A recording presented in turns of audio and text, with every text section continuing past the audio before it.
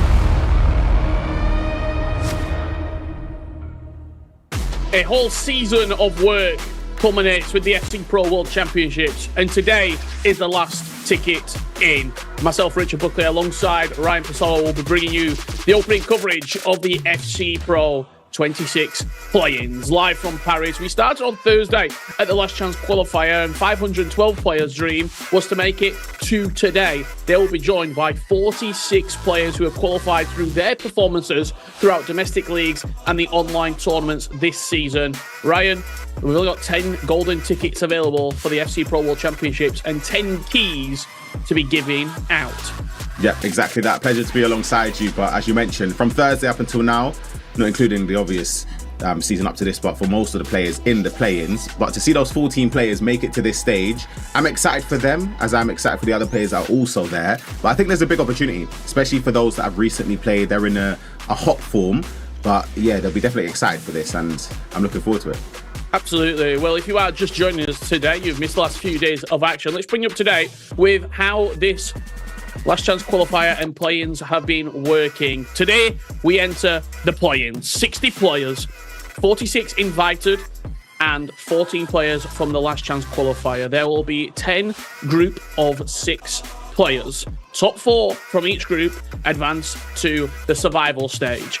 In the survival stage, if you finish top of the group, you progress straight through to winners round 3. Finish second in the group, you go to winners round 2. Finish third and fourth in your group, you go to the first round of the bracket. I can't wait to see how this unfolds. It's going to be a single elimination, gauntlet style bracket, and it's going to be seeded on the playing groups stage placement, as I just explained.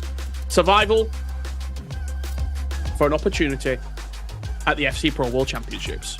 Yeah, and the format's very rewarding. If you play well in the group stage, you get rewarded based on your placements, as you said, in that single elimination bracket. So the players will be looking not only to get through or squeeze through in fourth, but getting first, you skip a couple of rounds, as you mentioned. Second, you skip an extra round. So there's a lot riding on it. There's a lot of jeopardy as well in terms of there could have been slight differences where some players may be looking in the last round where they need to win or need to get a point. And yeah, there's a lot of jeopardy there. Absolutely. Well, let's talk you through. Not only we can, I believe, show you the groups and the 60 players, how they are split up, but the prize money as well. For the play-ins, $270,000 will be split up across all of competitors. Just for making it to the play-ins, you're taking home $3,000. If you finish 41st to 50, you get $4K. Again, incrementing up to $8,000 if you just miss out on qualification. But if you make it in, you qualify to the main event with life-changing money on the line at the FC Pro World Championships. Tensions are high, Rich. They are high. Of course, we know the groups as they stand. We're able to show you those when we can. And I'm excited to get going. We've seen a lot of these players at the start of the season, and a few of those names we've seen in their domestic leagues as well. And some of them we maybe have thought we would have seen them already get their World Championship spots. I'm going to say a name already, in my opinion. I think Stingray, he's in Group B. He's actually going to be one of our featured games. For me, he was somebody before the domestic league started.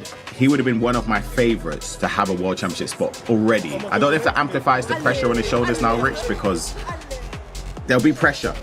There will be pressure to perform. Well, we can also sort of talk you through how some of these players got here as well, Ryan. I think Stingray was the first player to qualify to the play-ins. Through my recollection, he actually qualified through the UEFA EU rules back in December, guaranteed his spot there, but he would have had eyes on the FC Pro World Championships. Some familiar faces if you've been watching over the last 3 days. You see Fuma there walking around the venue, but these players that are coming in fresh off the last year. Well, if you knew you were playing today in the play-ins, you probably get to Paris Friday, maybe Saturday. You don't want to get there too early, but you do want to especially if you're flying a long way, acclimatise yourself to the environment. I think so. Mark 11's been here a little while over in the UK, getting used to it, getting good practice in. Players would have known that they're in the play-ins for a long time, Ryan. Yeah. Through the FC Pro Open Cups all throughout the world, from Asian North to Africa, down to Latin South, North America, etc. It feels, if you're coming into today, like a big ass, does it not? Like, I would much rather be one of those players that's qualified over the last couple of days. Maybe that's just me. Yeah. No, I agree. I think there's an advantage. Obviously, as you said, being acclimatized to the environment and the setups there, but also being able to have played high-intensity games, knowing that a lot is riding on those games. There's a difference between, you can play as many practice games as you want. You won't really be able to replicate those scenarios that the players from the last chance qualifiers had. And you can see some of the players gearing up to get ready. One of our featured games as well, which will leak to you now. Guga up against Uval. That is a massive, massive game. Yeah, it certainly is. And you can see them in the forefront of the picture here. And I believe for the play-ins, not to confirm this, but it looks like there might be a little bit of room there for a coach potentially as well. I know there was no coaching at the LCQ. Yeah, you have coaches here. I can see it, yeah. But yeah, you can see, and it does just add a little bit something different. In the middle of the picture there, you've got Nathan SR. He's going to be taking on former world champion runner-up in Greece. Let's give all the games their rightful time here. Obviously, Yuval and Guga Ferraz. Guga, a breakout season, Ryan, and it's been a really good season for him. Runner-up with Santa Clara in the Portuguese E-League. We saw him at the CONMEBOL E-Libertadores performing well. Would he be one of the favourites, you think? One of the 10 that you expect to go through here? It's a tough one. Is he on the cusp? Is he on the bubble? Yeah, absolutely. He's definitely in the conversation. I think from what I've seen from gameplay from him this season, it was the FC Pro Open, and you mentioned in Brazil as well, a lot of the games he has are close. And I think sometimes that can work in your favour. We've seen Nicholas throughout the years where he'd had games where you feel as if it could go either way, but it always goes his way. How many draws did he get in the Pro Open? Exactly. I actually don't know. And it's not even a gameplay thing, because I watch him and I think, you're so good, but I don't get how he allows games to be that close. Maybe it's a thing where he needs to be a bit more on the front foot. This is the other game we were speaking about, of course. Stingray up against Montaxa. Stingray had an incredible online season as well. In the MLS, for me, I speak to Stingray quite a bit. He knows that it wasn't to the standard that he would associate himself with. Like I said, out of all the players here, he would have been the player that I thought would have had his World Championship spot already. As for Montaxa, he went through the Malta E-Premier League representing Zaba St. Patrick FC. Won that domestic league, meaning that he guaranteed his place at the play-ins. A player that we've seen a lot, and maybe in the same category as Guga, Ryan, where very rarely does Montaxa ever get blown out. Very close games. We've seen him perform very well at World Championships, E-Champions League, etc. He's not going to be worried by this pressure whatsoever. No, not at all. And especially going into the season, it's something, obviously, with his domestic league, he knows that the spot to get into the play-ins was the bare minimum for him. He's achieved that, and again, with the experience he's got behind him and the know-how in important tournaments, it's a major advantage. And I think in Group B, I would put him as top 3 on paper in my opinion. I think Honor, what we saw from the last chance qualifier was very strong as well, and Stingray naturally for me would be one of the favourites, and yeah, I'd expect him to make it through to the knockouts at least. And finally, if we can, that middle game between two players who were actually at the FC Pro World Championships last year, if memory serves me correctly. No, definitely Brice was, because he was a runner-up. Nathan SR, being a World Championship player before, he was in Berlin a couple of years ago. Both players qualified through their regions through FC Pro Open Cup performances. That's been obviously EU for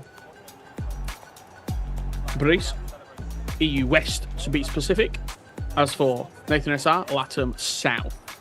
I think there's going to be goals in this game. Absolutely. I think for Nathan as well, we've seen him quite a few times this season, obviously in Spain as well, for the La Liga FC Pro season. He was so impressive, but if you remember, there were scenarios, not only once, not only twice, it was at least 3 times where he gave games away late on. And I remember speaking to his coach as well, if they can iron out those sort of, I don't know if it's flaws in mentality or just flaws in gameplay, it will take him leaps and bounds, because he's obviously got the capabilities, he's got the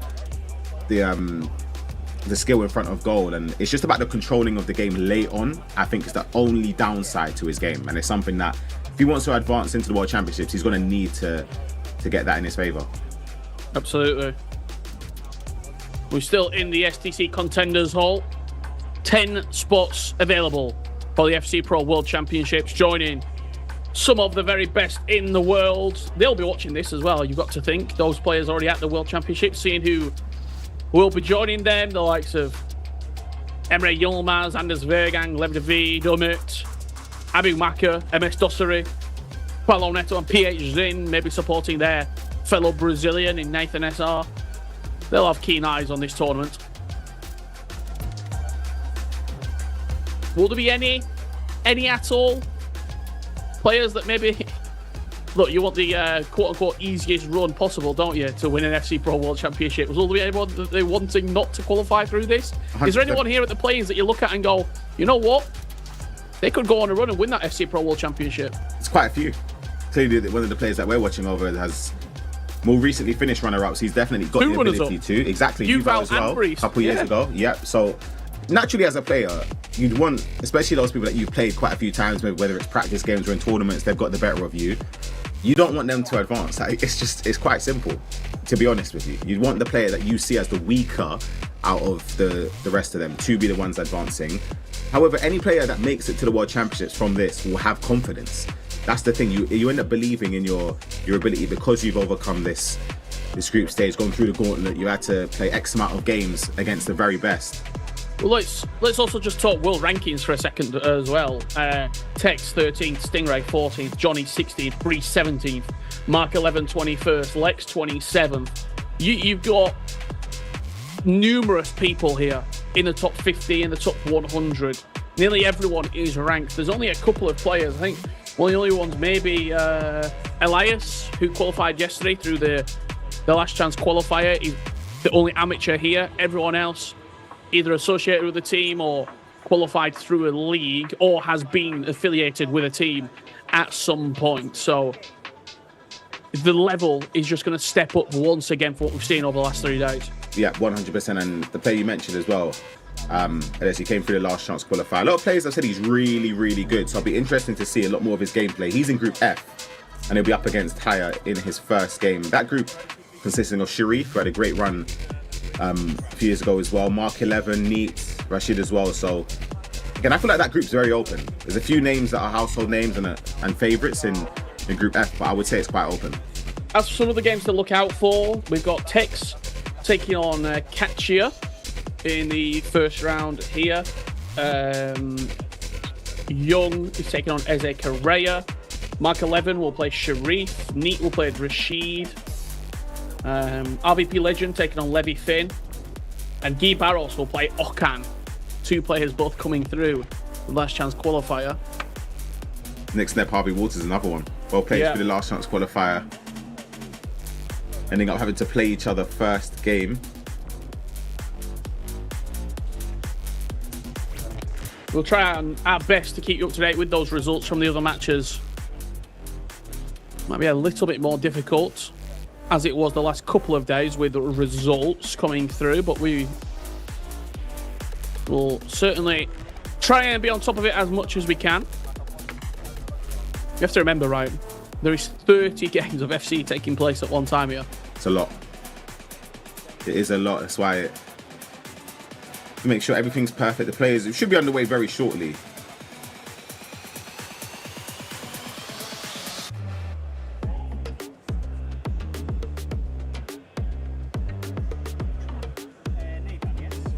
And I do believe, if you do want to watch as well, the individual players do have the opportunity to stream their games. I've just had a notification on Twitch. The HTX is live. So I think there's plenty of matches that are going to be, hopefully, through the players' discretion. I know RB Leipzig do make a bit of a show as well. I've seen the DJ getting set up with the decks. But look, the more coverage, the better, certainly, Ryan. 100%. Not going to complain at that. Exactly, and I think that's where a lot of people were questioning over the last chance qualifier. We had so many requests about certain games. Naturally, we can't showcase every single one, but being able to stream your own games is very, very important, I'd say. We're just waiting for kickoff here. You just see in the background there, I think that might be obviously the STC Arena, where we'll find ourselves in a couple of days. Well, I say a couple of days.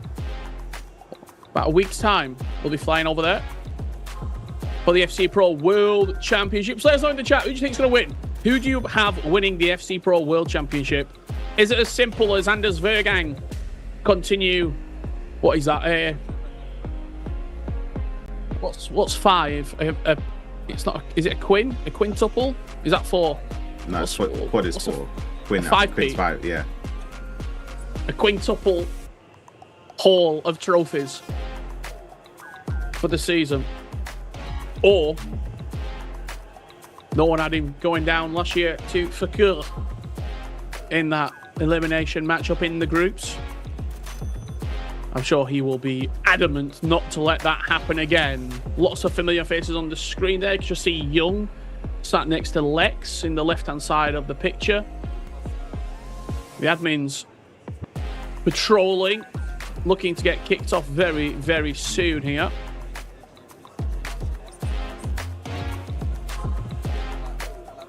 Jose Correa on the far left of the picture. He's up against Young. Yep. In that Group E matchup. Familiar with each other?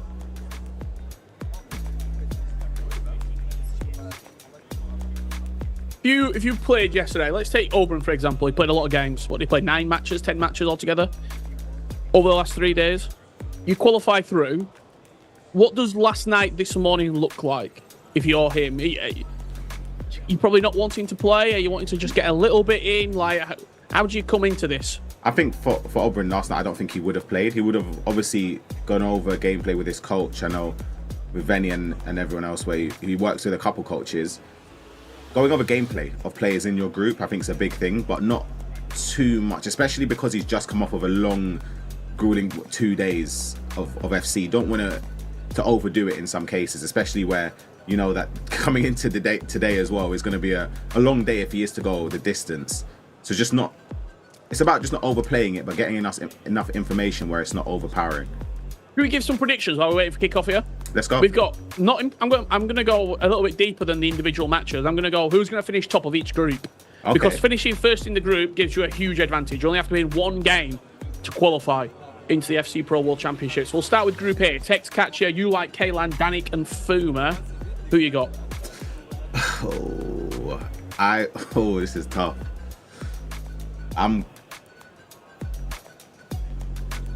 See, when you ruled off those 6 names, instantly I thought Akacia.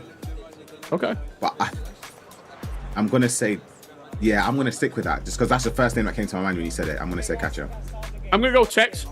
Just from the Champions League performance against Anders. I think he'll got a lot of confidence from that. And I fancy him. Let's go very quickly. And we're going to stick with Group B because that is the game where we're going to be focusing here. Stingray, Montaxa, Barrow, Tamer, Yusufoglu, and Unur. Stingray Is it for as me. simple as just Stingray has to win this group? For me personally, yeah. It will be him or Montaxa. Does the first result here impact it a lot? I'd say it does make a difference, especially if, let's say, Stingray wins this game resounding, or the other side of things where Montaxa does the same. Confidence really goes a long way in group formats, and I think that could take on a big role here. Also, Honor as well. He's very Really good from the gameplay I've seen. Very, very good. I think another thing, Ryan, as well, as we get kicked off here, the format is pretty unrelenting. It's game after game after game after game. You don't really get a time to have a break. So I think getting off to a quick start here and getting a win under the belt in the first game could be really pivotal. It's also relief to get those points on the board early doors, because in a group format, the last thing you want to do is go 2 or 3 games. And 6 points puts you through, guaranteed. As in the top 4, you mean? Yeah. I would say so. 7 points would 100%. 15 to play for, because you play everyone once. Yeah. 2 wins, you've got to think that puts you through. You've got a good chance if you get 6 points.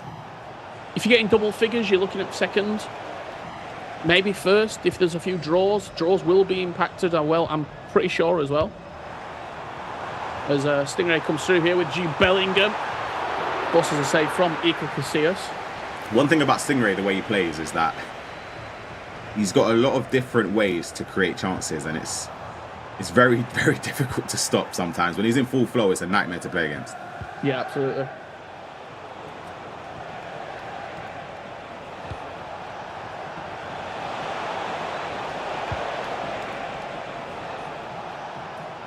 Seeing some of the players selected, obviously we saw with the last chance qualifier, you get in the same group of players that will be selected naturally because of the way the stats and the play styles work. Jude Bellingham, Kika up top, Henry out of position on the right side. A lot of people have been using De Jong, Xhaka. We weren't sold on it though, were we? I don't mind it, but I just feel like I would rather Saka personally. Yeah.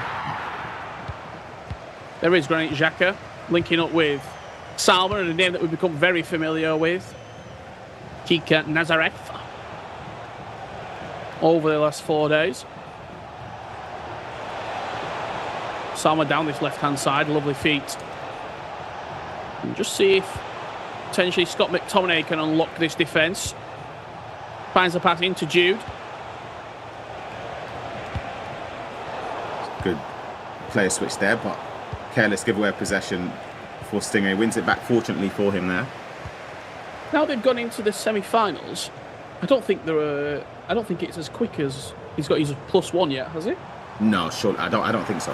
I can quickly double check. Jude Bellingham. Rodri has though. Rodri is 98 rated now.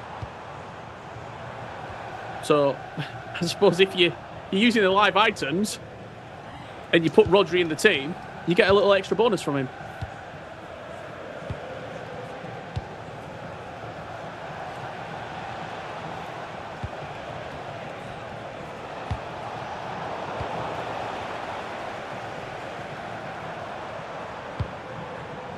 Kika Nazareth into Jude Bellingham. Granit Xhaka, player locked into Jude, but goes on the outside to Salma. Cuts inside, good defending. Great defending. Done really well. I thought he made a mistake with the player switch. I thought he could have wanted to go somewhere else there, but he's done really well, Montaxa.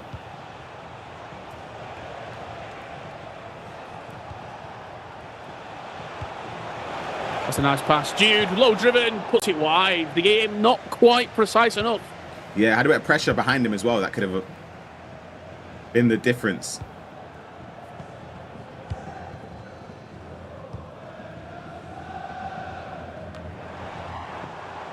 See the blueprint there. Head down, yeah.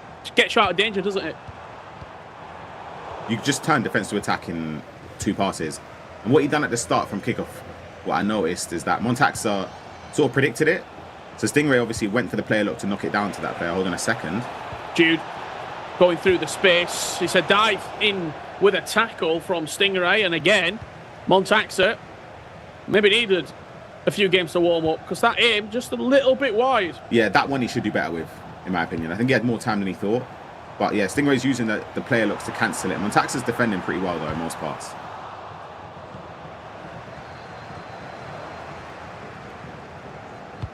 0-0 so far, even though there has been quite a couple of chances at both ends of the pitch. Could have him here.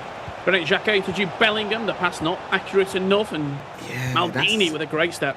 That's a strange one. It's like the through ball that you saw the incisive kick in over Jude Bellingham. It's like it. He didn't play it. Yeah, it's like it was just a regular ground pass. Yeah. Hold on. Ooh. Keep an eye out there. Granit Xhaka, power shot plus.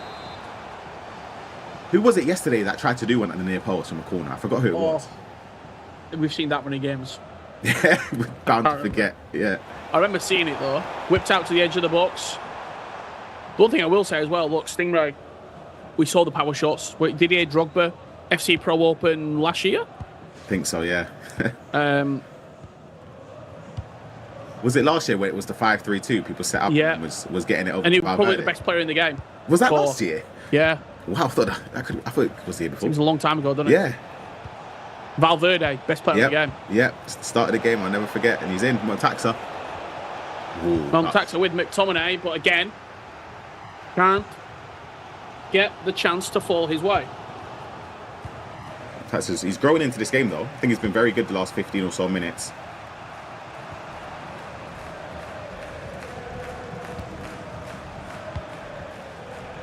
Well, we do have a couple of different matches that we can show you here. Let's see. After this attack has come through, we'll jump over right now. Not a problem. Greece 1-0 up against Nathan SR. Low scoring affairs here. Especially compared to the LCQ where we're seeing Fuma and Oberyn was 8-4 at half time.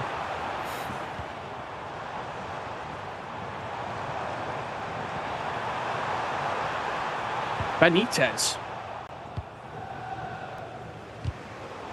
For Greece.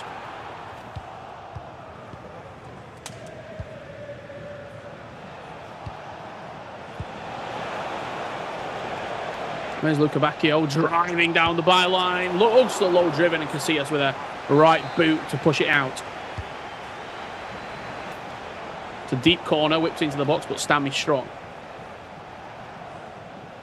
Claudia Pina as well used. Couple of interesting picks, Ryan. Yeah, it's going for a few options that clearly he prefers. Like keeping Azref out wide. A lot of the Liga F players going forward. Yep.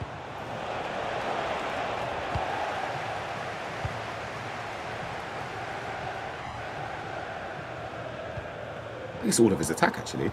Yeah, it is. All four players across the front four. Yeah, because Benitez obviously team of the season item. Parejo, Nazareth, Pina. Pina, yeah.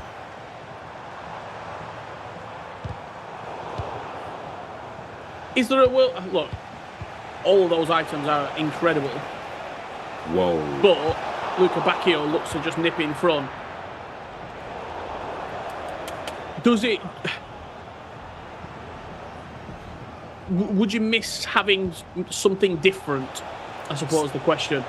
Just something, yeah. As you say, just even if it doesn't have to be as drastic as going from. We're not putting Weghorst up top instead of Pina, but Luca Bacchio, for example, a little bit more height or. Henri, yeah. I think that does. Clearly, he's got a blueprint that's working for him to have this attack in practice. It probably was an option that he's played quite a few games and he's obviously worked in his favour. There is Pina, but again, a good tackle. I think we've already seen the big difference for me, Ryan, from the LCQ to the play-ins. The defending has been much better. Way better. Yeah. It's not even it's different stratosphere. Not even close. The big thing I put it down to, though, people are more confident to be aggressive. The LCQ, how many times do we see people just dropping off, standing off? Yeah, shot, low driven. Exactly. Yesterday we saw that. I'm trying to, again, because there's been so many games, I apologise. I'm trying to remember the exact game, but someone was backing off the whole time. Yeah. And it allows a lot of shots, allows a lot of opportunities for your opponent to think. One thing you don't want to do is let them think. We saw Bedoff, I think he was playing on 90 depth, and they were just spacing behind all game. And he was 4-0 down at half time. I think mistakes are a premium here. You don't get errors, really. when the stakes go higher. I think, look, at the FC Pro World Championships, a mistake could potentially be a six-figure mistake. Yeah. When it comes to prize money.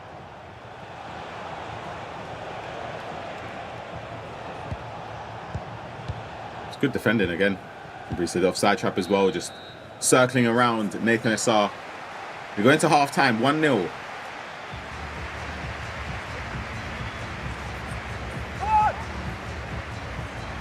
Let's see what else is happening.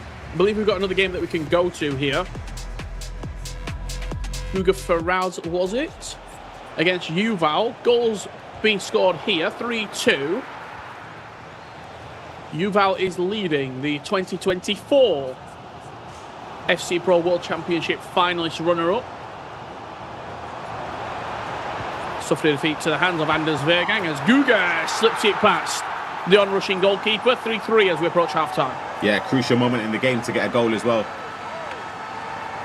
Little toe poke finish. How good was he yesterday? It's a joke of that. I'm not talking FC. Unbelievable. Jude Bellingham.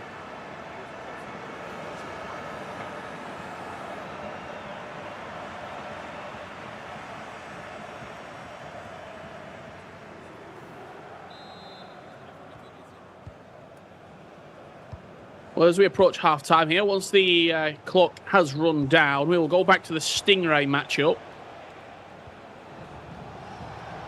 If they've kicked off for the second half, which I would imagine they have. Ooh, that's dances straight through the gap. And that's where the errors we talked about, Ryan. It's a horrible goal to concede. It's unlucky at the end part. But before that, the offside trap, he just expected Juve to turn back. And he didn't, just kept on going forward. We jumped in at the perfect time. Montaxa just after half-time. Puts it into the corner.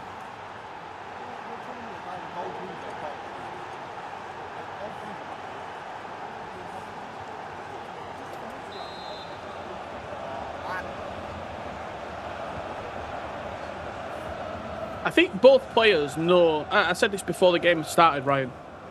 They know the importance of winning this game. Yeah. Maybe, you know what? Not losing it. You might take a draw in this game and then say, I'll win out the rest. This is the two favourites on paper, you'd say, in this group. So it does make sense.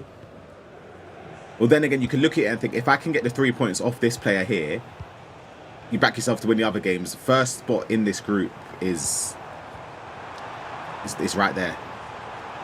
Palmer driving towards the goal. Jude Bellingham on the finesse. Stingray back into it. 2-2.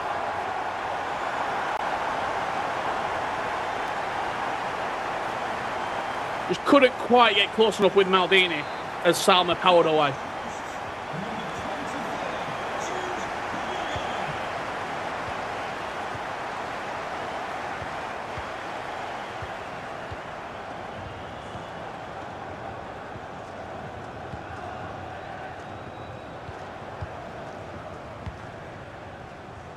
Very, very entertaining matchups here.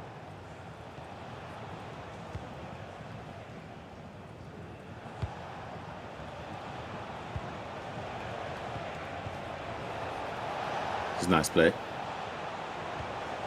Oh, the passing, it wasn't on. I think he expected a little bit more room on the edge of the box.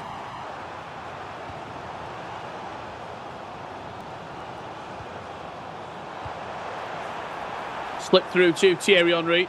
Hegem comes across. McGinney. Cancel on the outside. Beautiful feet from Stingray. And he leads 3-2. 2 goals inside the opening 10 minutes of the second half. Put him in front. Yeah, lovely McGinney cancel there in the box. And it just... Right here, you'll see it. Cuts back and then goes straight back the opposite way. And Hegem, when jockeying there, just sort of goes past him. Leaves him with space to pass the ball across goal.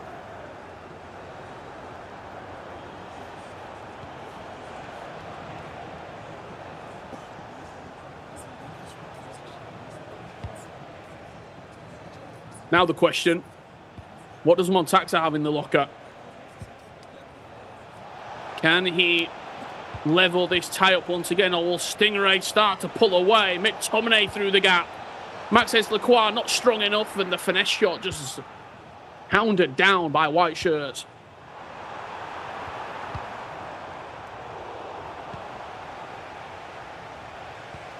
It feels like it's about time for a pause, but the flow of the game in the second half, from what we saw from the first, Ryan, seems to have picked up a lot. The pace seems much quicker. Yeah, definitely, and this could be a chance for Stingray here. Offside. Offside. Yeah. Just offside.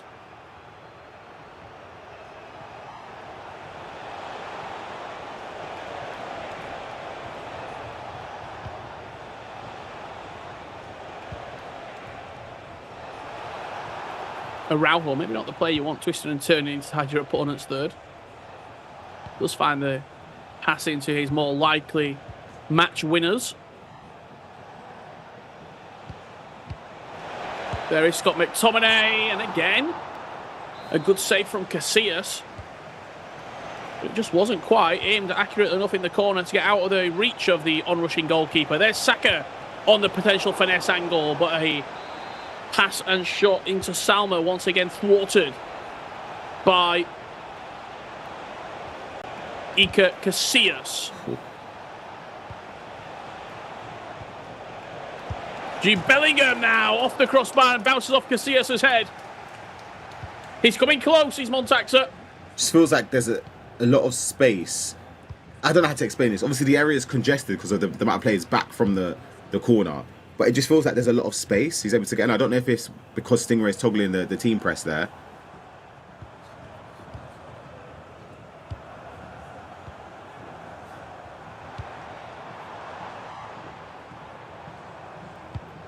Terrible touch from De Jong there in the middle of the park. Granit Xhaka looking to get that power shot up and running. And you just see at the top of the pitch there, he's worried about that through ball. And sort of just baited it out a little bit to force Stingray to step in a different direction. Maldini with a clutch tackle, because that would have been a goal. Yeah, that is very good defending there from Stingray.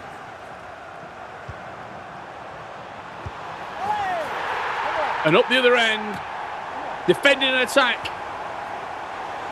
In 3, 4, 5 seconds time, Stingray extends his lead to 4-2.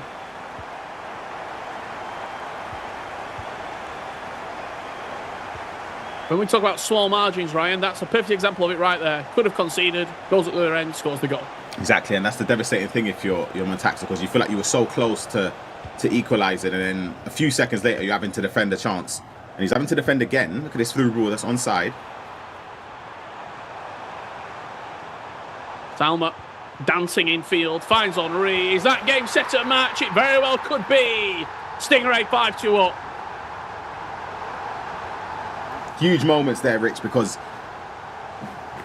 it just really felt as if Montaxa was gradually getting back into the game. A nice bit of composure as well when he went inside with Salma. He could have rushed the pass and waited to trigger a midfielder, but he opted to go to Henry, take the touch, and then that low-driven finish. Go to another game. We can see Brice leading 3-1 here against Nathan SR.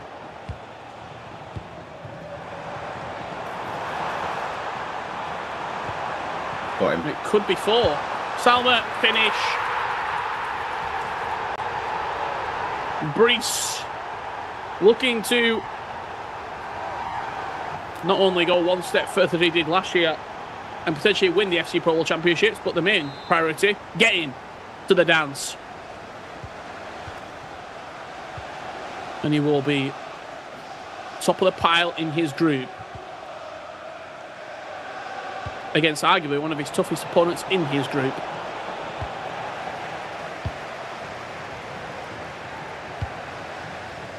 Well, the man from his home country. Tell you what, if he does make the World Championships, Ryan, there will be a boisterous crowd. Yeah. In the STC Arena waiting for him.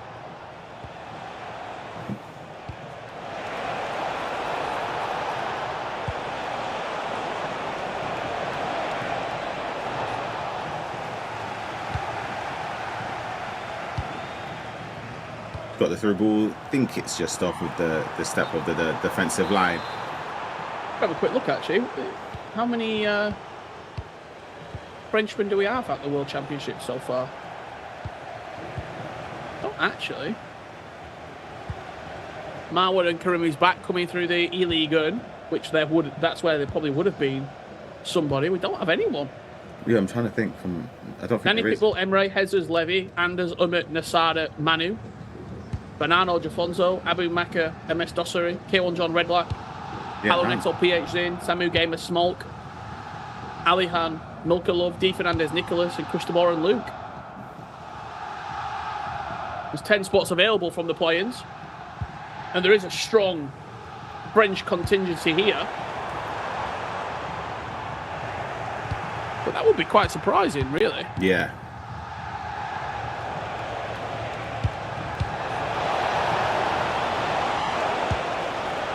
Little chip perfectly weighted over the top of the goalkeeper. And this game's not over yet. Ball goes to 2 with 12 minutes left to play. Yeah, no, Brees will be hoping that chance. He could have made it 5-1 when he went around the goalkeeper. Doesn't come back to bite him.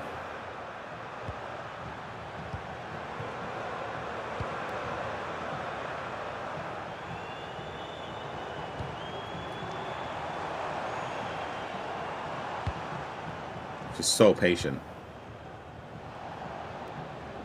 Saw Brees at the FC Pro Open earlier in the season. Didn't quite go his way. But I think the one thing I will say about the Pro Open, Ryan, the level is outrageous. The highest up until these periods of the year, to be fair.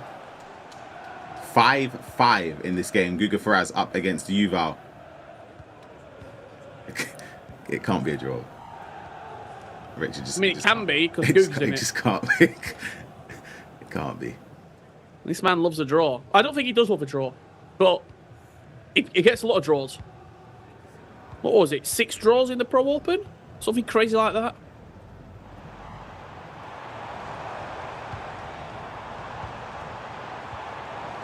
Oh, he's a bit unlucky because Jude Bellingham did actually get behind the car there and then didn't make the most of it. Vicky Lopez, Great sliding defending tackle as well. from Maldini. It was a needed tackle from Guga though, wasn't it? Yeah, had to make that and get the ball. Because Yuval could have gone either way. Carried on going with Vicky Lopez, but could have easily slowed down and opted for the pass. We'll jump back over to see the final moments of this game. Stingray will be getting his first 3 points on the board. Lovely bit of skill. Oh, ooh, beautiful finish as well. What is that pass from Granit Xhaka?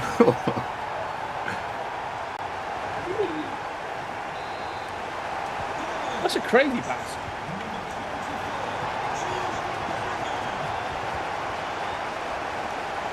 +3, +3 goal difference as well, which, you know, in these group phases, Ryan, goal difference can always be a factor.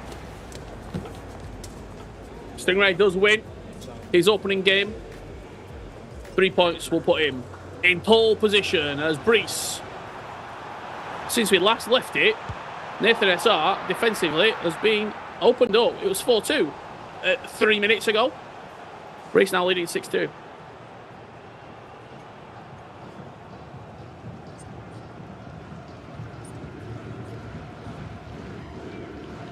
I think Nathan has to be careful. Tiebreakers in the play-ins. Obviously, the goal difference is the main one. You don't want that to be the reason where you fall short. Absolutely. Lasios looking for Keegan Nazareth. One final chance here for Nathan SR. Is Salma on side? She is, and a simple finesse around the onrushing goalkeeper will give him a notch back on that all-important goal difference you spoke of. Yeah, consolation, but it could, we genuinely don't know yet now, but it could be the difference. Who knows? Yeah. And we're also talking the difference between maybe second and third. Exactly, that's what I mean. Not necessarily even fourth. Going through. Fourth to fifth. Yeah, it could be the placement in the group, but Brees starts off very, very strong. Let's go to our last game here of this featured table that we are watching. It's Guga and Yuval. Yuval leading 6-5 with 8 minutes left to play and a little bit of change on the injury time.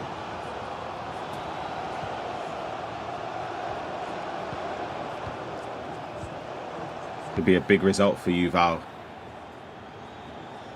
His next game's up against Daniel as well, so it's not going to be an easy first 2 set of games. So getting 3 points now is very, very important. He just has to... Oh, there we go. I was about to say, just maintain composure and not do anything crazy. There we go, gets it back. But I think in these moments, Rich, 9.5, 84th minute, it's too early. You got to keep going forward. You got to keep playing. You have to. He's probably, what, 80, 87 plus? You can maybe start to think about it. So if he wins the ball back now, but it's looking dangerous here. Look at this counter-attack for Guga. That's to play it back. What a save. Wow. I was almost certain that was a goal. Wow. Iker Casillas earning his keep. What a save that is.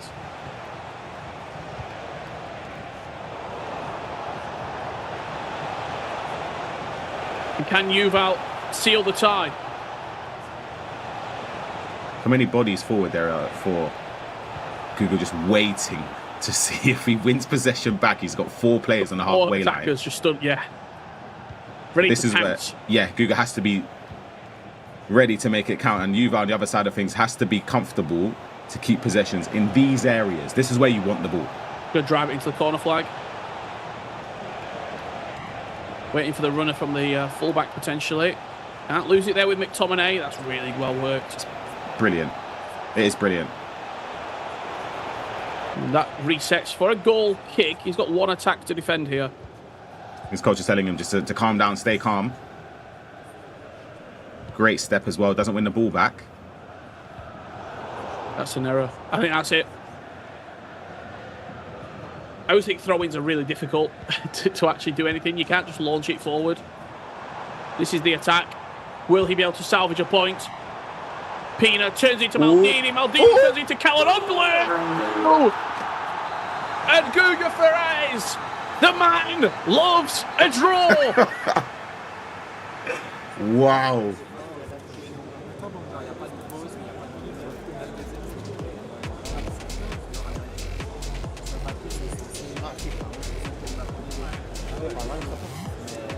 And what a round of fixtures. That is right there. It wraps us up for round 1 here on the featured table. I actually can't believe that. Wow. Tell you what, for Yuval, that's going to feel like a massive, massive 2 points dropped. This is where the mentality kicks in, because for most of us, it feels like a loss when you concede the last minute. You won't even be thinking, oh, it's a point against one of the best players in the group. You're not thinking that at the moment. You're thinking you're literally 1 clearance away, or a slice of luck in your favour this time, from getting 3 points on the board. He's been hard done by, because he did win the ball back with Maldini. It bounced back to Guga. Well, there you have it for round 1. You see the admins are already in there asking people the players to move around for their next fixture.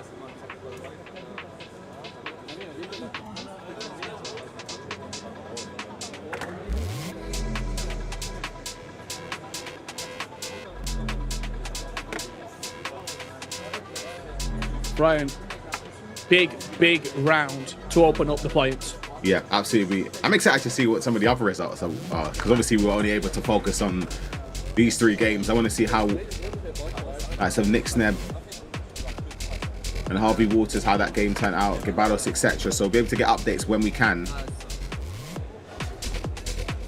Yeah, we just I don't actually know how we're gonna be able to see the fixtures or the results coming through here, Ryan, because trying to see where those results are going to come from. It's probably maybe through the official Esports World Cup website. I think it's probably the best course of action.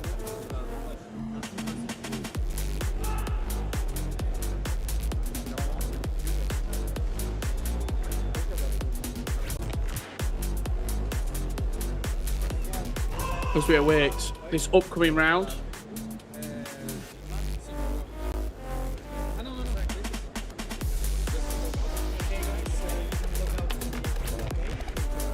Hear the admins there in the background of that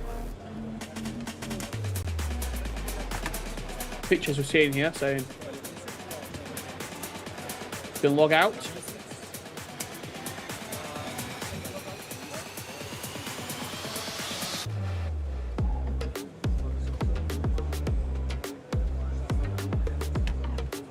So we are going to go to a break while we wait for the fixtures to round out and find out who will be taking place on that featured table next. That's only round one. We've got 4 more rounds of groups to go here at the FC Pro play-ins. Make sure you don't go anywhere, because by the end of today, 10 tickets will be awarded to FC Pro World Championship qualification sports. Don't go anywhere. We'll be back here for you.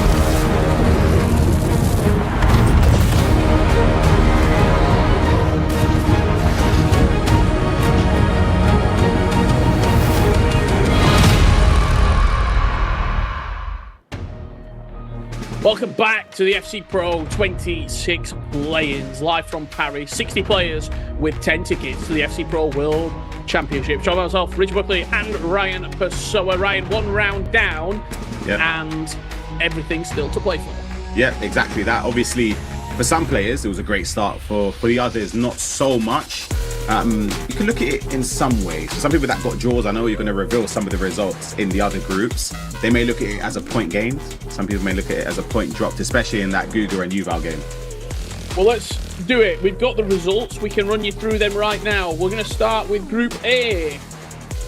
Tex 5, Katya 6, Halen 3-0 against Danik, and Ulight 7, Boomer 14 in Group A. Boomer top of the pile, Tex losing his first game. Yeah, he unfortunately fell out in that matchup against Katya, but for Fuma, 14 goals. He's coming in hot with a mission there to make it to the FC Pro World Championships, because 14 goals is, that's ridiculous. Group B, Stingray 6, Montaxa 3, Bamer 7, Hisfoglu 10, Beryl 0, Honor 5. Wow. To win 5-0, that is a big statement, especially in that opening round. So, yeah, coming through the play-ins again, confidence. Group C, Johnny 10, Kaketo 2, Adida 9, JP Slater 4, wow, and Vanessa Gasp 7, Mark Marley 3. Whoa, that's a surprise. I've not seen anything, I'll be honest, from Vanega there, but for Mark Marley to come up short in that game would be disappointed for sure. Group D, Breeze 6, Nathan SR3, as we saw on stream, Gueric 6, Gabdri 7, and Atichida 3, Abu Fwazi 8. Yeah, big win. Abu Fwazi of Twisted Minds. We saw him yesterday in that matchup. He loves a last-minute winner as well, but yeah, to start off 8-3 is a massive result. As for Group E, Young 7, Ezekiel 6, Ilian Bushi 10, Georgie Win 3, and Oberon and BXCF 1921 7-7. Yeah, we of course associate Oberon with being the top of his trade. That 7-7 for him, he'll be devastated, but a brilliant start for Ilian though, and for Young as well. Group F, Haya 8, Elias 11, Neat 8, Rashid 6, and Mark 11 8, Sharif 5. That's, again, big results for the favourites in that group. I'd say Neat winning 8-6 is a massive one. Mark 11 as well, getting that victory over Sharif, who has experience at the highest level. And Elias, again, a player that a lot of the other players who played in the last chance qualifier said he's amazing. So 3 points on the board for him. Group G, Lex 12, The One 4, Web Nasri 0, Rafa Montera 5, and Lavredi 10, Kamal 7. Yeah, similar to, I believe it was Group B or C, winning without conceding is a big thing, especially in FC 26 where 9-minute halves, goals galore. But Labrady 12, again, coming through the last chance qualifier is showing you get that experience, you get the confidence behind you. It can make a big difference. Group H, Guga Faraz 6, Yuval 6, Derped 2, Damasa 6, and Daniel 7, Diogo Mendes 13. Big results. Again, massive results. Let's move quickly on Group I. RBP 9-8 against Levy Finn, Virgil 6-3 against Sharon Zott, and Nick Zeb beat Harvey Waters 5-4. And we're going to wrap up very quickly here for the first round of fixtures. In Group J, Yaskal beat Happy 9-4, Naylor lost 12-4 against Adam Hetake, and Guy Barros beat Ocon 8-6. There you have it. Let's move into round 2, because that is where we find ourselves, and we find ourselves in Abu Fwazi's group, who did come through the last chance qualifier with Twisted Minds. This is action in Group D. Gueric lost his first game. Yeah, that is actually Dab there instead of Gueric.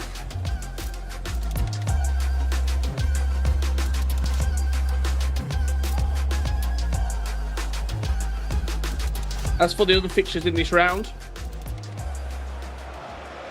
I actually don't think that is Gueric though. No, it's not. No. It's Gabdri. And he's 1-0 up his Abu Fwazi in the opening minutes. Gueric is playing against Nathan SR.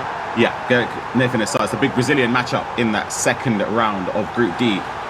Brilliant top corner finish there from Vitinha. I always harp on about having finesse shot at the edge of the box, because it's just a get out of jail free card sometimes when if you trap yourself where there's too many defenders behind the ball, you've maybe attacking slower, you can just pop a finesse shot out and you can trust it on FC26. The other games that we're going to keep an eye on, Ilian Boucher taking on Oberon in Group E, and actually in Group I, Levy Finn against Nixneb. Good games across the board. Yeah, Levy Finn will need to get some points on the board for his sake anyway, losing 9-8 to RBP Legend. For Nixneb, if he was to win that game, 6 points from a possible 6 would be very healthy in this group. Because I would say, for me, I'd call it the group of death, Group I, for me. RBP Legend, Levy Finn, Virgil, Charanjot, Nixneb, Harvey Waters. It's really hard to call. You would argue, and this is absolutely no disrespect to Charanjot whatsoever, there's 5 players who potentially top the group here. Yeah. I don't think you can say that in any other group. If Harvey Waters, it clicks for him, you could see him going to run. Nixneb already with a victory in his opening game. You've got Levy Finn, who lost 9-8 against RBP Legend, who is a terrific player. High stakes.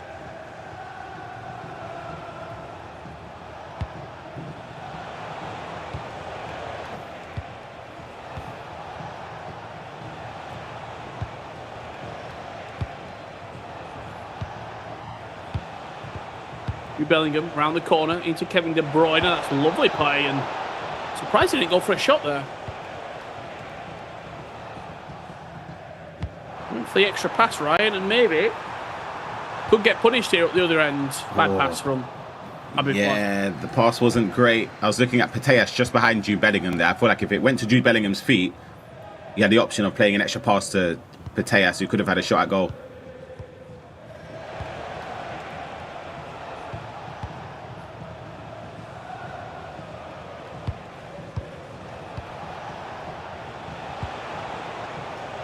In the team selection here from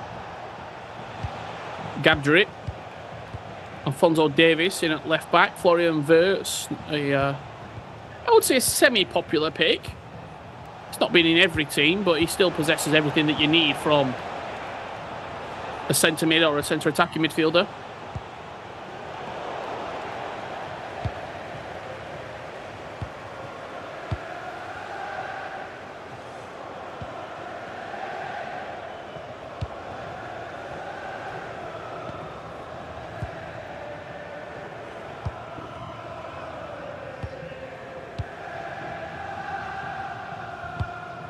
What you made of the last chance qualifier and the entrance into the play-ins over the last few days, Ryan?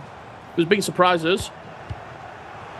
100%, and I also feel like, again, I've mentioned it before, the players coming in to today from the last chance qualifier, they just have the confidence and belief. That's a major, major thing at this stage. For those other players that are coming in from getting their playing spot months ago and haven't had played a competitive game in a LAN event environment, there's a big difference. And Abi Fauzi is a key testament to that with the way he's playing, the results he's getting as well. And you left it late, didn't you, Abi Fauzi? But solidified his place into the FC Pro World Championships as the near post strike just about cleared. And there could be an opportunity at the other end. Can Maldini get across Salma? Not quite. Salma's too strong. Finds the extra pass. There's Florian Wirtz and a great block. If he went near post, that would have been one of the best counter-attacks I've seen. He was very, very decisive up until that moment. He knew what he wanted to do, and he was going to get there ahead of Salma. The dribbling was lovely in the box there. It was precise and accurate. I believe we do have other matches taking place at the moment as well that we can show you. Once those games are underway, which they are. Ilian up against Oberon.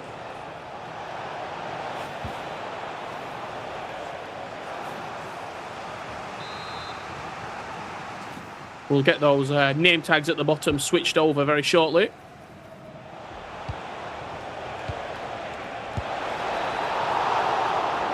Didn't get to finish our predictions on who we thought would top the remainder of the groups. Yeah, should we carry on? C? I would have said Johnny.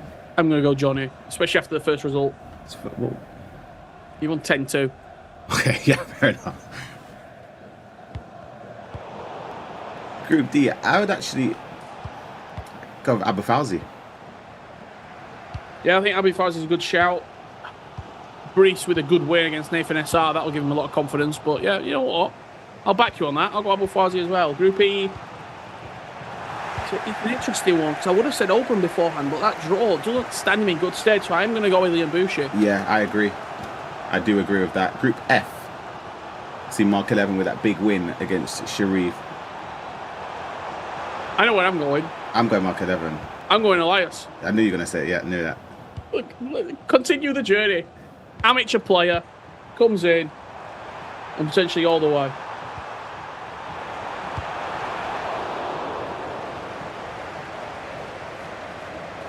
Group G. I think it's Lexa's group, that. I do agree. As for Group H, it's an interesting one.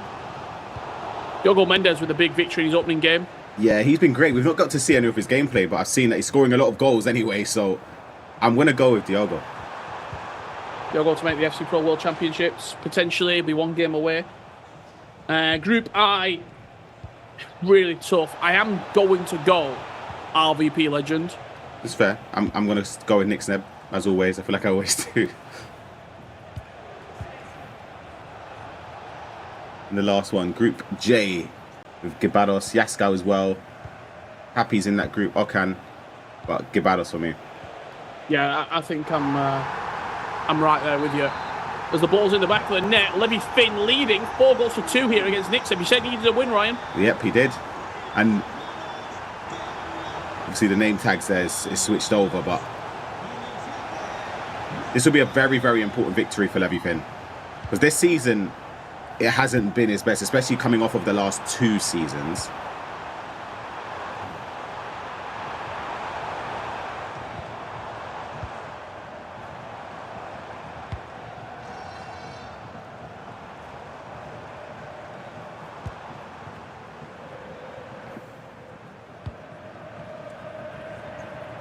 That's a big win. Counter-attack's on here.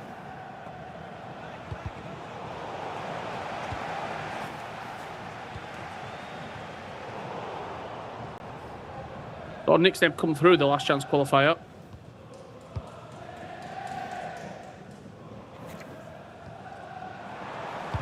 But not having his own way right now. We could be conceding a fifth with Luca Bacchio bearing down on goal.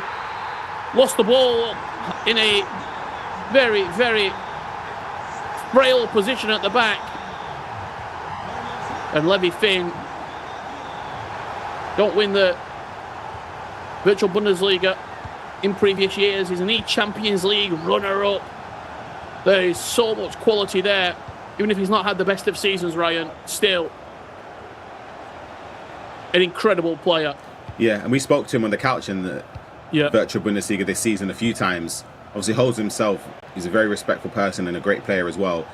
He was, at that moment, relying on the play-in spot filtering down to him. So he was relying on other competitions where players had their play-in spot already and it dropped down, and it in fact did for his sake. And he's making it count as it looks in this game. Long ball over the top, trying to pick out Matt Poubel. It's going to fall very, very nicely for him. Is the ball going to end up in the back of the net? Not quite. Everything seems to be going Levy Finn's way at the minute. And Nick's name, just get me into half-time and try and get this game reset potentially for him. That would have been a brutal goal to concede if that managed to find its way in. Let's see what else is happening. We did have that last game, I believe, that we can go to. Was it Ilian and Oberon? 3-1 Oberon leads.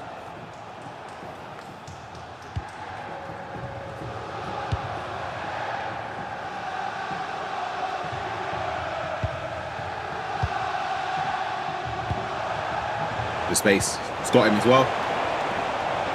New Bellingham, finesse around the goalkeeper. Simple as that. Oberon came into the last chance qualifier with one thing on his mind. It wasn't just getting through day one. It wasn't getting through phase 2. It wasn't making the play-ins. It was winning an FC Pro World Championship. And if you were to ask sort of the community who you think is most likely to go through these play-ins, I think he would be right at the very top of that list.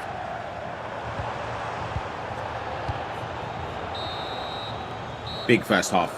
Massive first half for Oberyn there. 4-1 up against Ilian, who won his first game. And Oberyn coming off of a draw as well.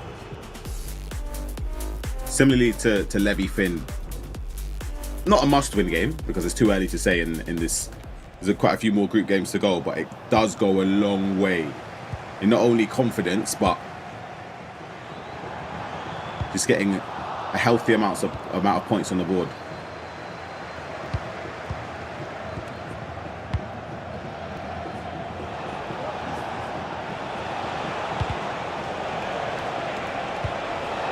Heard Nixon there for a second, didn't you?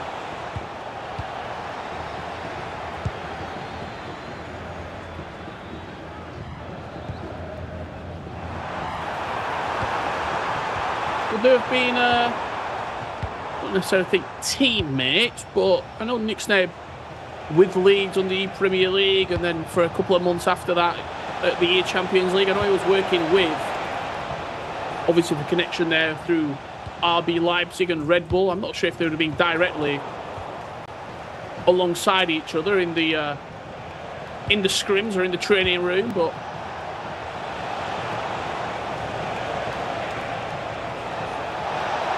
be a little bit of a, I think Nightwatch was certainly involved with Nick Sneb in preparation for that E-Champions League. Yep, and Nightwatch, has obviously done work with a lot of players at Leipzig. Everything would have been one of those.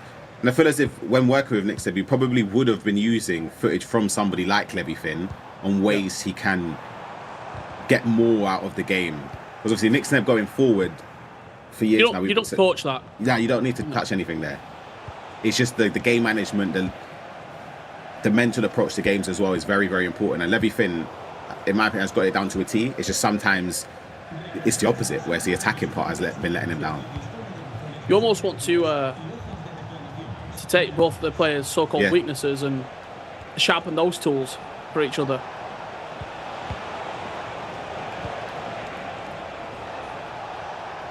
Here is Nick Sneb building up on the edge of the box. Salma just runs into Stam. It's going to fall for Nick Sneb, but just bounces through to Iker Casillas. But you see there, when watching, obviously we've only seen about 15 or so minutes of this game, it just looks really difficult to break down for Levy Finn. I say that when we watch him score in this attack, but it just looks so congested on the edge of the box. I know team press is a major factor of side traps, but yeah, it just doesn't look like there's anywhere to go for Nick Sneb.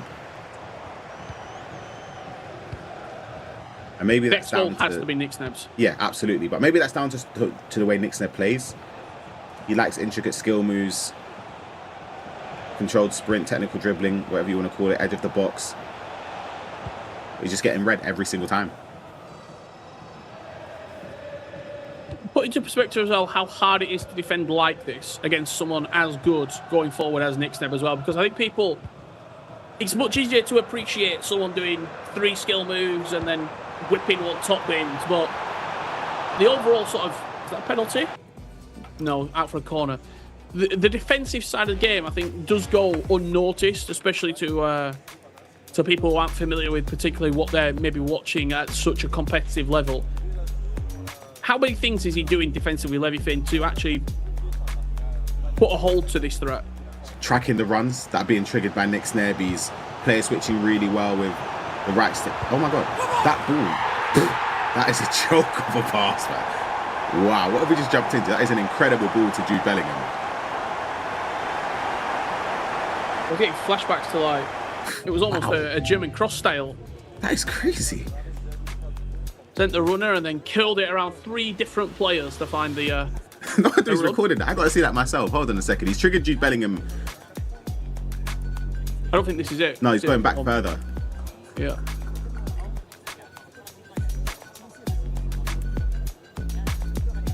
I wonder if we'll be able to see it in this. Watching the entire game on the VOD review.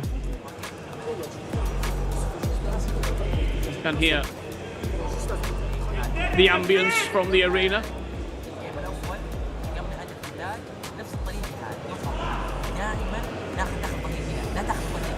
I think he's wanting, how was that pass there not gone through to Salah maybe? Yeah.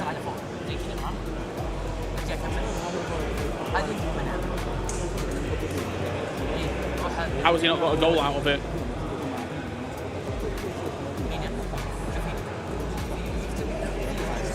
I feel like I'm Well, sat we're in in this pause. Let's go to another headset. game. So I also cannot hear a thing. Didn't hear what you said. I said, let's go to another game while we're in this pause. Let's see something else. Whether it's Ilya Mbusha or Oberon or back to Nick Sneb and Levy Finn. 5-3. Nick Sneb did get one back. It was really well with a creative run there. I thought he was going to play a first-time pass to Maradona.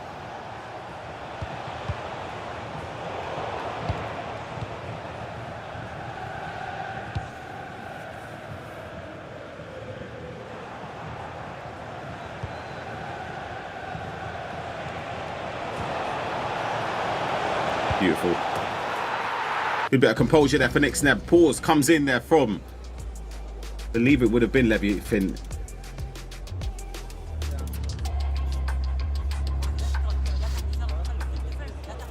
We're jumping over to Oberon. He's put the pass through to Salmon. Looked offside, and it is. And again, we'll mention it, Ryan. It's a big result, this, for Oberon after drawing his opening game to BXC 1921. Ilya Mbusha beat Georgie Wynn 10-3.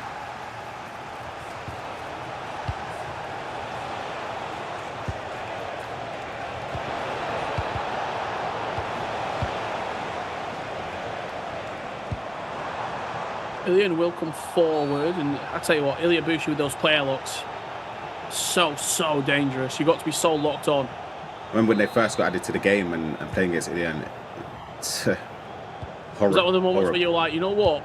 Yeah, call it there, man. It might be time for me to hang it up. Yeah, put me alongside Brandon and Richard. I've seen enough.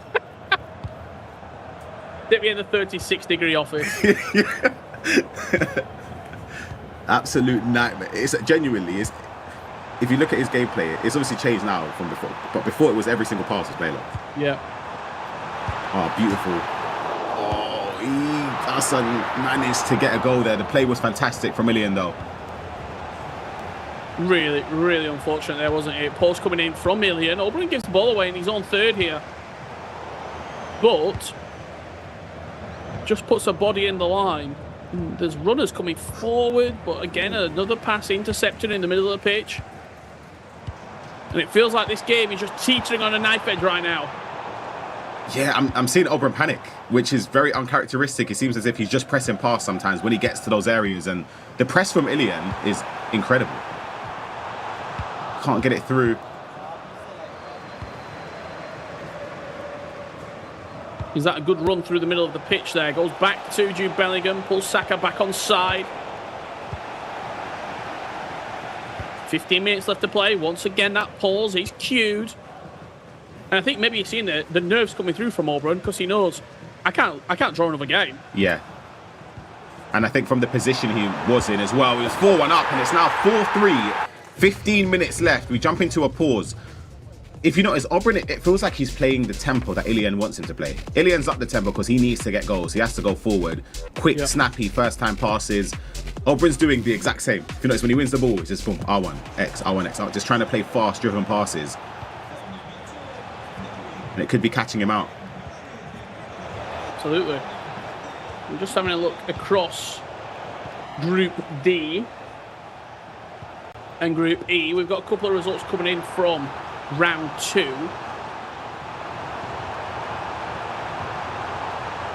I'll give you a little update once we have a slight lull in play here.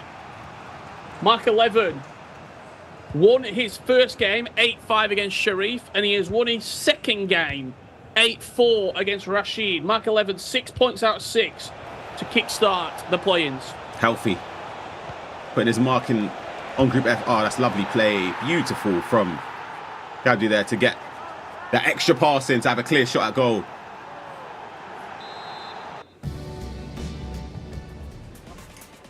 And Abu Fawzi, my favourite actually, to top this group here. Group D is trailing by a goal now. Pex lost his first game, 6-5 to Katya. Second game against Danik from Kazakhstan, 10-2 victory. You know when you took a while to reveal the result, I was thinking, I'm just looking at the camera and I'm just saying, no chance that and Texas dropped that game there. And yeah, clearly resounding victory for him to bounce back. And you know what? This group's opened up a little bit because Kalen draw 4-4 against Fuma. Massive result, Kalen. Massive result. In Group B, Kesa Foglu, 11-8 victory against Stingray. Montaxa 7-4 against Bero, and Thema 6, Honor 6. Wow. Group B, wide open. Wide open. Case of Foley, we saw the Champions League. I personally didn't get to see any of his gameplay. But obviously getting a result there against Stingray, round 2 in Group B, that is an incredible result. Hold on. Oh! What have I said? He loves that finesse shot. Really loves does. it. It could be Vitinha, it could be De Bruyne, it doesn't matter. Abu Fawzi right back into the game. This one, Levy Finn looks as if he's going to get his first 3 points on the board here. I know Group C has got a lot of interest around it as well, with Mark Marley, Johnny, and JP Slater, to name a few.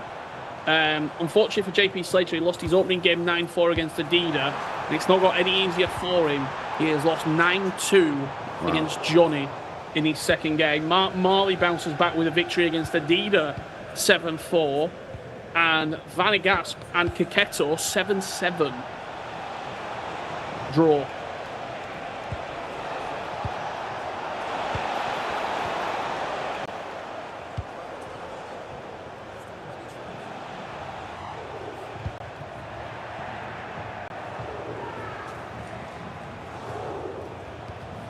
We'll bring you a full update of all the results after this round of fixtures has rounded out. Once we go to a very quick break, we'll come back with a full roundup of results from round 2 before we get kick-started what plans to be an action-packed round 3. And that will do Levy Finn nicely. 6-4 victory against Nick Sneb. He said before the game, Ryan, a must-win game for Levy Finn after a disappointing opening. Yeah, exactly. We didn't get to see the game at all between RBP Legend and Levy Finn in that opening one. 9-8 though was very close. This one is important to get the 3 points on the board.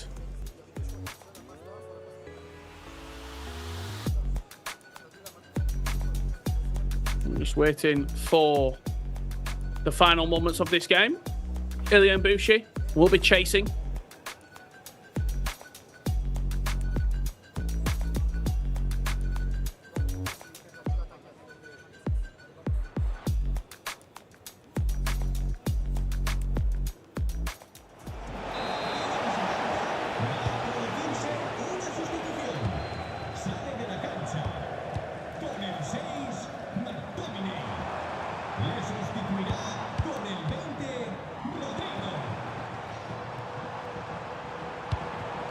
Nice pass there into Jude Bellingham. Saka on the outside, goes for the shot on the right boot and gets himself a corner. You hear a huge roar from the STC Contenders Hall. That's very risky from Oberon. This is what I'm saying. It felt as if he was just panicking there, just pressing past. He's got away with one, and now he can push further up the pitch just to take some seconds out and secure this victory. Why didn't he try and play that pass through then? It looked like they were in on goal, but does it like to go backwards? Yeah, just I'll be honest, take your time. You don't need to go forward. This should be it. He's done enough. How's Oberon? Will he get the 5th goal to seal the tie? Yes, he will. 5-3. Not pretty, but Oberon will not can.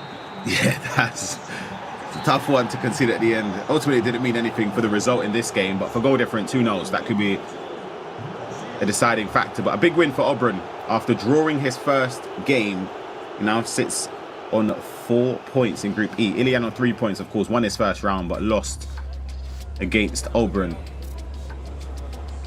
Just the Venny there in the back of the shot, waiting to probably have a chat with his player Oberon. We've got Katya as well in the venue. We are waiting for this final match here to round out with Abi Fouazi in action. He was leading when we last saw it, and it's now 5-4 with only 3.5 minutes left to play.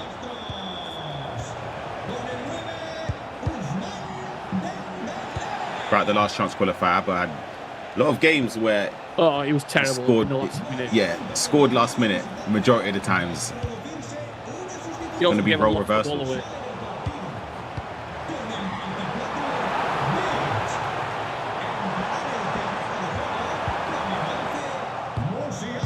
Bruce was always going to come in.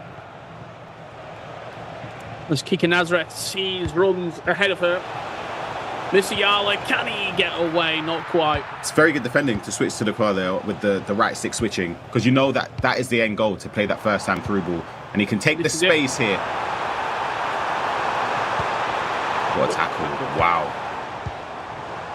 Surprised he didn't go to the corner flag, maybe? Most people go to the corner flag there. It's the most sensible thing to do. However, I'll be honest, I'm not going to be a hypocrite. I'm not going to the corner flag. You trying to score? And that's why I lose. I'm 100% going to score there. This looks a little bit nervy. This is risky. He's done well. He's done really well, and that will be it. For a second, probably heart in mouth for Abi Fouazi. Hence the reaction. But he gets the 3 points. A much needed 3 points for Abi Fouazi. And that will round us out on round 2. A couple of games there probably going late by the looks of it. Or maybe, you never know, right? Maybe they've started round 3. We'll have to wait and see. When we get back from a break, we will be bringing you all the results from round 2.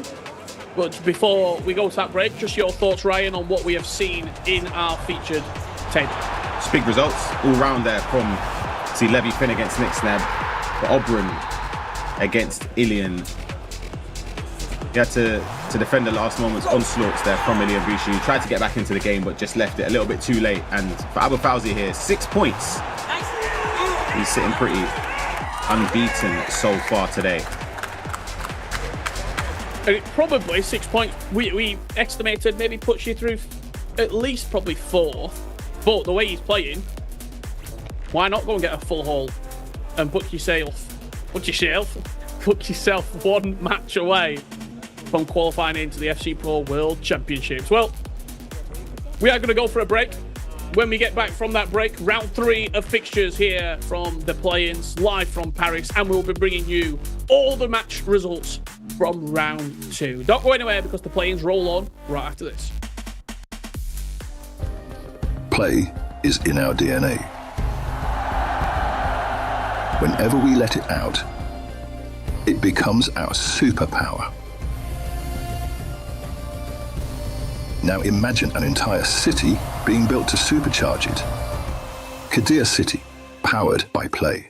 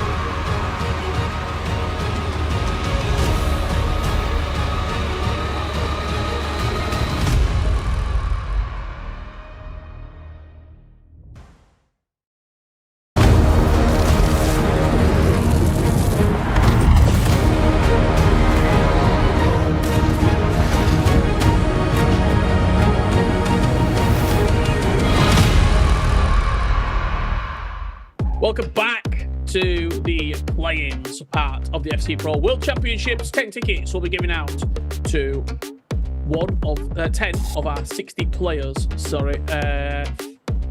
Picking up 2 rounds down, tables are starting to take shape, results are starting to be finalised, and it's my job now to run you through every single result that we just saw.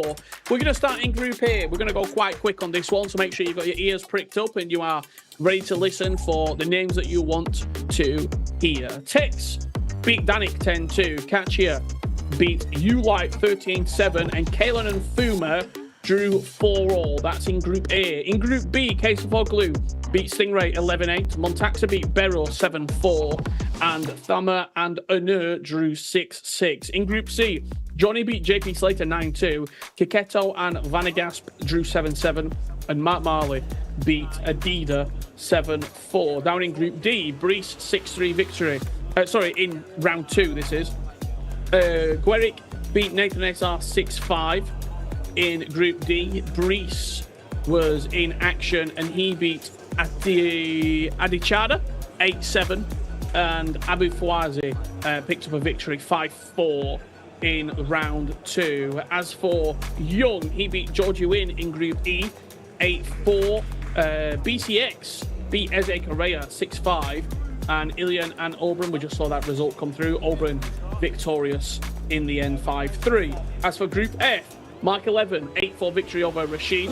Sharif beat Heya 9-5, and Neat beat Elias 6-5.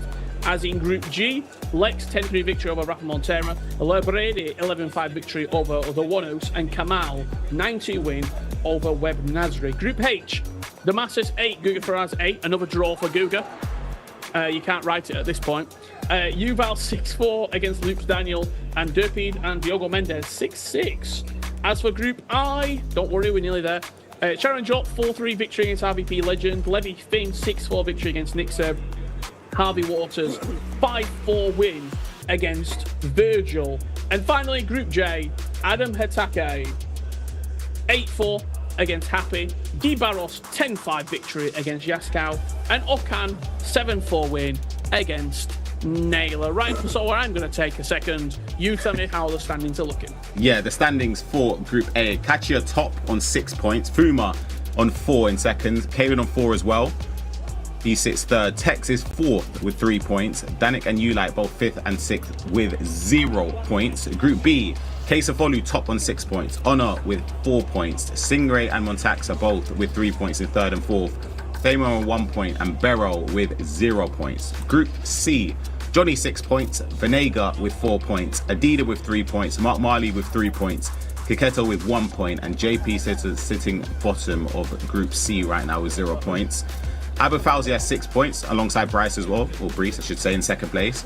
Geddick has 3 points, Gabby has 3 points as well, Nathan SR on 0 points, and in 6th place Adi Chada on 0 points as well.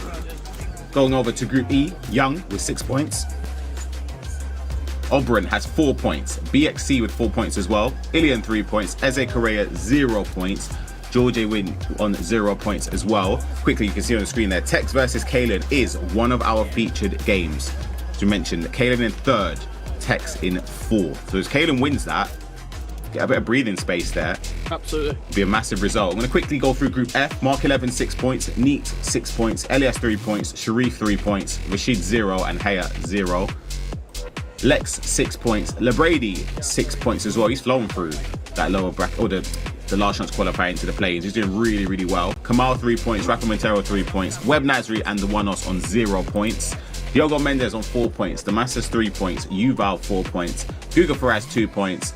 Deped 1 point, sorry, and Daniel on 0 points. He had a strong last chance qualifier. He's struggling now. Group I, every single player is on 3 points, and it's in order of goal difference. Virgil, Levy Finn, RVP Legend, Harvey Waters, Nick Sneb, and then Charanja in 6th place. And last but not least, Group J, Adam Hatake, Gibados, Okan, Yaskau, Happy, and Naylor. In order of points there, 6 points for Adam Hatake and Gibados, 3 for Okan and Yaskau, and 0 for Happy and Naylor. You can hear the admin saying start the game. Sorry for that as well. We have to go through everything to keep people updated with all the questions. You can see the featured games there, Rich, on your screen. Yeah, absolutely. Very well done there, Ryan, as well. Getting through everything. Michael Everton Neat I've played 3 times when I've looked back in the history books. Mark 11, 3-0 against the Spaniard, beat him twice in the playoffs at the global qualifier last year for the FC Pro Open, and in 2023 fighting for the FEWC Championship in the playoffs in London. Mark 11 beat him 6-3. Last game here, Adam Hatake taking on Guy Barros. Both players going head to head. Tex is behind that monitor. You can just see the outline of the RB Leipzig top, and he's taking on Kalen.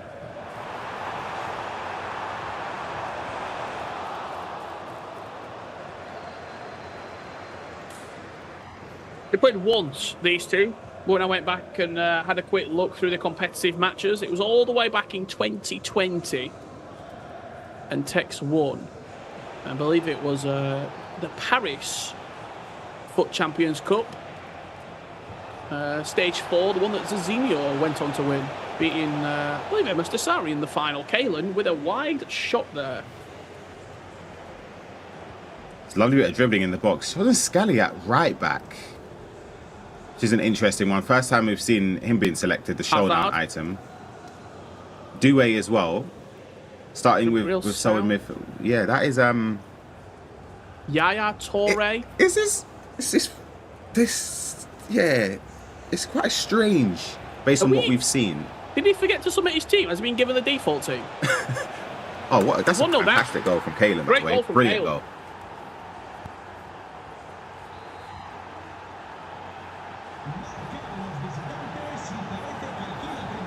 Yeah, the team is very interesting. I'm going to have to look up Scally at right back. I'm almost certain he's not lengthy as well. I know a lot of people have been selecting their fullbacks based on that to stop or try and stop Salma powering down the wing on one side, or Henri Lukabaki on the other side. And here is Scally for Tex going forward.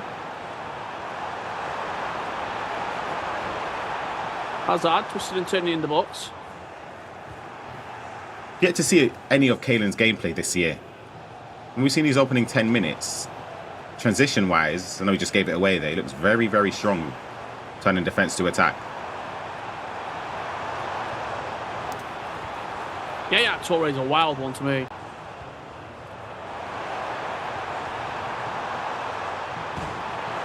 Due, lovely finish down the down the byline, sorry, from Tex.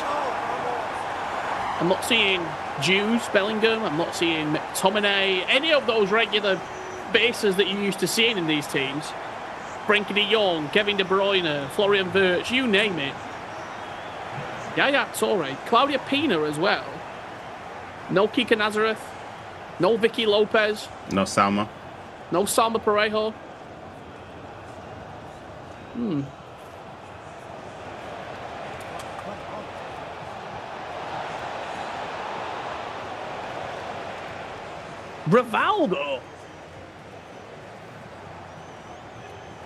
Rivaldo with 5 playstyle pluses. Oh no, 4 playstyle pluses, sorry.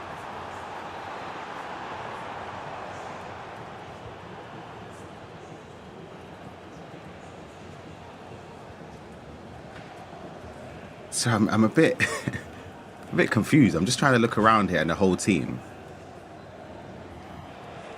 I don't even know if I've... Where is that Rivaldo item from? Sorry, quickly to interrupt you there. That's not even the 96 Yaya Toure. That's 93. It's 93 Yaya Toure. And the Pina is a Pina with 3 playstyle pluses. Due on the finesse finds the far corner. If there's anyone going to be scoring goals, it's going to be Desiree Due.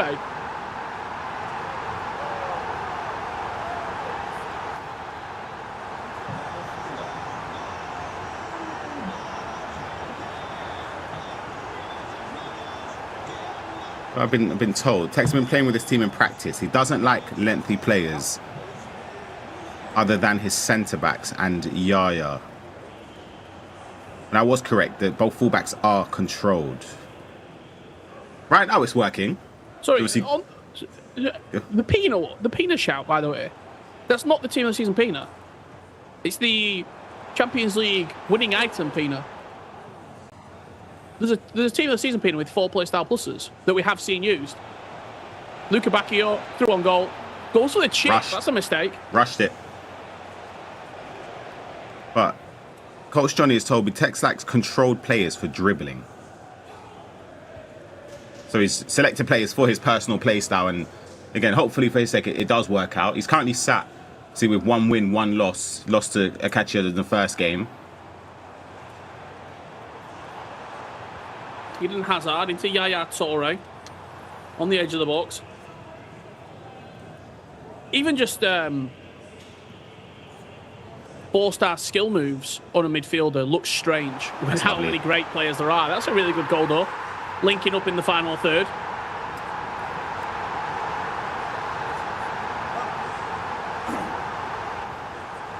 Pina with the link up into Rivaldo, who did play that little extra pass around the corner. Tiki-taka plus activating and allowing Pina to slot it in.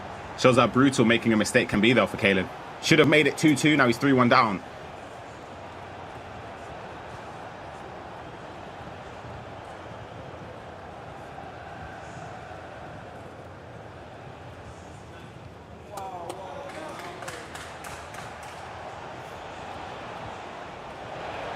McTominay into Luca Bacchio. If you're Kalen in this game, surely you look at that team and go, there's no reason why I shouldn't be hitting the wing here. Yeah, I was going to say, I feel like the biggest exploit would be to try and take advantage of having lengthy players out wide. But then with the way Tex is attacking and see with the dribbling benefits there, it's punishing Kalen drastically. Could have and probably should have been 4-1. He's playing very well offensively, you've got to say.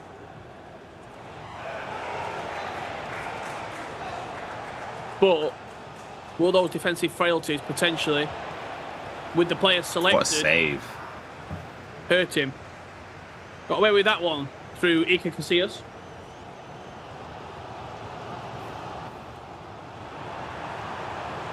Dewey out wide. It's got him. Yeah. Pina. Oh, it doesn't matter who he's using. He's playing well right now, Tex, and that's all that matters. He's 4 up against Kalen. So Kalen panicked with his player switching. Once he got into that area, Tex is just making sure he makes the right decision.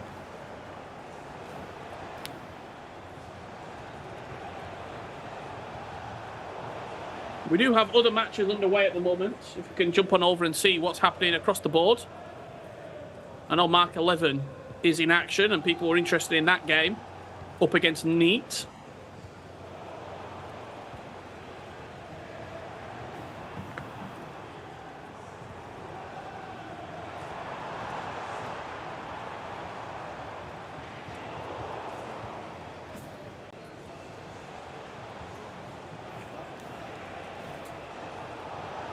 Big win there for Tex. He can go forward, try and get a 5th goal now.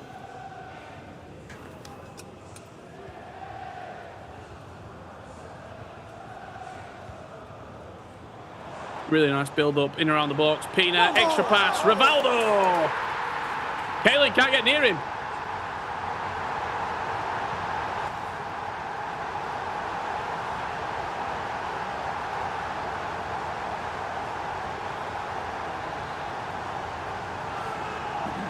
Well, with the big scoreline here, if we can, let's head on over to another match. We can see what else is happening. Here is Mark 11 and Neat, and they are locking horns. 4-3. The Spaniard in Neat leads at the moment. Very tight game, though. Yeah, 7 goals in the opening 37 minutes.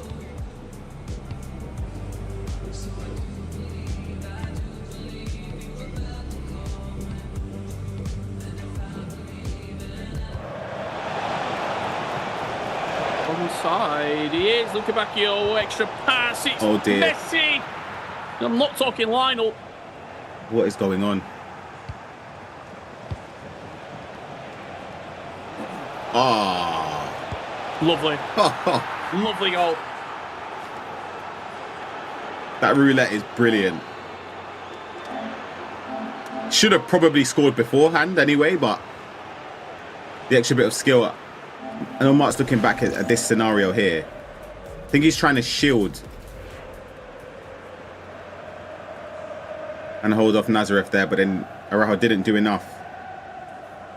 You know what Neat can do, don't you, though, going forward? I mean, we've said it for probably the last 6 years. Both of One these of the players. best offensive players in the game.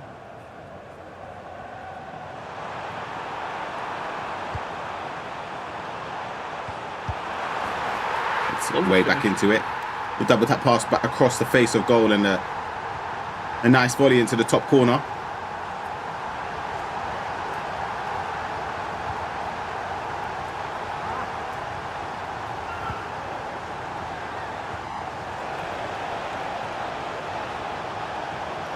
Bacchio into a dangerous area, down the byline, just runs out of play.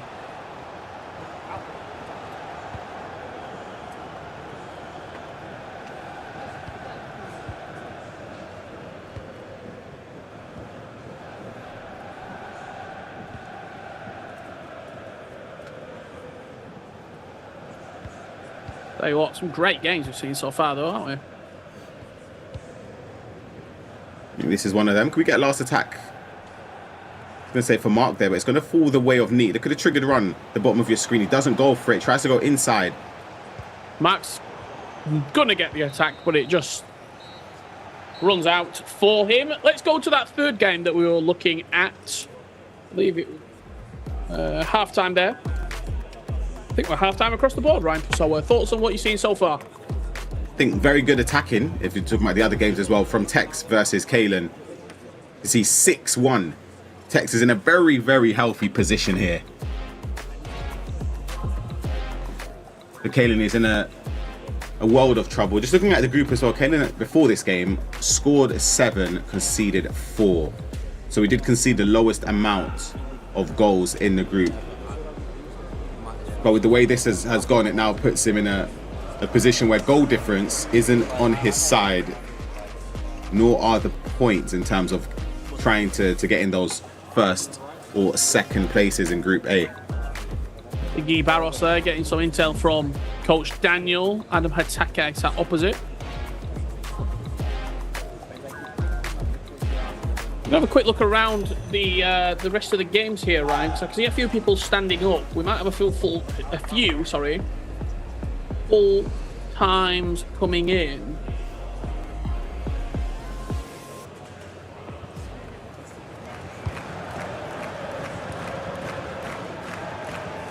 That I can see so far. And what about this for a game at the moment, Ryan? Full 4.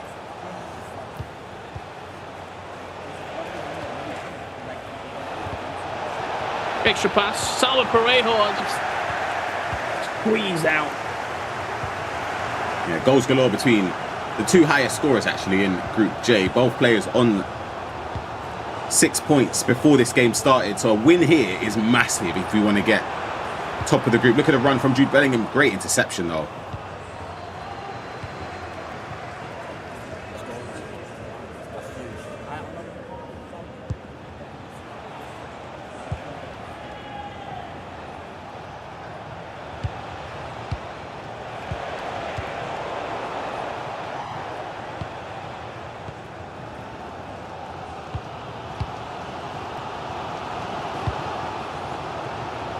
On the line. Once that Neat and Mark 11 game is back underway, we will head to there. There's a lot of people at home very interested in that game, as they are. This one, a good save from Casillas. Probably should have been a goal. He's very good going forward. Headed down. Salma just nudged out from Mark Pubil.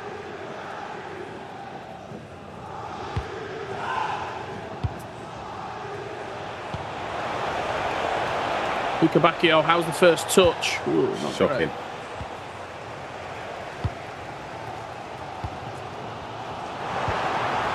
Oh, what has just happened? What just happened there?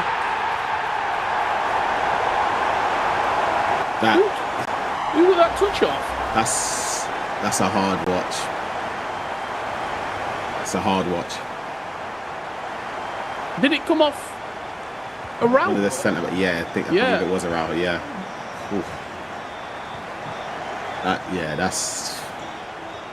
That's a horrible goal to concede if you're Guevados. But on the other side of things, you've got to take the luck when it comes your way if you're Adam there, because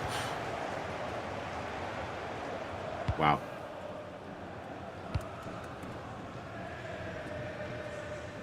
It's going to stay in.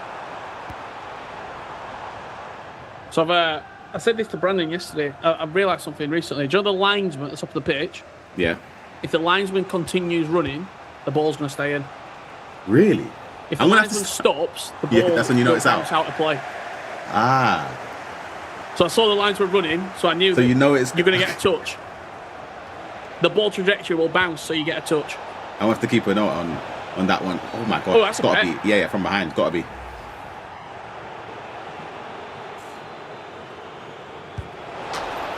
Straight down the middle. Rash challenge at the back.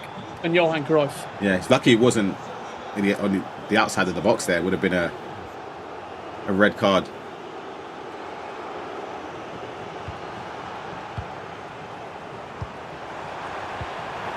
It's nice.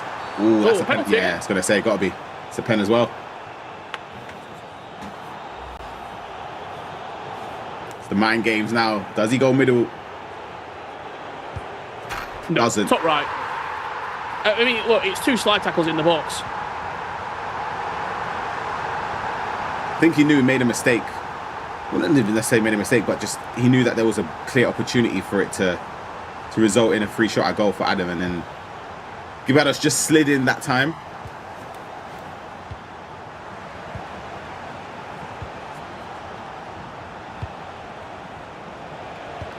Dalma, extra pass to Keegan Nazareth. Gibaros right from the kickoff. Recycling through Jude Bellingham. There's the finesse. There's the goal. It makes it look easy, doesn't it, when you recycle it like that?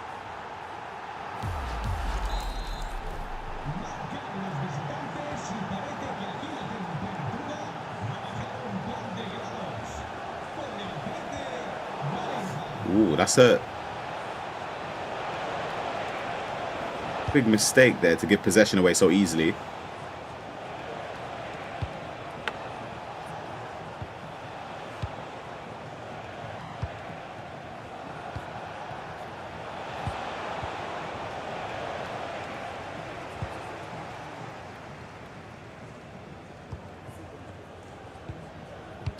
Six, all level. Who is going to find that 7th goal? Will it be Gibaros? Will it be Adam Hatake? He loses the ball with quite a few blue shirts up here, and Gibaros, just look, he's flooding forward. Plays the pass. Can he get past Maldini? Not quite.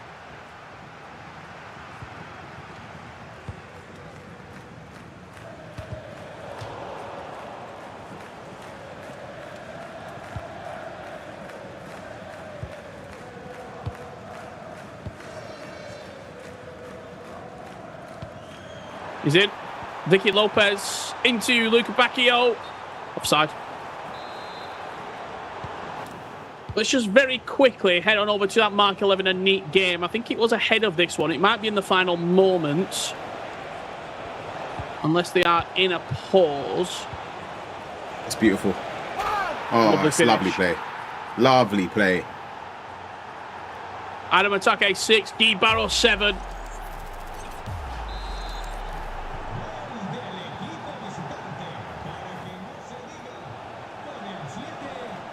Let's head back to Mark 11 and neat.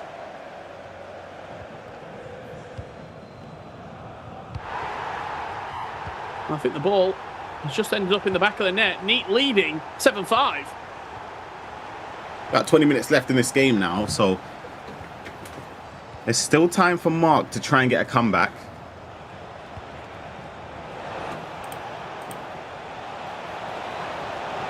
To the byline. Comes across. No penalty. It's a big game here because Neat wins this. He'll have got 9 points from a possible 9. Neat's one of those, Ryan. A great qualifier. A really good qualifier. Always seems to be in the conversation. And he's one of the players that I would say in years gone by had like the highest potential to be at the top.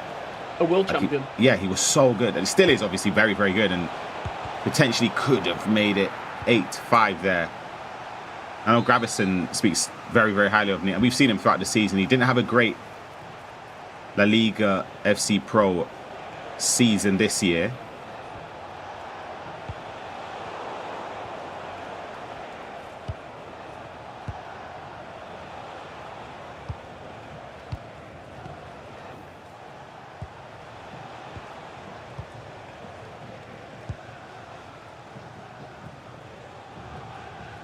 You see Mark potentially doing something here, though, Brian. He'll get a clear opportunity to at least get one goal within the last 13 minutes. However, whether or not Neat scores another one before that point is the key question. But it looks as if Neat's trying to slow the game down, which is very, very smart, a smart thing to do. Ooh, that's a big, big mistake. He's got it back there.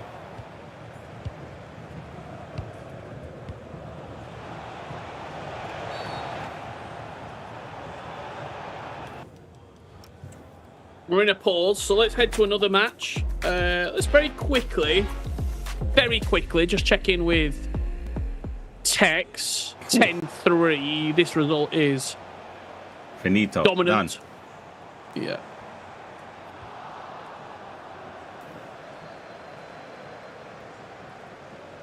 So with this, let's go to...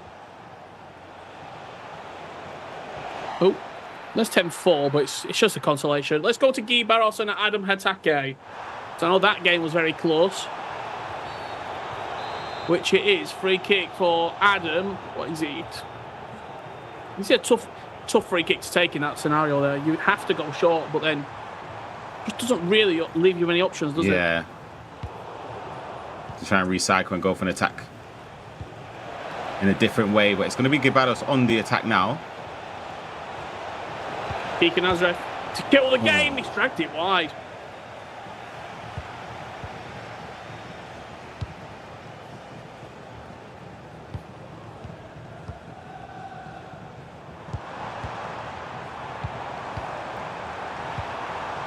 Wow.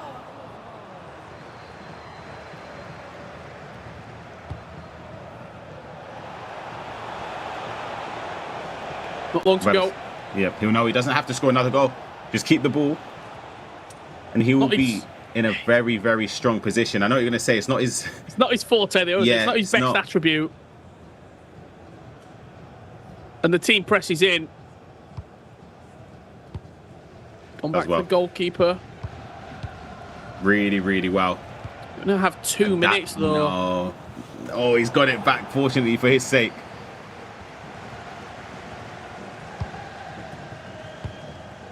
Again, going back to the goalkeeper, just a fraction too early for me. You do invite pressure. If you can play out of it, the space is there. It's really smart. Really, really smart. Goes back to the goalkeeper. Yep. And that will do him. Guy Barros. 8-7 against Adam Hatake. Massive, massive victory for Gibados there. 9 points from a possible 9. He's close. He's a step away. A couple results away, I would say, from maybe even one result, a result going in his favour. And his aspirations will be very simple. Top of the table, 1 win away from the World Championships. He was a semi-finalist last year. And his game is up against Naylor in the next round, round 4. Who Naylor obviously hasn't had the best start. It's obviously rock bottom of Group J, so he should, you should expect to win that game if you're Gibados, and that for me would put him locked in as a minimum top 2.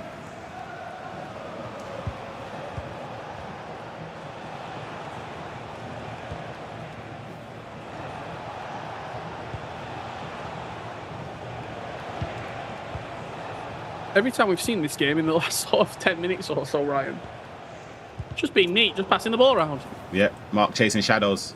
It's frustrating, especially when you know that every pass, every time Neat twists and turns, every time the ball goes out for a throw or a goal kick, it's just seconds and minutes being taken off, and you know it's more or less done. And every time the ball goes out, Ryan, as Salva Parejo wraps up the game, it's that internal game sort of reset as well with the possession. So every time that ball goes out to play, you're more than happy to see it. 100%. And Neat will be top of Group F. 9 points from a possible 9. Sitting very, very pretty there.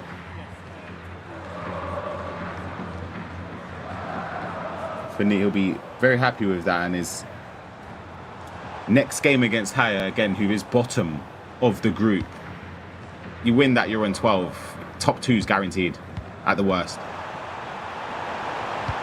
Talk to me about Michael Levin now after this game. It's a tough loss to take. Obviously, Mark Levin, we know how good he is and can be. Dominant domestically. He's a runner-up at the World Championship. His next game, though, against Elias that's tough. That one is second versus third, so we'll be hoping to get a result that time. And that will do us for round 3 here. I believe Brandon Smith will be joining us very shortly.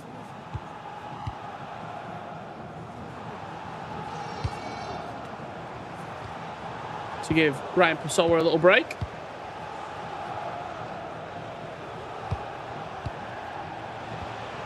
So actually had a quick refresh just to see what the scores were in this group, just to have a quick pick. I'm not going to say too much because obviously we do give an update after the break. So I'll leave that to you and Brandon, but there is a bit of a shake-up in this group with the results.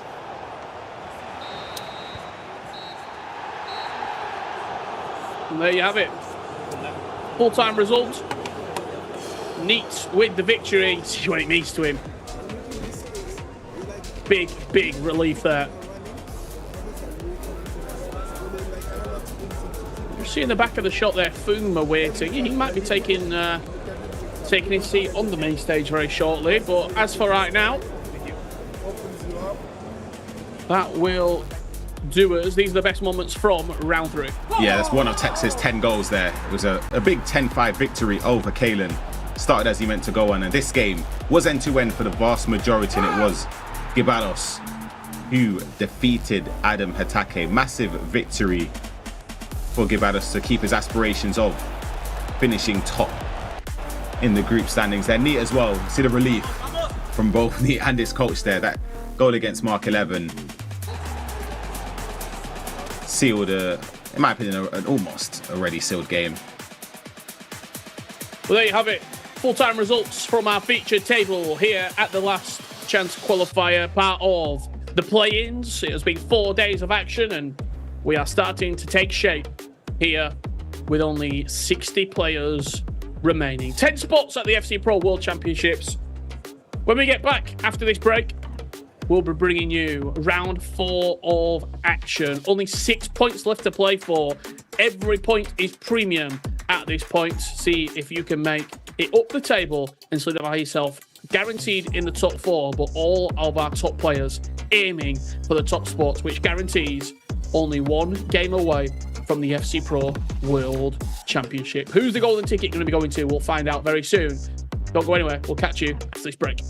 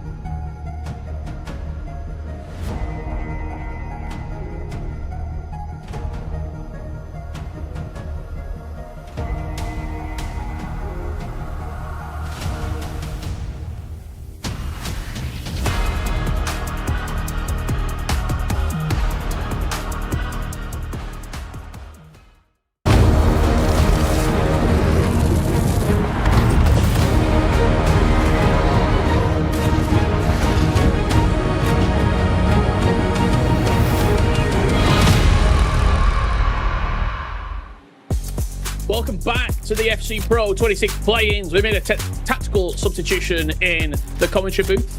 Brandon Smith is in, right? So we're taking a short break during round 4 of action. Brandon, I know you've been keeping an eye on proceedings this morning/afternoon. Couple of surprises coming in.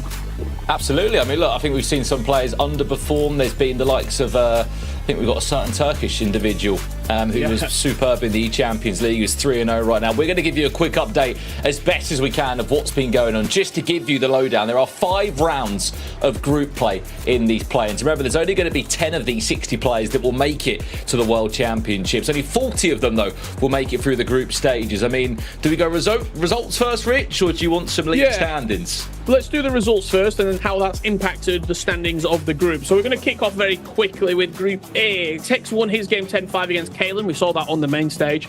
Fuma lost 8-12 against Katya, and Danik lost 8-10 against Uli. As for Group B, Stingray with a victory 6-5 against Thama Era. Montaxa and Honor 4-4. Kesafoglu, the man you mentioned, 12-7 win against Beryl. Group C, Johnny 3, Adida 4, Mark Marley beating Kaketo 8-6, and JP Slater unfortunate with another heavy defeat 10-2 against Vanny Gasp. In Group D, Guerek 10, Bryce 7, Abu Fouazi 7, Nathan SR 4, and Gabdri 9, Adija 4. As in Group E, we move on. Ilian Bushi with a 10-8 victory over Young, Oberon with a 9-3 victory over Eze Correa, and Georgie Wynn with a 7-6 win over BXC 1921. And Neat in Group F picked up another victory. That's 9 points from 9 for him. He beat Mark 11-8-5.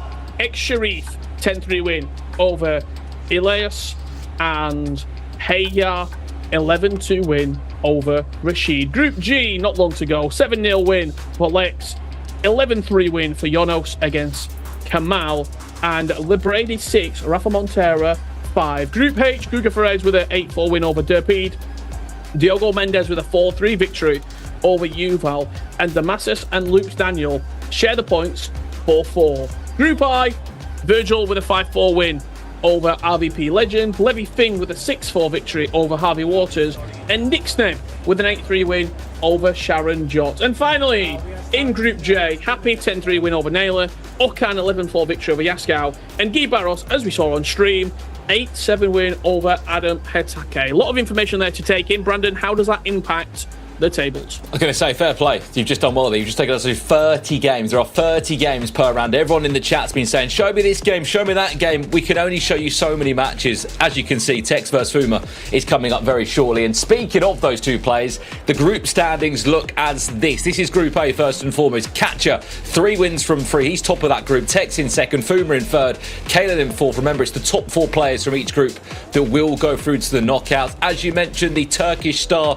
who's the highest goal scorer so far, Kesafoglu, is 3 wins from 3. Stingray in second, Honor in third, and Montaxa in fourth in Group B. Top of Group C as it stands is Van Gas from Colombia. Johnny's in second, Adida FIFA in third, and Mark Marley in fourth. Keep in mind, there's never been a player that's come through the last chance qualifier that's gone through to the World Championships. We didn't see that last year. And, of course, Johnny taking on Mark Marley. Both S8UL esports players are in action this round. They'll be very happy to hear that because there's a lot of those fans from India in the chat wanting to see those players. We'll continue on the league standings. So we're only in Group D, by the way, right now. Abu Farzi's top of his group. Obrun is top of his group over in Group E. Ilian Bushi in second in that one as well. Neat is cruising over in Group F. He is 3 wins from 3. Charif is in second in that group as well. Group G, Lex is top. Good to see him playing. Lee Brady, 3 wins from 3. He came through the last chance qualifier across the last few days. Diogo Mendes, top of Group H with Guga Faraz, the draw king, who's already drawn 2 of his 3 games, by the way, in that Group H. And the final 2 groups, Nick Steb is top. Joint on points with Levy, Finn and Virgil. They're 2 wins and a loss each. And last but not least, Kibaris, 3 wins from 3, and Adam Hatake in second in that group. There is still so much to unfold here. We've still got, 2 more rounds of round robin to conclude, Rich. There's a lot of FC still to be played. There certainly is. You can see the matches that will be taking place on our featured table here. Young taking on Oberon. We have got Mark Marley from Fnatic taking on Johnny from S8.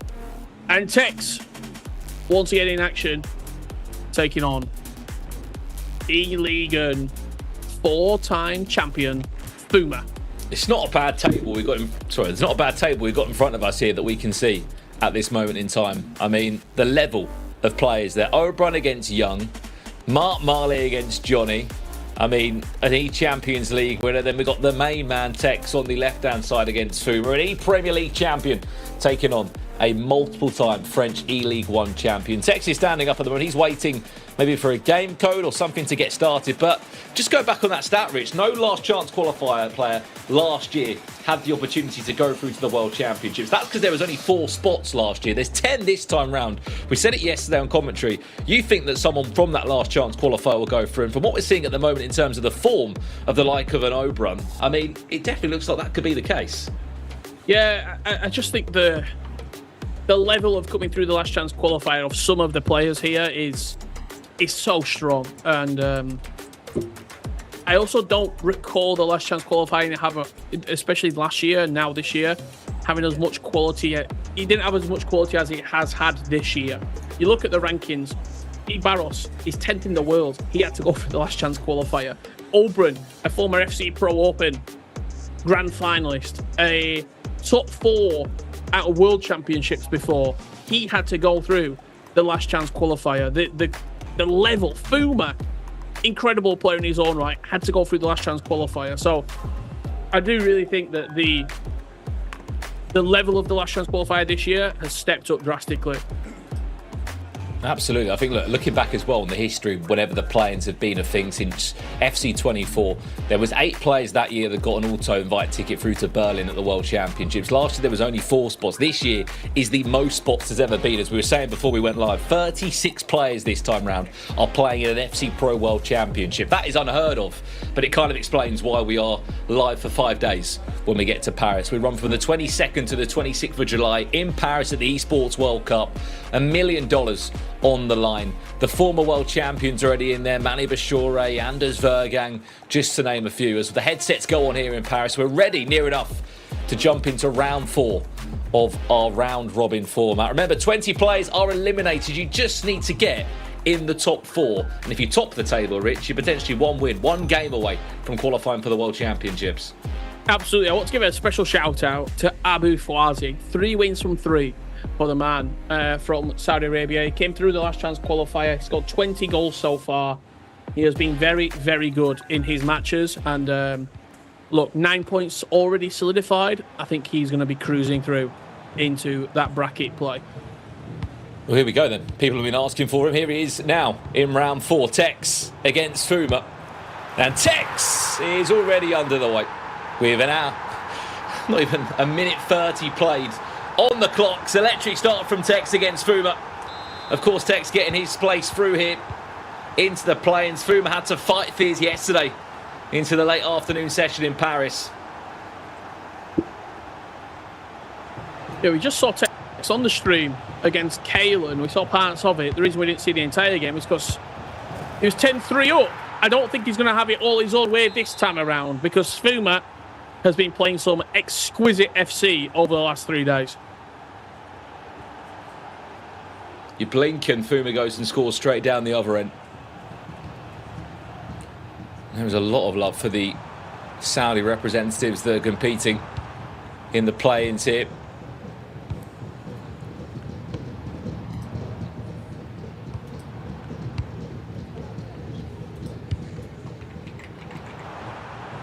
There is Eden Hazard, one of those more eccentric picks from Tex. What has been your game of the play-in so far, Rich, across the first 3 rounds that you've seen? Great question. I really enjoyed the game we just saw there with Adam Hatake and Guy Barros, 8-7 in the end. I also really enjoyed watching Neat strut his stuff on the main stage against Mark 11. That was a really, really high-quality game of FC to watch. And these are only technically, Brandon, the groups. Just wait until we get into those single elimination win or go home matches. Some people might. Go ahead. was going to say, some people might not know as well, Rich, on top of that, you've got already 4 former world champions in the FC Pro World Championships waiting to get going. It's a lovely cut back inside. It should be a second for Fuma, which it is. He does well just to delay that and find the ongoing runner of Granit Xhaka, of all players. But yeah, I mean, people forget Emis Dasari is waiting in the wings to come and compete in Paris whilst managing all of the duties of Team Falcons to try and win the Esports World Cup Club Championship for a 3rd time in a row. You've got former Esports World Cup champion Jafonza there, Umit, Manu Bashore, Anders Vergang, the pool of talent at the World Championship. So it should be, is already stacked. We hope that we can add 10 more superior names into this roster. As that finesse comes in, Tex ties us up before the 13th minute. Just to further sort of go on how strong these play-ins are, who did Manu Bachore beat last year? Greece, he is in the play-ins. Who did Anders Vergang beat the year before when he won the championship? Yuval, he's in the play-ins. Guy Barros, a semi-finalist, in the play-ins. It's truly, it's such a stacked collection of talent and collection of players that only 10 can go through.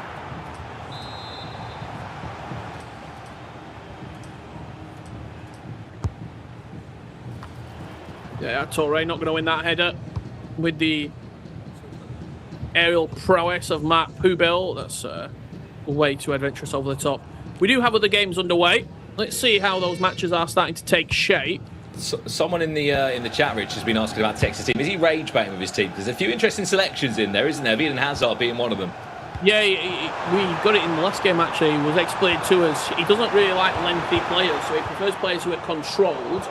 And he's just basically picked players that he feels most comfortable with. Rivaldo, Eden Hazard, that particular version of Claudia Pina, Scalia at right back, to name a few.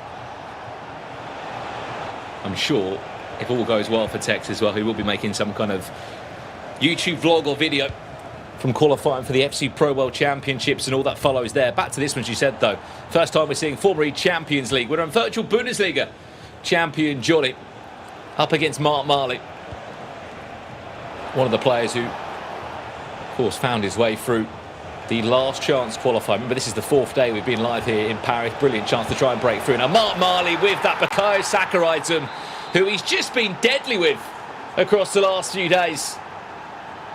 A lovely goal, it really is. The patience, the player locks, continuing to set traps for Johnny, and then finally that player lock coming through, opens up the space with Saka, and a really, really good finish into the far post.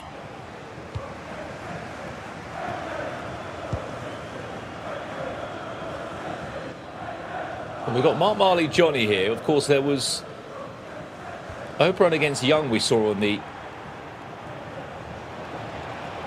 sort of area of the STC contenders stage of players. If we can jump around to another game, we will do that for you.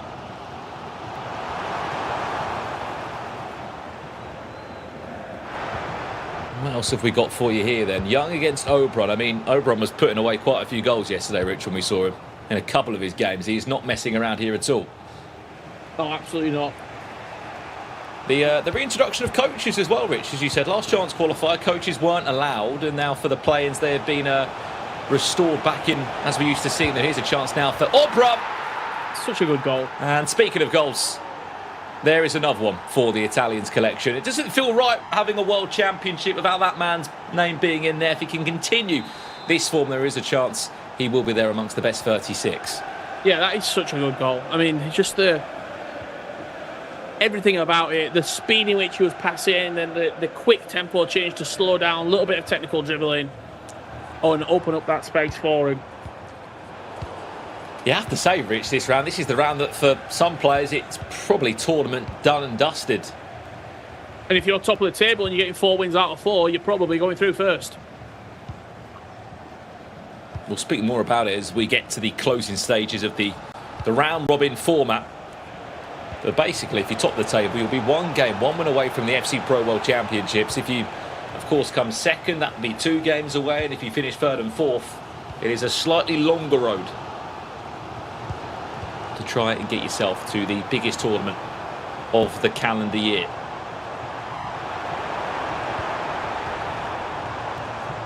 fall to Young. Pass just a little bit too easy to read, though. Young, who we saw at the E-Premier League alongside Paolo Neto at Sunderland. A little bit disappointed with his own personal performance during that tournament. He'll want to make amends for that here. Nicely done. Into corner.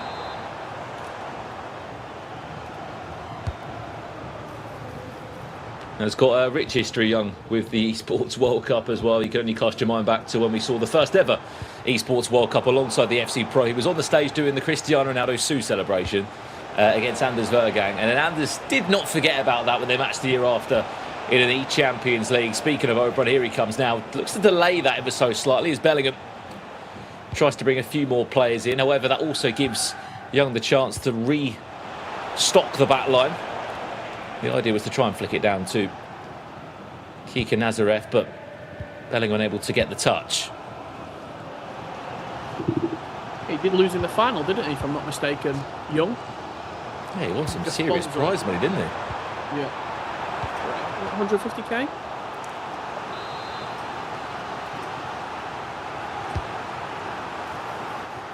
Interesting corner.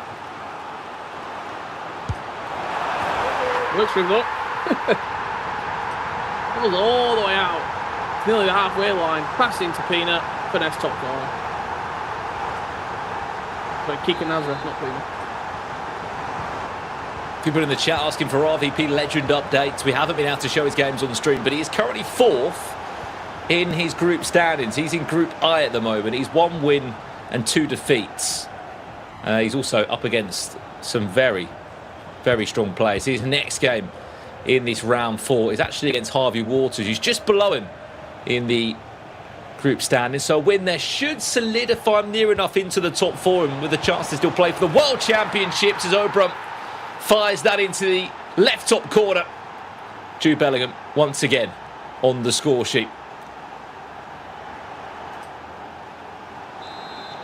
How many goals is he going to score over the course of this play-ins campaign? I mean, when he's going to get another upgrade as well to 98 rated because England's performance in the quarter-finals, meaning that Jude is going to be even better. And even if that's where it stops, by the time the FC Pro World Championships roll around, I think he'd still be definitely involved in those teams.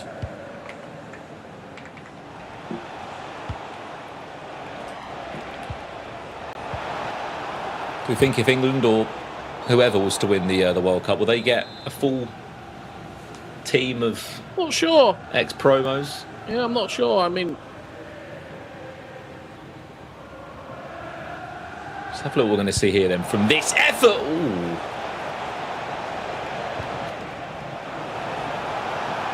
Oberon, last chance of the half maybe, goes for a cutback and runs into Hegem there.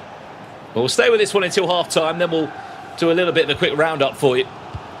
We will go back to Tex's game. I know a few of you are asking for it in the chat. I know he's doing his own watch-along as well, which hopefully will give you the lowdown on his game there. Luca Bacchio cuts it back. That's the finesse that probably should be going in. yeah, I just aimed it wide. It's a lovely little move, though. I think it was a lateral heel-to-heel that he's pulled out there. Well, Tex against Fuma has just hit half-time. I mean, the timing of that couldn't have been any worse for us, unfortunately. But Tex, as you can see, is leading 4-3. We have not been shy of goals in this one. 7 goals between the two of them as we are in the pause now. We might as well leave it and go elsewhere just for the second. But we are hearing that everyone's at half-time, Rich. That would be the case. Yep. So not much we can do here other than look into the face cams there. Fuma. Head over. Heading hands.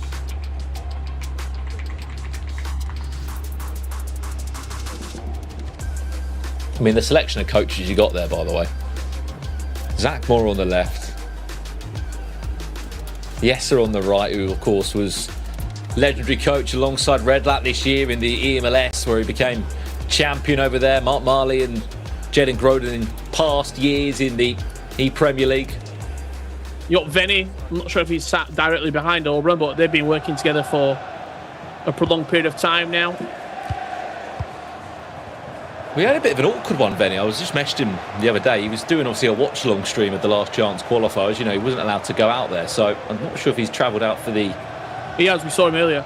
Saw him in the back of the shot. I think he's with Katya and Oberon. Speaking of Katya, he is steamrolling in Group A as it stands, and as he currently looks, he is in a game against Dank. With Danny K, I remember we saw him with the Champions League from Kazakhstan. There's the extra pass. Unfortunately, there's not the finish. Deep corner. It's a big win this for Mark Marley. You can see it out, by the way, Brandon, when you talk through that table. I think this group in particular, really, really close. Well, I think for Mark Marley, this would be a really important win, more so because it's against Johnny, who's already on 6 points and above him on goal difference as it stands. That will swap the two players around, and depending on the results elsewhere from Adidas FIFA or Vane Gasp, potentially as well that Mark Marley could maybe go top of the table with a result here. If the goal difference is also sweet, that could really carry him through into round 5. Well, shall we go back to Tex's game? Everyone wants to see it. Tex against Fuma. Tex was leading 4-3 at half-time. This is the situation now. Tex has scored again. 5-3 leads. Tex kickstart in the second half with a goal to just give a little bit of separation between these two.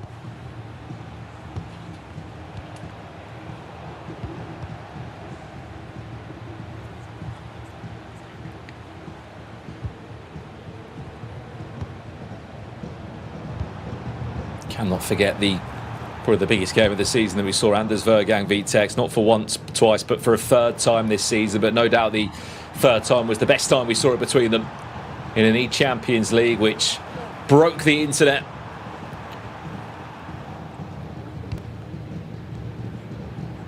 Tex is to somehow get his way through this group and into a World Championships. Who knows? We might even get to see two of the best going head-to-head again in Paris in just 10 days' time. That's when we are back for the Esports World Cup. 10 days from now. Here's Desiree Doué on the overlap. Tex looking for goal number 6 here against Fuma. Pina. And eventually Fuma gets himself back under possession. Yeah, you just heard Tex when he lost the possession there. I think he just was like, oh man, because he knew that he lost it in a pretty dangerous area high up the pitch. Midfield was out of position. It was a straight race. Can you outpace the centre-backs? And Jude Bellingham had the run on Maxence Lacroix all day long. That is how cruel FC can be. I mean, he was... in such a good position that potentially could have been 6-3 up. Speaking of which, he could be 6-4 up now if he can get this right again. Peanut able to get around Maldini, who comes clutch of his playstyle plus. But you just see alert above his head there on that interception. It's Bukayo Saka for Fuma. I'm stuck in two minds there with the shot type because Casillas didn't really give the nicest angle. And the defender was just charging down that angle to mark him as well. That's probably going to be a goal if he gets a nice touch, though, into a selection of bodies, and a pause comes in, gives an opportunity to go elsewhere. Let's see what else is happening in our featured games.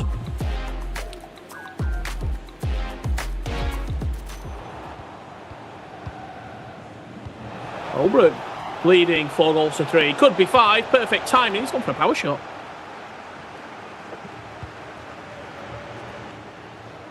Still just about in front is Oberon here, 4-3.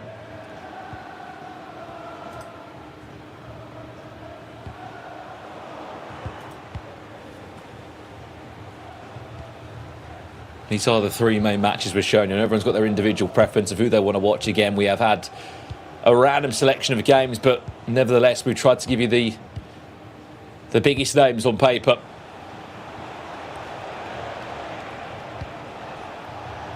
Oberon now looking for goal number 5. Salmo with the finesse. And Casillas with 2 hands on it. Young just taking a moment just to...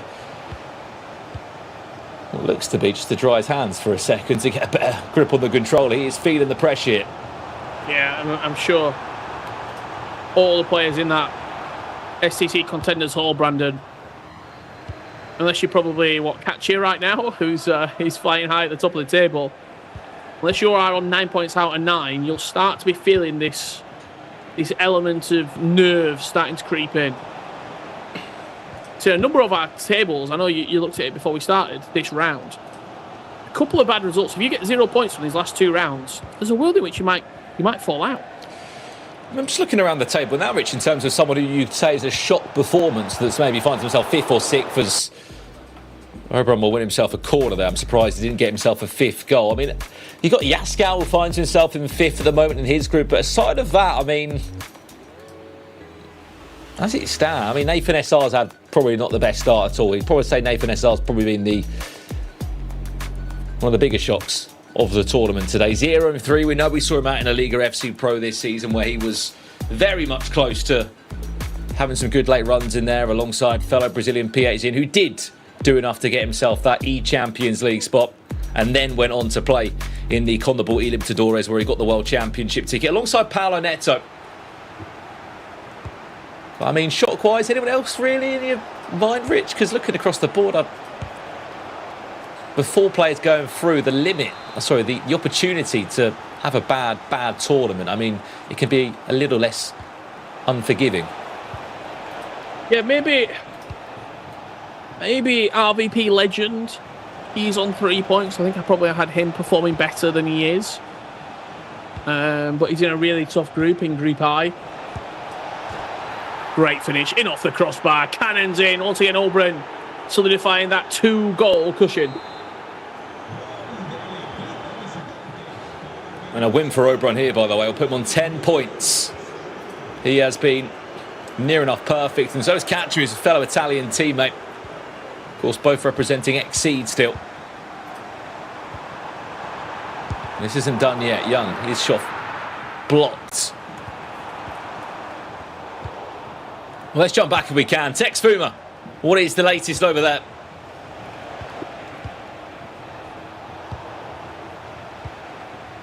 And what minute is that game in between the two of them? Is Tex still leading in it?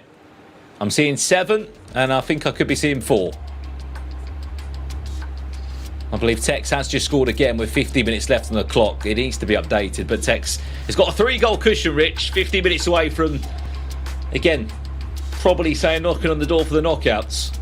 Yeah, absolutely. I mean, he's in Group A with Katya on 9 points so far. He's got 31 goals as Katya. Tex, Fuma, in and around the 2nd and 3rd place spots, sniffing around. Well, I think Katya plays Danny K at the moment, who, I'll be honest, from what we've seen so far, he's 0-3. I expect Katya to go and win that game. He should be on 12 points and potentially top of the table and unreachable. Katya's already beat Fuma and Tex. And Tex will be on 9 points here. That'll be a 5-point gap, at least via Fuma, but Kylan plays you like who knows what's going to happen over in that game. Yeah. Remember, it's top 4 that go through to the knockouts. If you top the table, you will be 1 win away from the FC Pro World Championships, which, looking at a number of these tables right now, a lot of players could potentially get themselves into that situation before a ball is even kicked in round 5. I know we're not doing a lot of results, but this one's quite a big one. In Group B, Honor 8, Stingray 7. That makes the table really, really tight. Kostofoglu has won 4 out of 4. He's on 12 points. Tournament. And then you've got Honor on 8, Stingray on 6, Tamer on 4, Moltaxa on 4.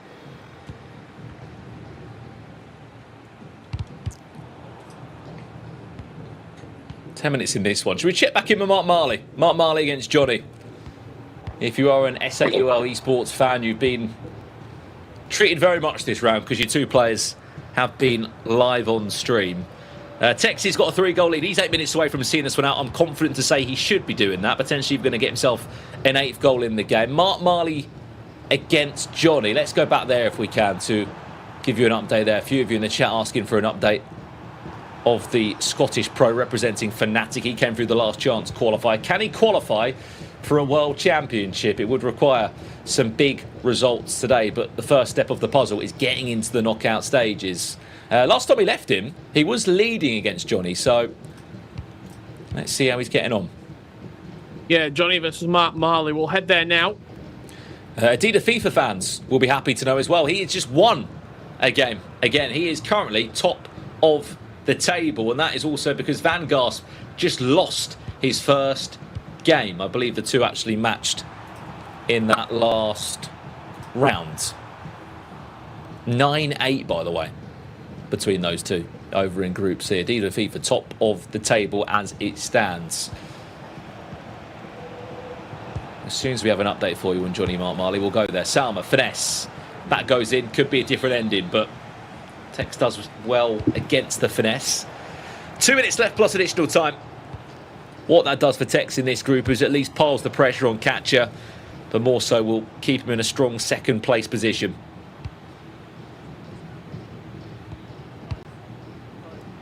Yeah, still waiting for that full-time result in Group C. Kaketo did beat JP Slater. We're just waiting for Johnny and Marley to wrap up as Maradona drives through. What a great finish there.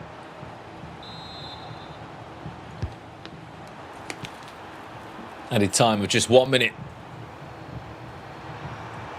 to round out a very strong performance from Tex. He'll win himself a penalty. That's rash. Depending how Kalen gets on here, Rich, Fuma could be in 4th place. Yeah, goal difference might be important.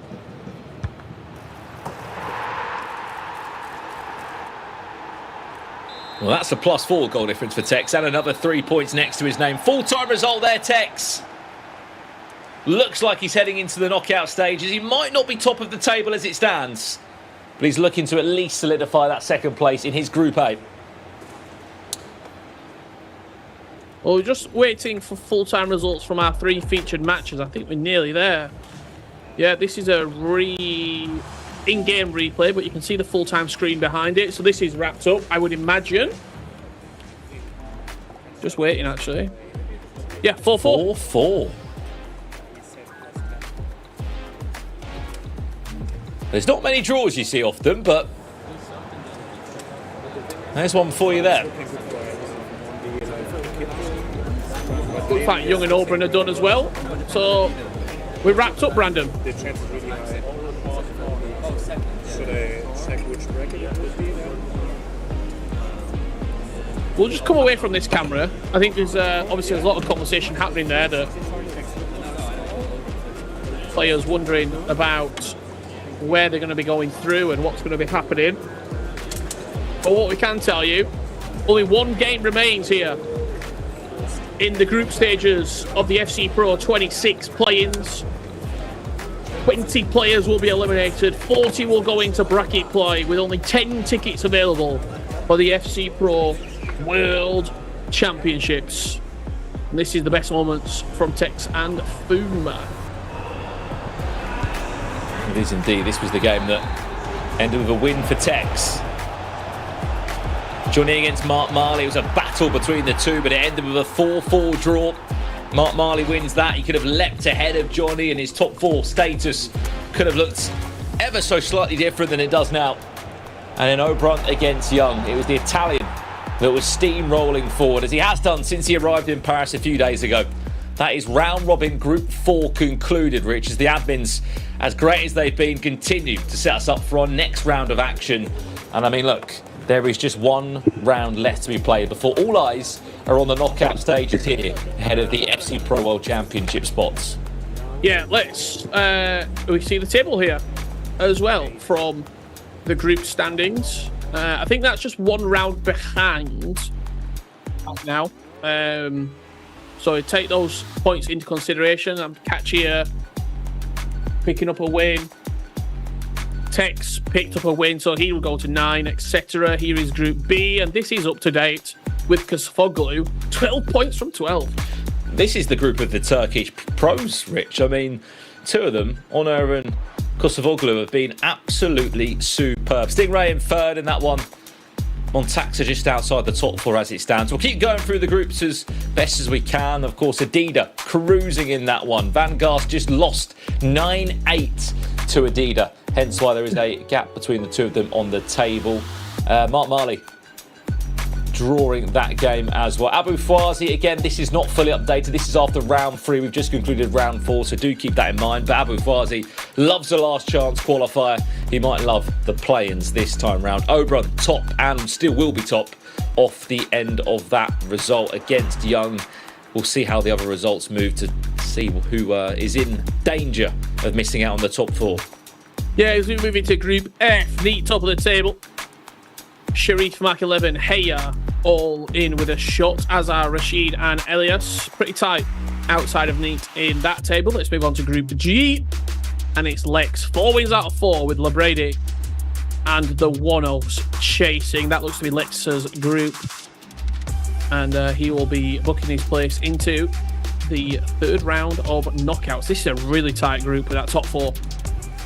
No, absolutely. I mean, Diogo Mendes still leading the line, the man who loves a draw.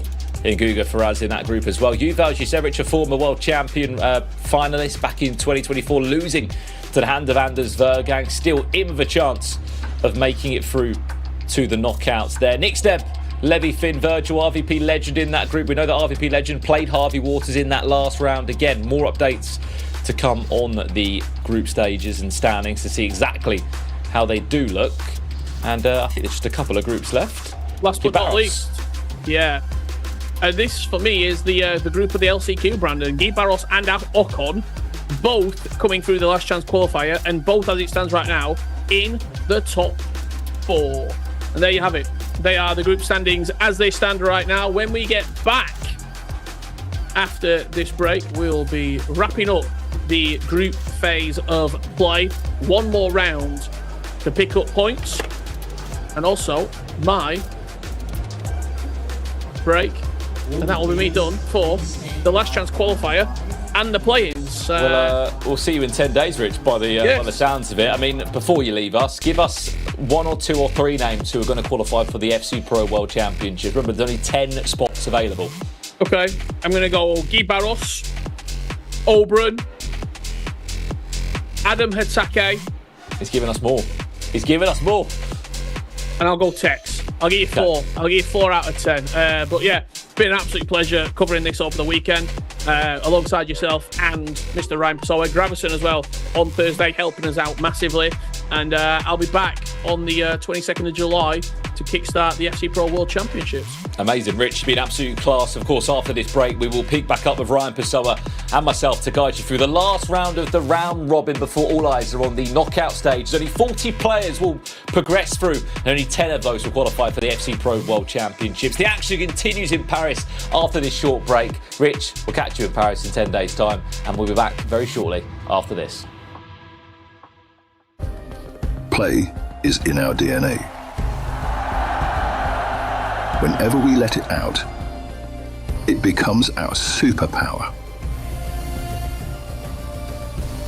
Now imagine an entire city being built to supercharge it. Kadir City, powered by play.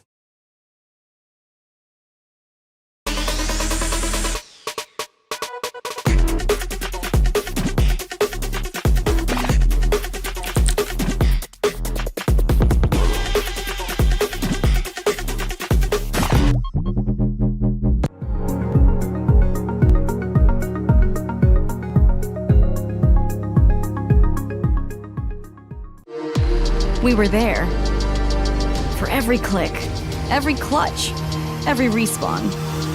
We were there for the years of grind. And we're here. Now. The proud founding partner of EWC. Powering the biggest event in gaming. Shoulder to shoulder with the world's best. Making history. Greatness deserves a stage. Lenovo Legion. Reach your impossible.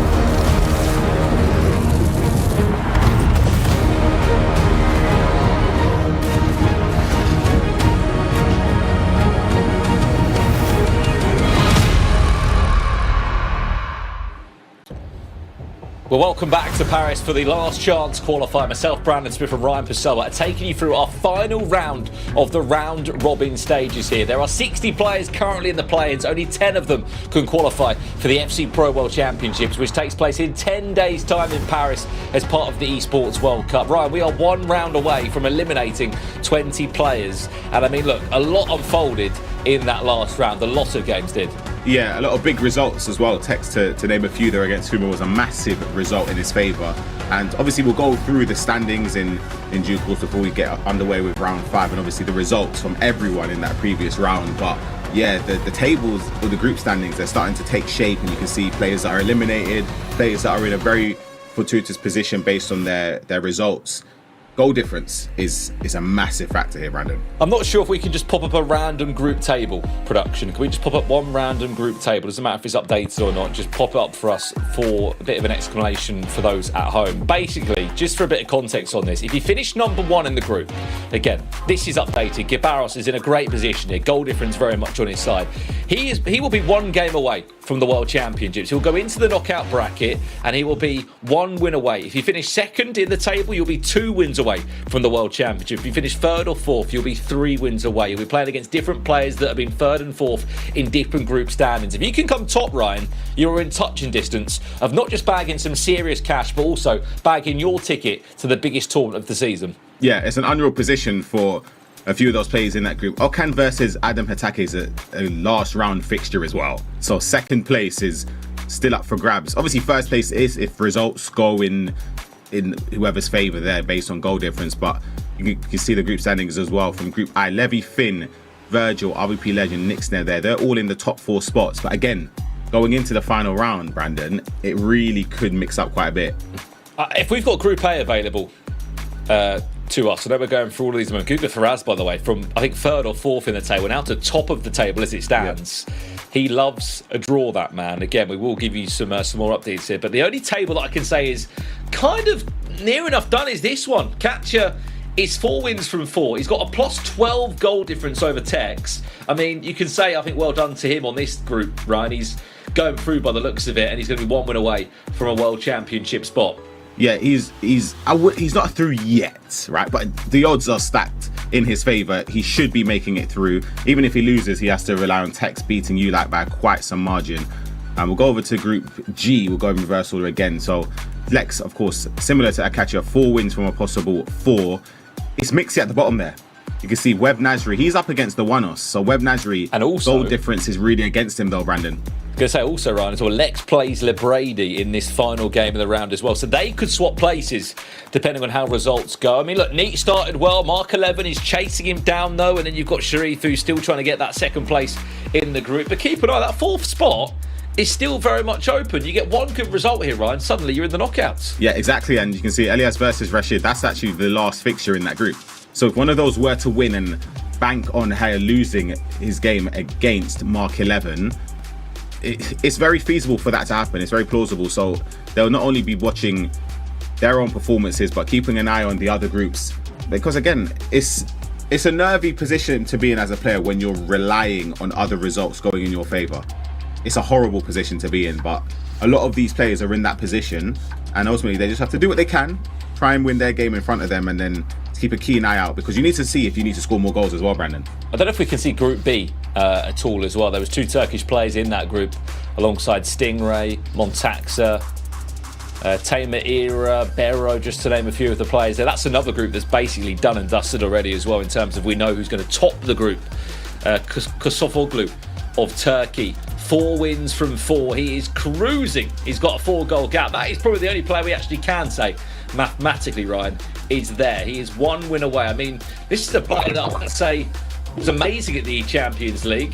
Whatever he's brought into Paris, he looks fantastic. Yeah, he's been incredible. As you said, the 2 Turkish representatives, that's 1st and 2nd. Kesavolu mathematically is already in. Ono's in a position where he needs to get a result actually against Kesavolu. That would put him in 2nd place, because you'd expect Stingray to probably win his game against Bero, who Bero obviously already eliminated. He's on 0 points. Stingray needs to win, and he needs for Ono to drop points there, or not get the maximum of 3 points to give himself any chance. That's how some of the tables are currently looking at the moment. Up next, Web Nasri against the Wanos will be one of our featured matches here. Web Nasri, I know he's had a bit of a rough start. He was 0-3 right after the first 3 rounds. Suddenly, he's got a chance, and with I guess how kind the play-ins can be. I said this with Richard on commentary. They're kind of unforgiving. You can have a really bad start, but because 4 of the 6 players go through to the knockouts, if you could just turn it on in the last 2 rounds and just squeeze through into 4th place, it's possible. Exactly, and obviously Web Nasri, as it stands, is rock bottom. Goal difference minus 17. He's on 3 points. The good thing for him is that Kamal is up against Rafa Montero, so that's 4th versus 5th. They're all on the same points. Goal difference is the same for Kamal and Rafa Montero at minus 10. So for Web Nasri, he obviously needs to win his game and then hope that Kamal and Rafa Montero draw. That is the most realistic situation that Web Nasri can hope for him to advance. How about that for a bit of a virtual Bundesliga game as well? Virgil against Levi Finn is a game you can see in front of your eyes. Their RVP legend Nick Sneb. People have been saying, where's RVP legend? When are we going to see him on stream? Well, there you go. He's here for round 5 of the Swiss rounds. Also, chat, let us know. YouTube and Twitch, we can see your comments coming through. Who do you want updates on? Which player are you looking to watch? Which player do you want updates on? We will do our best to let you know where they are in the group, who they're playing against. We can only show 3 or 4 games live at one point during the broadcast. There are 30 matches per round. There's a lot of games, Ryan, to try and keep our eyes on. 30 matches at a time. Yeah, we'll do our best, and that matchup you would have seen on your screen as the players preparing. I'm a massive fan of both Nick Sneb and RVP Legend, with the way they attack, the way they score goals. It's a tricky position again. Group I is so close. These 2 players are also in Group I, as you mentioned, the virtual Bundesliga matchup with RB Leipzig gaming up against Borussia Dortmund. Levi Finn's top, 9 points. The goal difference is the same with both Levi Finn and Virgil. The only thing that separates them is the goals scored. Levi Finn has scored 30 goals, whereas Virgil has scored 24. So Virgil needs to win this game if he wants to finish first in this group. Levi Finn, if he avoids defeat, so if he gets a draw at the minimum, he will be first in the group. And if you look at it for RVP Legend and Nick Sneb, they're both on 6 points. Goal difference with +1 for RVP Legend, -1 for Nick Sneb. So it's a 2-goal swing. Yeah, this group is very, very close. A lot of people asking for Happy. We can't show you his game, but we can let you know how he's getting on. He's currently 4th as it stands. 1 win and 3 defeats. I mean, he lost his first game to Yaskal 9 goals to 4. He lost his second game to Adam Hatake. Then he won his 3rd game, 10 goals to 3 against Naylor. He's just lost 10-8 to Okan, I should say. And in round 5, he'll play Gibaros, who is top of that group as it stands. I'll be honest, with the form that Gibaros is in and the fact he's not lost a game yet, Happy needs to really bring out one hell of a performance if he wants to go through. Remember, it's the top 4 that will be going through. As soon as we know updates, we will give you them as we can. Right, we're on the way, Ryan, for this final round. This is a big round. 20 players will be eliminated in about 30 minutes' time. That'll be the end of their FC26 Pro season. This is a nervy one for Levi Finn. He knows that all he has to do, like it's easy, just not lose this game. And he advances to round 3 of that knockout bracket, and that will put him 1 win away, Brandon, from making it to the World Championships again. Especially when you consider the season he's had, he will be delighted with that. Absolutely. I mean, it's been a bit of a big gap as Virgil looks to come through and finesse. 4.5 minutes in.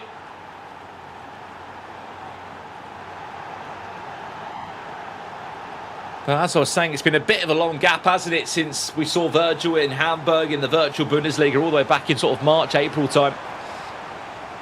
To now coming back for 1 day. We have to remember that. The players that have played in the last chance qualifier, Ryan, have had about 2 or 3 days of FC in Paris at the STC contender stage to get ready for this. For those in the play-ins, they're flying in and it's 1 day. You've got to be your best. And if you're not, you're out. Yeah, exactly. And it's a scary thing, especially when you would have seen some players that have made it through the last chance qualifier, the likes of Oberon, who is high flying.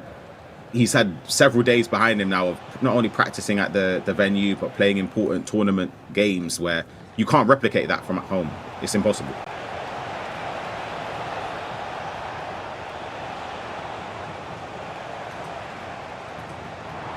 Big last round here in Paris. Who will be going through to the knockout? So much advantage. If you top the table, you are 1 game away from qualifying for the World Championships. What an opportunity to come back in 10 days' time.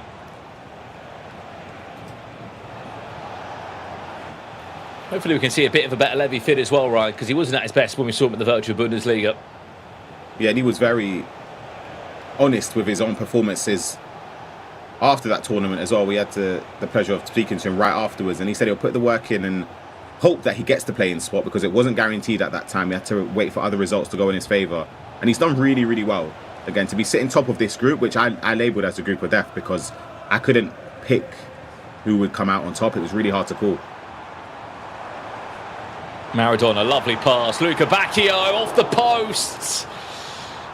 I mean, unfortunate one that's not gone in, but two, the rebound has not fallen to the feet of an RB Leipzig player. Of all the times that moment happens, there's normally an on-rushing player there. On that occasion, there just was no one there. Yeah, I saw Musiala hovering. I thought it's destined to just drop to his feet once it hits that post there and falls into the box. But yeah, unlucky for Levy Finn.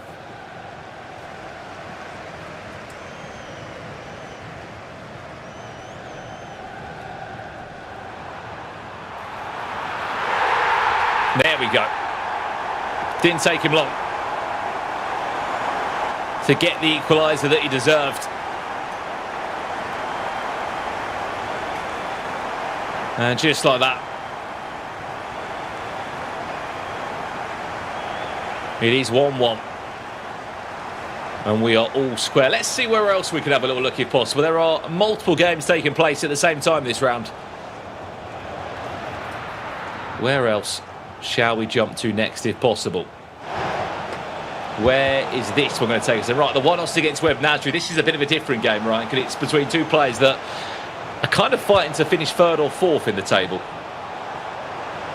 As you said, the one-off is in a slightly better position than Web Nasri here, who still sits bottom. But again, it's technically still in his hands. He's able to score a lot of goals, but he's going to have to defend this attack.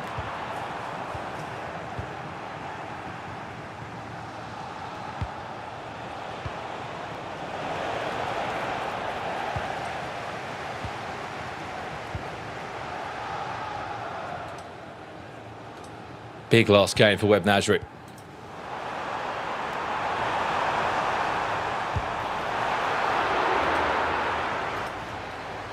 It's also a very realistic opportunity for the one-offs to overtake Lebrady in second if he wins this game. There's a 7-goal swing for the goal difference between the one-offs and Lebrady. But Lebrady's up against Lex, who is unbeaten right now, high-flying. He's cruising and basically through, unless he concedes 20 goals, which is not going to happen. As in, when I mean through, as in through in top spot of Group G.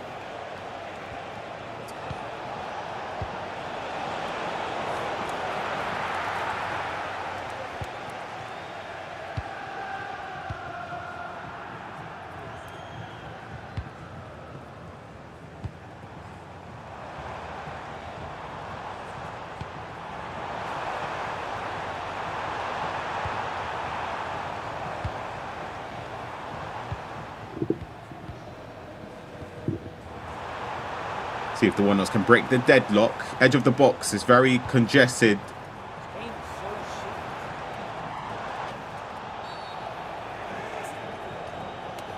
Apologies for the language you can hear from the players in the background.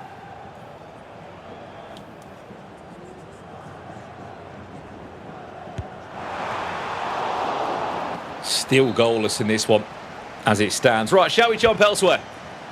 If we can, for another update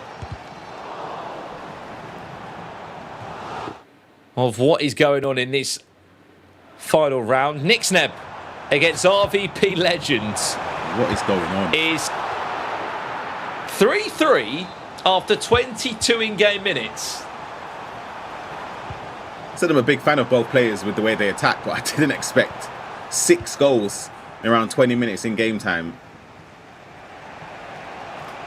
Look at Henry there. He's going to try and get the ball down the line.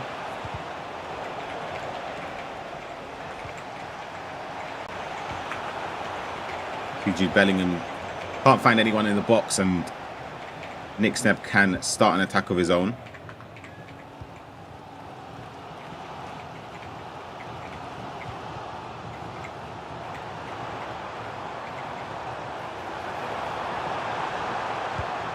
I think that's where maybe we heard the slight reaction or frustration, we should say, between these two.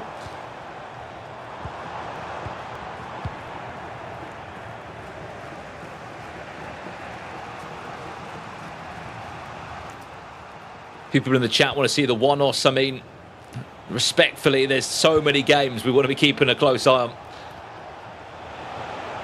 Some of the chat asking for an update on Adida. We haven't got his game in front of us, but we do know that he's in a very important last round game, round 5. Where's that one ended up? Nixneb 4, RVP Legend 3, and by the looks of it, he's just lobbed the goalkeeper. Yeah, I was worried when he went in on goal and took the decision to go for the chip shot early. Put enough power in it though, and as you saw there, it led to the ball being lofted over Casillas. Nixneb leading now in this game. And what it does to the group, it puts Nixneb in 3rd. So ultimately, it doesn't. The only way he's able to hope he can get 2nd is if Levy Finn defeats Virgil, vice versa actually, by a large enough margin that Nixneb can catch up on goal difference. Because a win at 3 points is not enough to put him into 2nd place.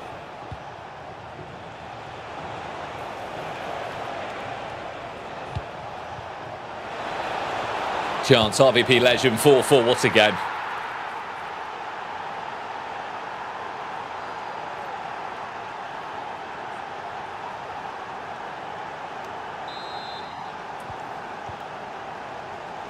What a game between these two.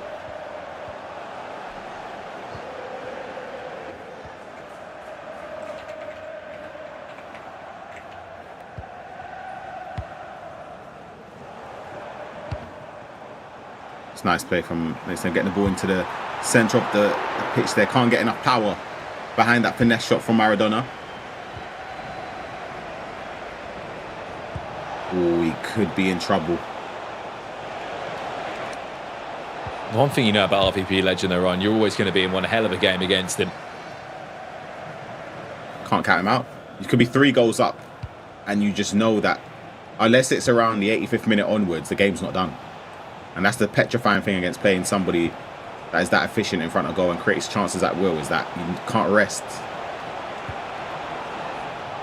Those asking in the chat, we don't know any other live results, unfortunately, other than these 3 matches we've got live for you. My best bet would be go and check out Rami Lueso on various social media channels. He'll probably give you an update before we can on the biggest games that are taking place this round. Yeah, the only ones we're able to follow are the one-offs versus Web Nasri. That's in Group G.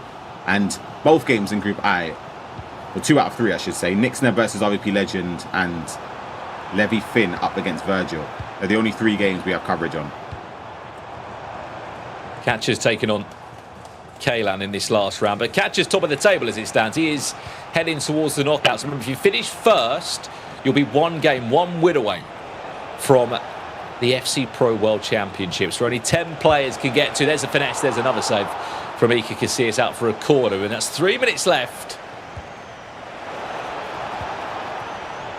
before we head to half-time. We have not been short of goals in this one. 4-4 between these two. He's got another finesse shot angle. It's a huge block.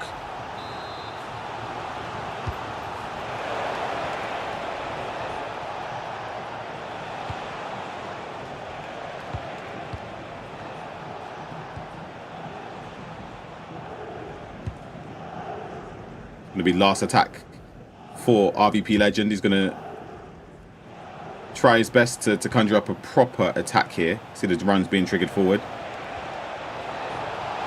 It's good defending from Nixneb. He's actually got an opportunity here to get the final attack of the first half. At the bottom of your screen, plays it. Saka's in. There's not too many options in support. Not to be the case. Any time of 1 minute, that will do us for the half-time in this one. Knowing like all the games will be in half-time around the STC contenders stage, but let's see if we've got anything else that we can quickly go to. 4-4 here between these two, and we're already kicked off in the second half. Is that 5-3? Yep, for Virgil. Virgil is leading against the former Virtual Bundesliga champion, Levy Finn. So that puts Virgil top of Group I. Levy Finn, as it stands, is still in second place. If RVP Legend was to defeat Nixneb, again, as it stands, if the scoreline stayed the exact same and the deficit in this game remained as the same for the remainder of the game, it would mean that 6 goals would be needed in the swing between RVP Legend and Nixneb. What has happened there? Has that not gone in? Or 5 goals, actually, because he'd have more goals 4. So it's a tough ask for Nixneb or RVP Legend to try and get second in this group. Oh, yeah. Beautiful. Oh, that's a lovely goal. And as you said, even if Levy Finn was to lose this game, and even by a couple of goals, that +6 goal difference that he did pick up throughout this tournament. He's got it back up to 7. And he's also 1 goal away from getting back that top spot. Well, the only game that he lost was the first one against RVP Legend, where, although he only lost 9-8. There were 17 goals in that between the two of them. Just here in the background, this is a big round for reactions, a big round for these player seasons. After this, we go into a 40-player elimination bracket. Levy Finn. Oh, it's lovely again. 5-5.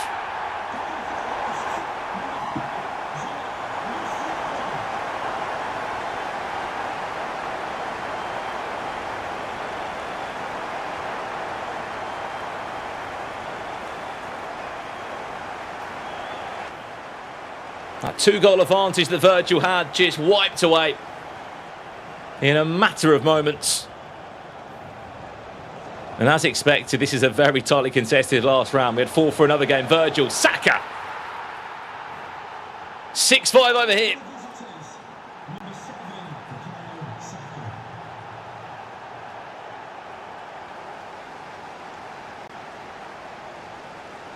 A few of you wanting updates on Lebrady again. We don't know the score of that game, but I'll tell you what, he's in a seriously difficult game. He's currently playing against the top of the table there. Lex against Lebrady. Lex is currently on 12 points, Lebrady on 9.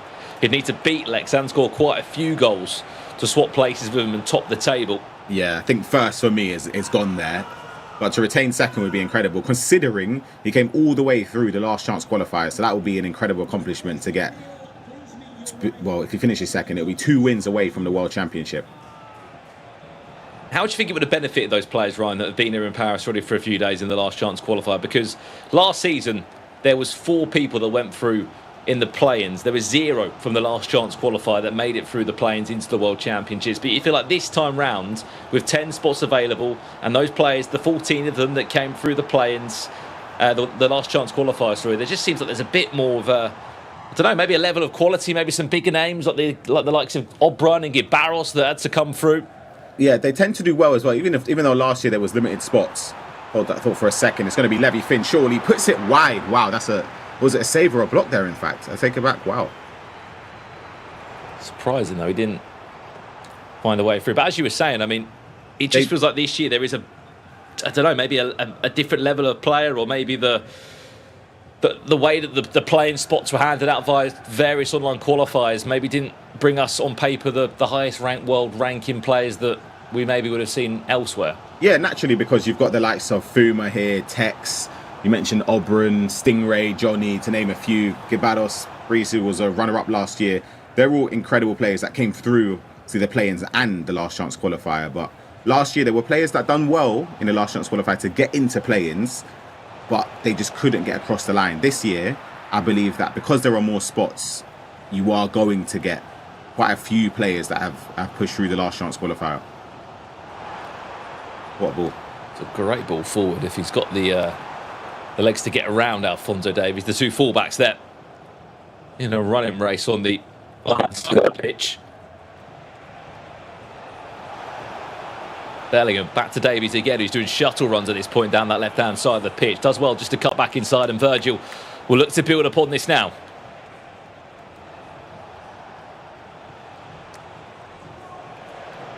Nazareth. Davies.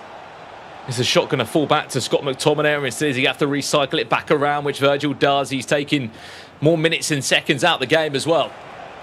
Yeah, slowing it down is the intelligent thing to do, but he also needs to make sure that he makes the most of these opportunities. He's got to finish it across goal. Casillas saves it. And into the pause we go. Let's jump back, if we can, the Wanos against Web Nasri. I'm interested to see the current score in that game because it's a lot riding on it. Go over to this game first. So Nixneb up against RVP Legend. Nixneb leading by 1 goal. This currently puts him in 3rd instead of 4th, so he leapfrogs RVP Legend. The dangerous thing is, for RVP Legend as well, is that if RB Waters wins by a couple goals against Challenger, who's bottom of the group but has worse goal difference, there is a chance that RVP Legend drops out. In this game, the Wanos leading 3-2 against Web Nasri. But Web Nasri is on the attack and he couldn't find the corner. Yeah, interesting group, this one. The Wanos, as it stands, is on 6 points. Wins this, he's on 9. Depending on how Lex and Lebrady goes, he could actually potentially leapfrog his fellow Saudi Arabian. Yeah, he will need a heavy goal swing. It's a 7-goal swing between Lebrady and the Wanos if Lebrady did lose the game against Lex. So the Wanos, not only does he have to win, he wants to get a few goals, and that is a perfect way to do it. Into that top corner. As Kika, we know how good she is, whether it's in attack or the wide side of the pitch there, she's so good. Questions on Tex. Again, we do not know the current live score. All we can tell you is that Tex is currently in a game up against Ulight, 42. Tex is... Go on. If I had to give a prediction, I would say Tex will be finishing 2nd in Group A. Yeah, I don't see that changing at all. He's currently on 9 points. He's only lost 1 game. Catcher looks to be running away with the group. A few people asking about Tom Lees. He didn't make it through to the plains, unfortunately. He did well on the first day of the last chance qualifier. Did make it into the last 128, but unfortunately fell in the first round. That was, of course, just yesterday. Extra pass around the corner. Web Nasri, you'd think, should be scoring that. I don't know how he hasn't. Yeah, I'll be honest, going near post as well, maybe didn't work in his favour. I don't know if there was a slight little bit of goalkeeping movement. It's a tiny step. Any other players in the chat that you want an update on, please do let us know. Your best bet is typing in the chat, ! bracket. Click the link, go to the Esports World Cup website, and then follow the standings and all that is to be seen there of how this last chance qualifier and the play-ins work. Remember, there are 30 games taking place as we speak right now. Myself and Ryan are doing the best we can to update you on just 3 of our key featured matches. Scott McTominay, finesse off the bar. That one could have been game, set, and match there and then. If that's a different player, does it go in, or is it just very unlucky? It's unlucky. He put a lot of power in it. I think that's the biggest mistake. I really like the way he cut in and opted for the finesse shot, but just a little bit too much power. Tekers Davis said, when's Ryan getting back on the sticks? I thought maybe back on the stream would be the better question. Get them to arrange a casters matchup where Obran's not allowed to play. Same with Tex. They're still players, and then you'll see me there. Oh, that's a... Are you going to come back out the woodwork for maybe like a bit of footies or like the 99 rated items? Or are you having the summer off? Is it a long summer for Ryan for summer off? I'm a person that prefers the start of the year, like the game cycle then for me. I'll speak to you probably about October. You'll be like, this is brilliant. I'm streaming, I'm playing 3 weekend leagues. That's me. I'll come back to him in January. I'm burnt out. Yeah, I can't do it anymore. Can't back. The Wanos! He's 20 minutes away from potentially securing himself a 2nd place spot on the table, depending on how Lebrady's result goes against Lex. He could get 2nd, Brandon, if he could. Lex defeats Lebrady by... Obviously, it depends on the goals scored in the game. I think they're both on... Are they the goals... The goal difference right now for the Wanos is 4. The goal difference for Lebrady before this round kicked off was 8. So if he loses the game, they're currently on the same... They'll be on the same amount of points. If the Wanos goes on and wins this game, which he should do from this position, it's just about how many goals Lex scores against Lebrady if he was to win that game. That's when it gets a bit dangerous. As well, it's 4 players from each group that goes through. If you finish first, you are 1 game away from the World Championship. You come 2nd, you're 2 games away from the World Championships. You finish 3rd or 4th, your run could be a little bit more difficult because if you finish 4th, you'll play someone who's 3rd in a different group. You finish 3rd, of course, you will play someone who is 4th in a different group as well, which is still 3 wins you need to get yourself into the World Championships. All still to play for here in Paris. Stay with us because we've still got 3 more big rounds to come after this anyway to work out who is going to be there. What's the other game in this round that we haven't really seen at all? We've seen, is it Nixneb? We need to go back and check maybe. Nixneb against RVP Legend. We know that was about, I think, 11 or 12 goals scored in that game with not much to separate the two. Yeah, last time we saw it, Nixneb was leading by 1 goal. I think it was 6-5 he was winning. So hopefully we can jump over to that and take a quick peek. See how this attack pans out.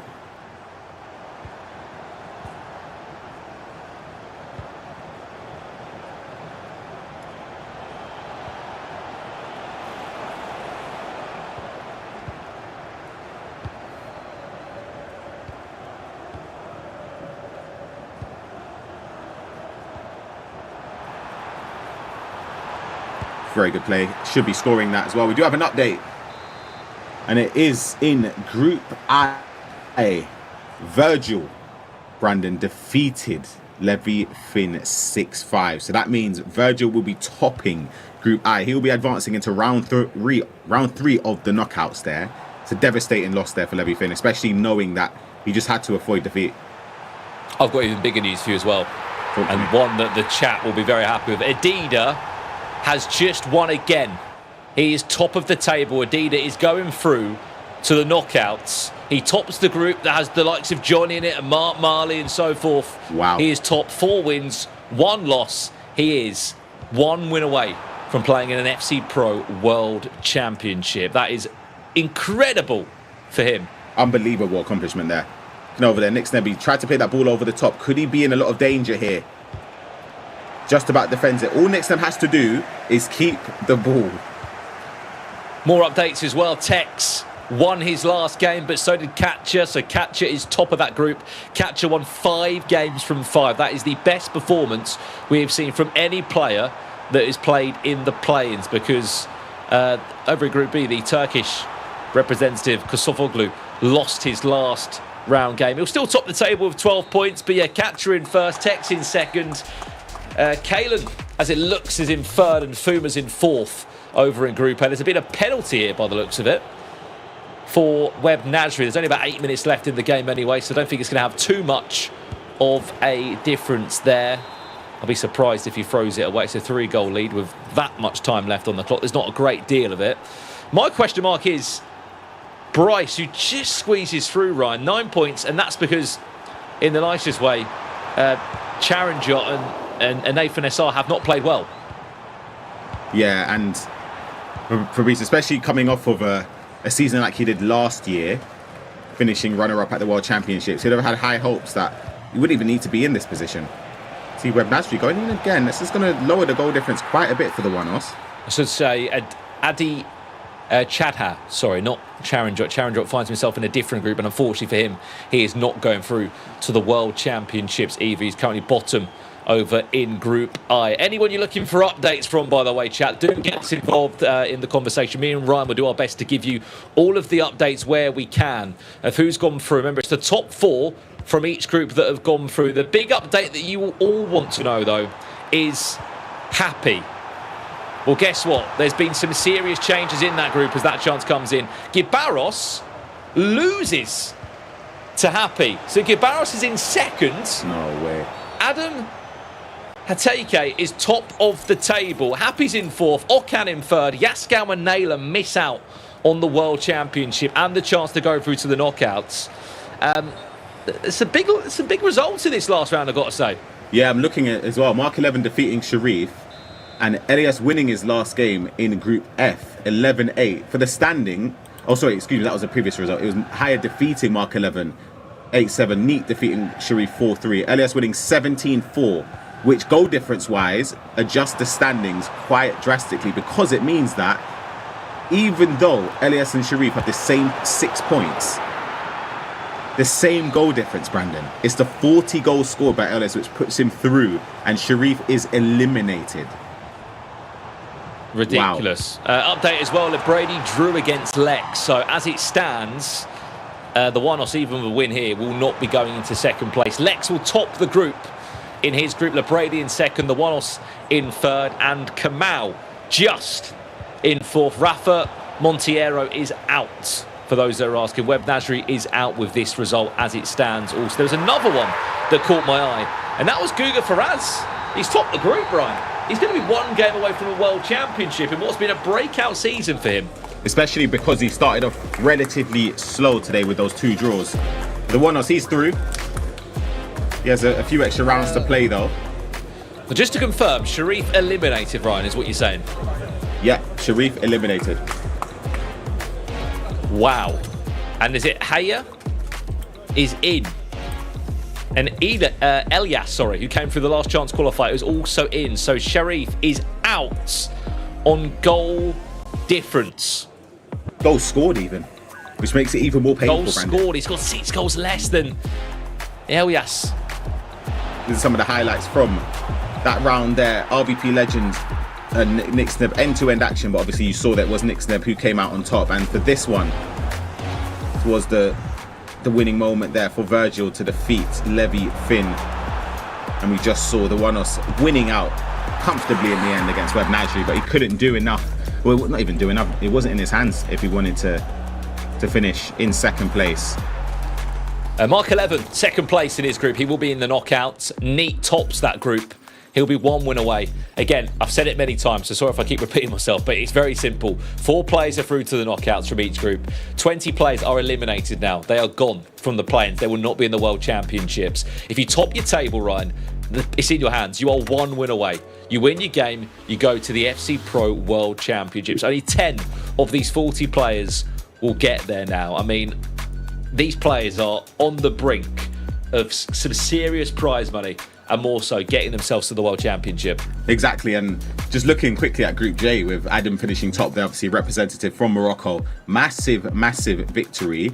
Level on points, has 1 higher goal difference than Givados, who lost his game against Happy, which put Happy through as well, which is, yeah, incredible. That group ended up becoming very, very tight in 4th, 5th and 6th, and then at the 1st and 2nd spots in that group.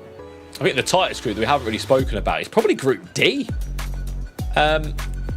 We've got Queric, who's topped the table on goals scored, I believe.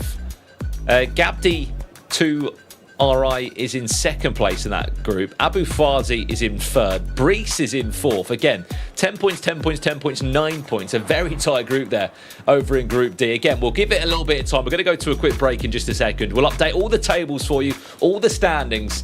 And myself and Ryan need a minute or two to understand who plays who now in the knockout bracket. Because it's a little bit confusing now of who will play who. There's been a lot of twists and turns to this format, Ryan. I'm still trying to work out myself how it's going to work out and play out for these next few hours. Yeah, the only thing we do know is that if you finish 1st or 2nd in your group, you are not playing the next round. It'll be 3rd and 4th up against each other, and depending on the respective groups, how it matches up, we will find out after a very short break. So yeah, don't go anywhere.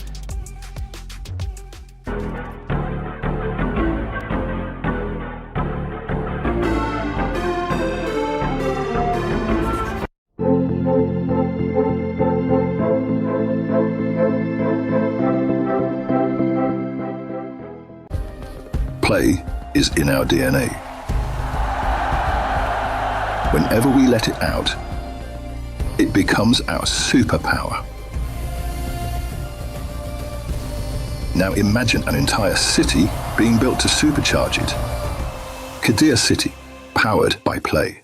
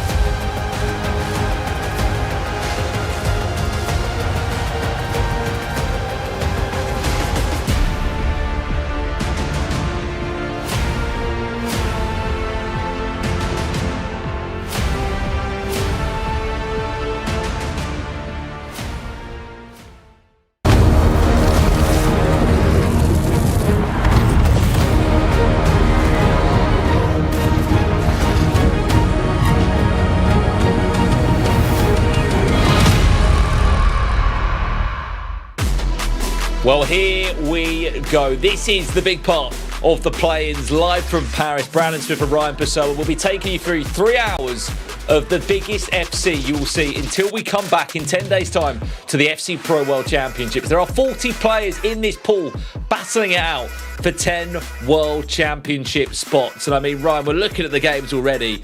I'll kick off of what's to come. There are some huge matches. I mean, Stingray will be playing against Van Gasp. Mark Marley against Brees, a runner-up last year at the World Championships. Abu Fouazi against George Juin. Young against Elias. And of course, we've got Heya against Kamal, the Japanese representative against the German. But the games continue to go on from there, don't they? Yep, exactly. You've got the Wanos against Damascus. That is a big game there. Winner of that ends up playing Tex. So no reward really for advancing. Diogo versus RVP Legend. That is one of the games we'll keep a close eye on. Along with Nick Sneb up against Happy, Okan up against Fuma, and Kalen up against Montaxa. Of course, those players that finished second in the group stage, they're in the next stage. And along with the players that finished first, they're in an even further stage in round 3. So they only need to win 1 game. The players in this round have to win 3 games without losing in order to make it to the World Championships.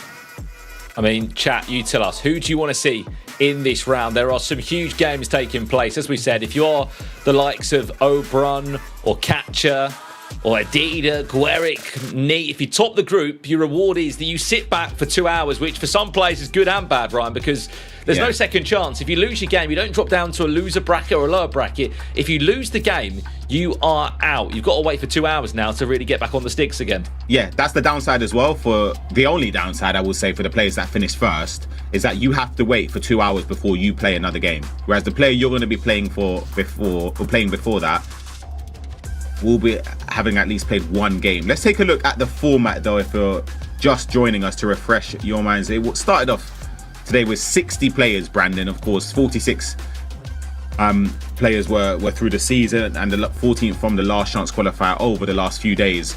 10 groups of 6 players. So we've now seen the top 4 advance into this survival stage, Brandon.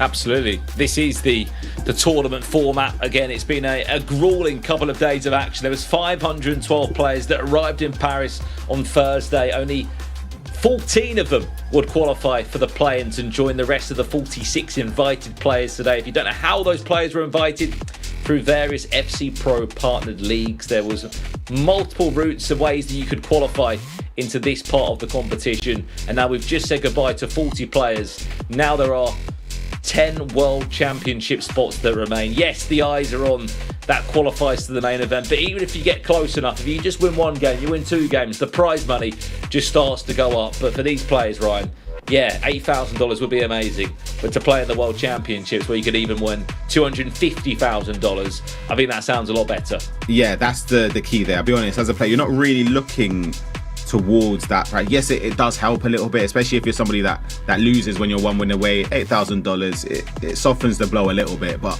not really, to be honest. The main aim for every single player in this position right now is to qualify for the World Championships. That is the only thing on their mind.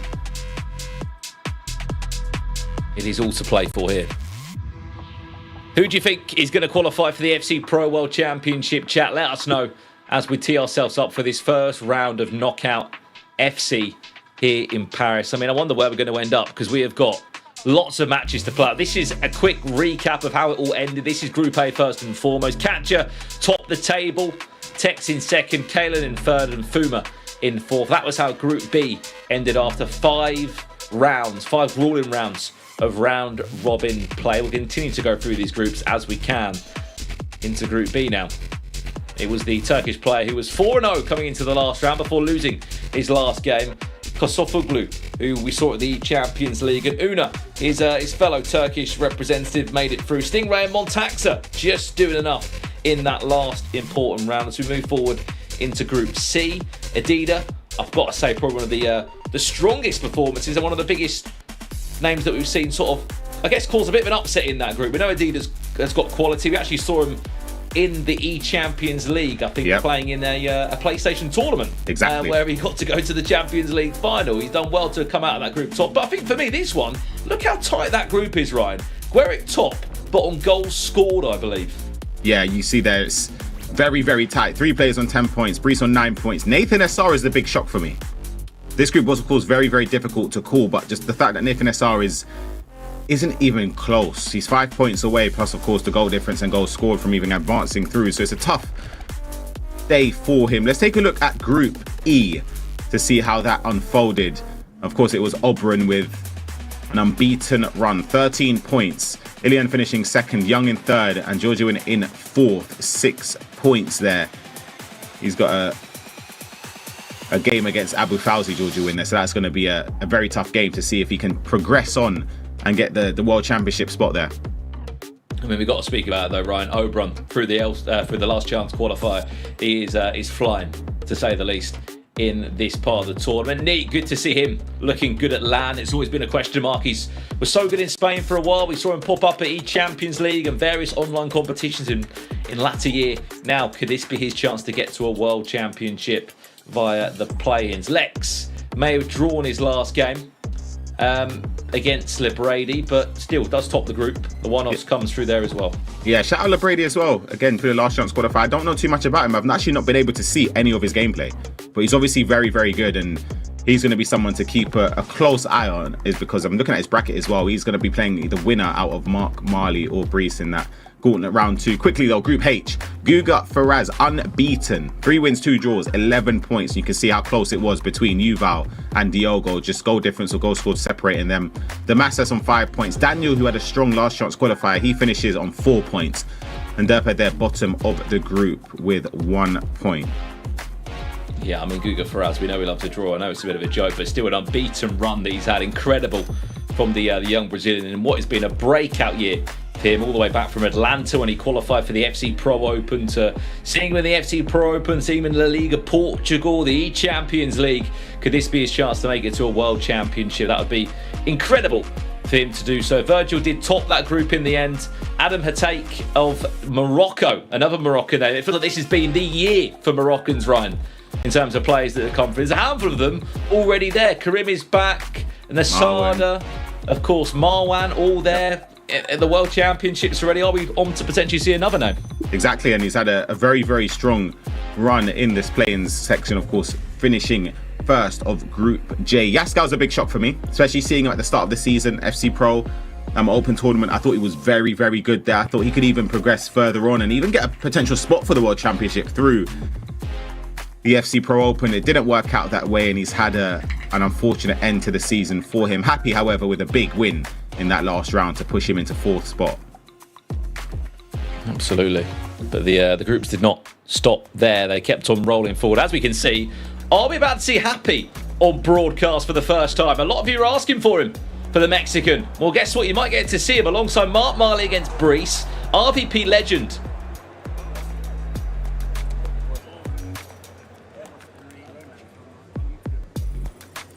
I was going to say, I thought I was reading that wrong. I thought Nixneb was playing RVP Legend again for a second then. They were in the same group. That's not the case. It's Nixneb against Happy. Yep. It will be RVP Legend taking on Diogo Mendes. And Happy, as we know, just did enough to win his last game to get himself through. Mark Marley against Brees.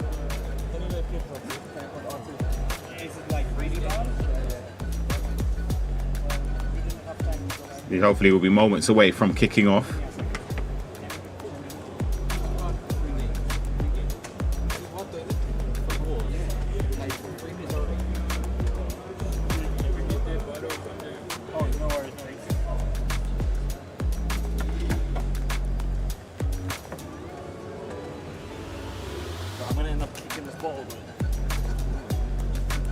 Remember, lose and you are out.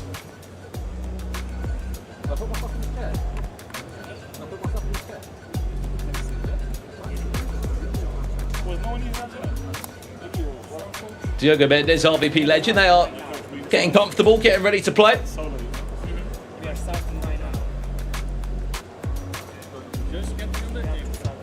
Okay guys, start the game. There we go, you heard it. Start the game. Predictions, Ryan, on the spot. Those 3 matches there. Ooh. Who wins each one? Oh gosh. I'm going to say You go first. I'll join you after. Diogo to beat RVP Legend. Nick Sneb to beat Happy just about. Gosh.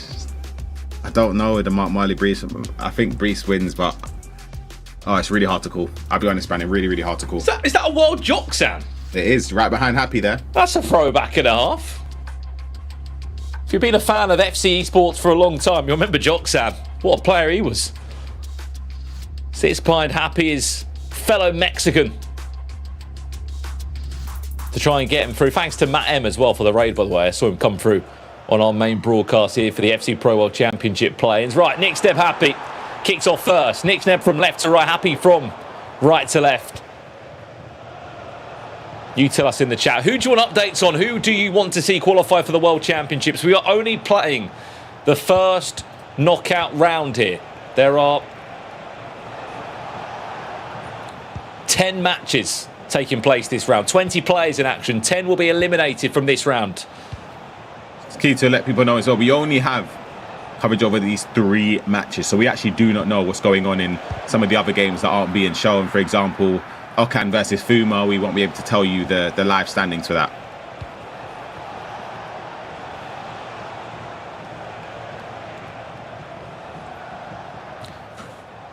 The chat won't be happy to hear this, but I'm going to say Nick Sneb to win this one. I think Mark Marley wins his game.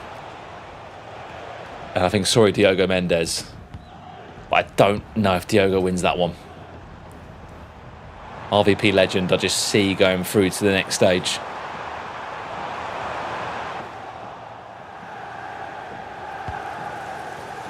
What's more interesting is who's waiting next for these players, Ryan. Yep, Nick exactly. Sneb Happy. The winner plays Johnny, and the winner after that will play Guga Faraz for a spot in the World Championships, as that shot just gets tipped around the post.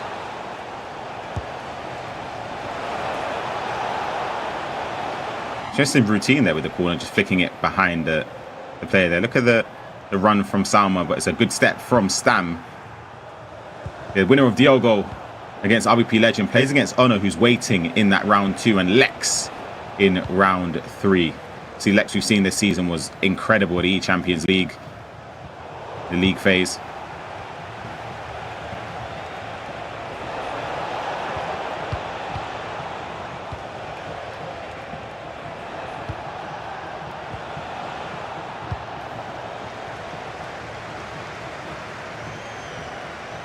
This is the gauntlet part of the play-ins here. Nazareth into Maradona, who will get this started for Nick Sneb. Patience personified there, Brandon. I was expecting Nick Sneb to play the through ball to Salma on the left side of the pitch there. Waited and waited and waited, opted for the snappy pass, and then another one right after that into Maradona. So for those at home that aren't aware, it's single elimination, best of 1 here in this gauntlet phase.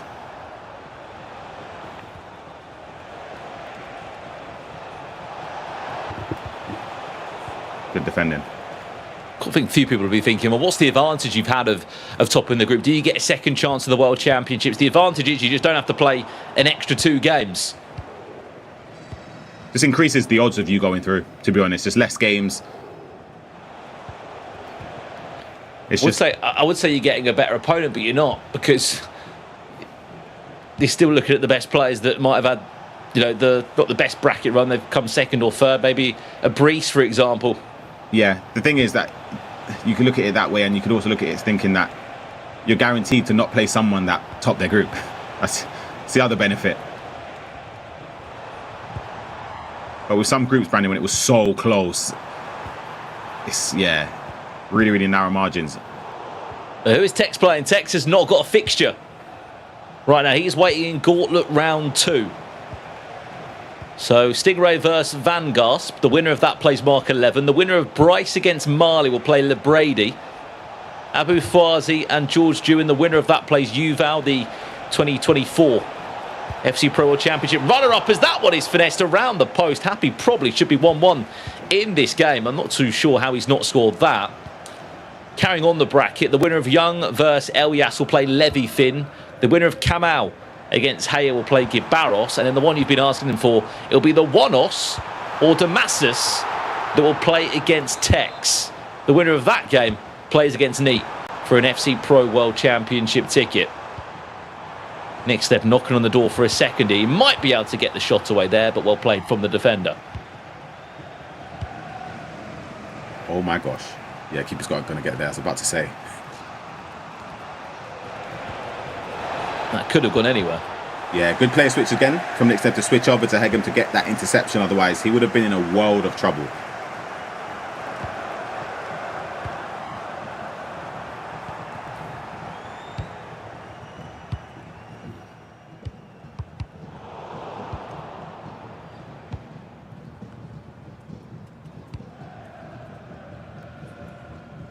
The winner against Kaylan and Montaxa plays Ilian Bushi. This is a nice play. His next step now. Can't get past the rushing Dutch defender in Jaap Stam, and a chance to break away now for Happy on the counter-attack, which he has looked to try and pull off a couple of times. Luca Bacchio finds Maradona, the only goal scorer of this game so far, into Salma, whose shot that will pass, if you'd call it that, is blocked. Yeah, it just got stuck under her feet. I think the defending was good in parts from the extent, but the attacking was very good as well from Happy, who's probably a little bit unlucky he couldn't get a clear shot.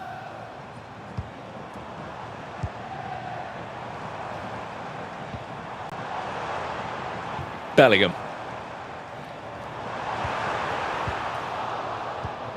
You can already feel how tightly contested this one is going to be.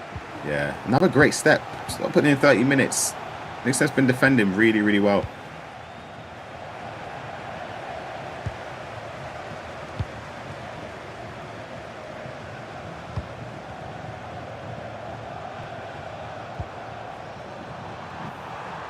Lovely cancel there. Goes for the finesse. Big save from Casillas. See what he's going to work up from this corner. It's going to go short. A question for you, Ryan. Out of the 10 players that are waiting in Gauntlet Round 3, the likes of Lex and Virgil and Neat, how many of those players that top their groups do you think will go through to the World Championships out of 10? Let me look for it now quickly.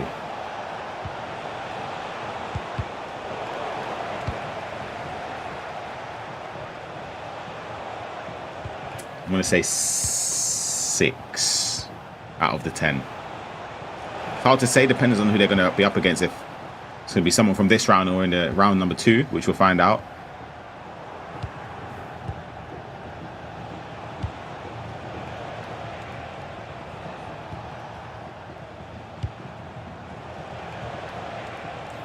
I wonder if we're able to take a look at Diogo up against RVP Legend. This game's been very tightly contested. We're jumping over to see it's 2-2, so more goals in less time over here. How many did you say out of 10, sorry? 6. How about you? Again, click this up if you want to. All right. Catcher. Oh, God, he could have Mark, he could have Stingray, he could have Van Gasp.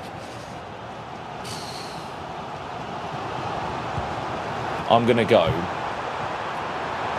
5. Chance. Great goal. Diogo Mendes, 3. RVP Legend, 2. I want to go 5, half the pack. You say 6.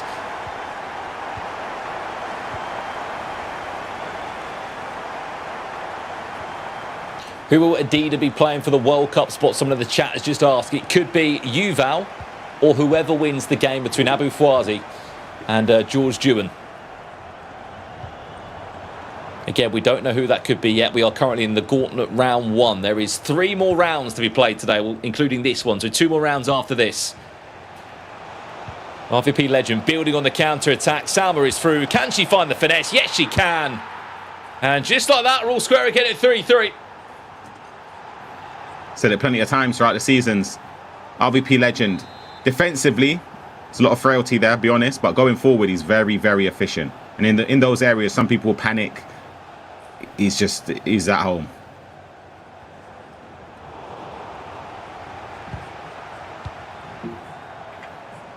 We heard an update. Mark Marley against Brees. What a tournament he had last year at the FC Pro World Championship, Brees. But every time we speak about Mark Marley, we feel like he deserves to be at a World Championship. Well, how about this for a game, Ryan? 40 minutes in, and it's 3-3, maybe 4-3 to Brees.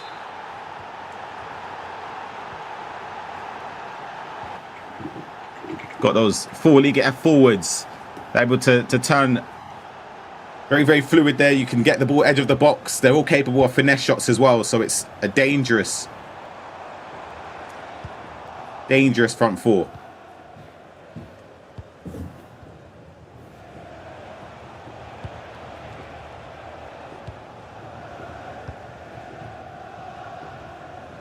Seven goals and we're not even half time in this one.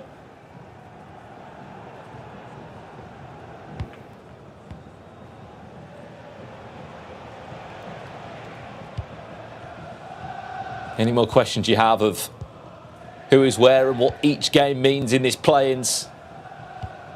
Do get it in the chat. Myself and Ryan will do our best to give you all we can in terms of updates. We can only see 3 matches from this first round. There are 10 games taking place live in Paris right now at the STC contender stage as Mark Marley looks to try and unlock the door here of Brees' defence. A lovely finesse.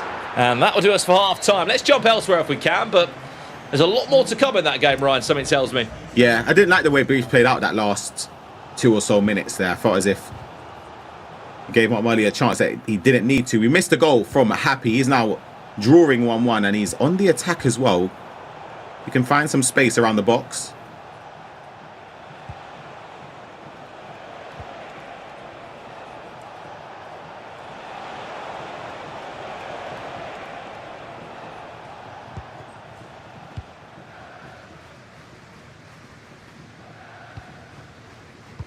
For the runner. 50 minutes played. There are only 2 goals in the game so far. It's just a chance to break through now. There's the player lock. There's tease there from Nick Sneb as he tries to lay Happy into one of his traps, one of his multiple traps that he's setting out across the pitch. Bellingham shoots and just tipped around the left-hand post from Casillas again.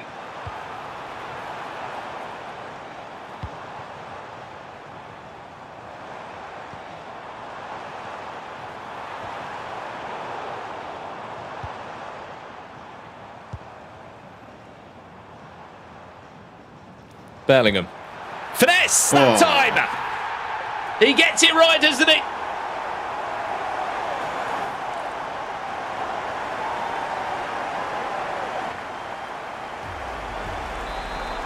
The big goal from Nick there. He was patiently probing down the edge of the box.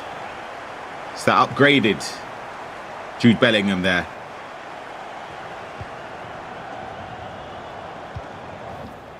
It was bound to come off at one point, wasn't it? Been incredibly patient from what we've seen on the edge of the box, and he's got another chance here. It's lovely. Oh, it's beautiful. Top corner, finesse shots galore in favour for Nick Sneb. He's up 3-1 against Happy. And as we jump into the pause here, let's take a look if we're able to see another game, if another game isn't in a pause as well. We'll jump across to see Diogo on the attack. He equalises 4-4, 54th minute. What a time, Brandon, to jump into this game. Still nothing to separate these two, is it? 4-4 between them.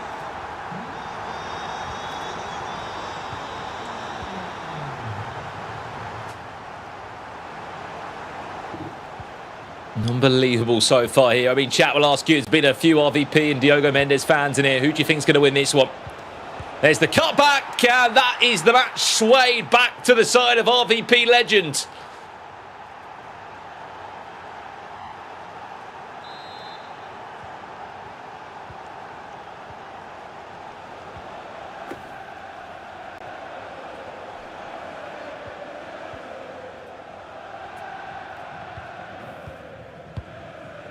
How do you reckon this game ends score-wise?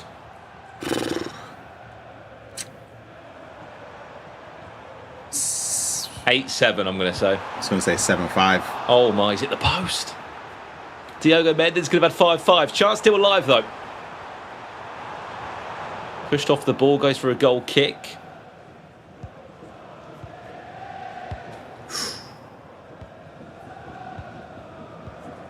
Good pressing from Diogo to win it high up the pitch here. See if he can get a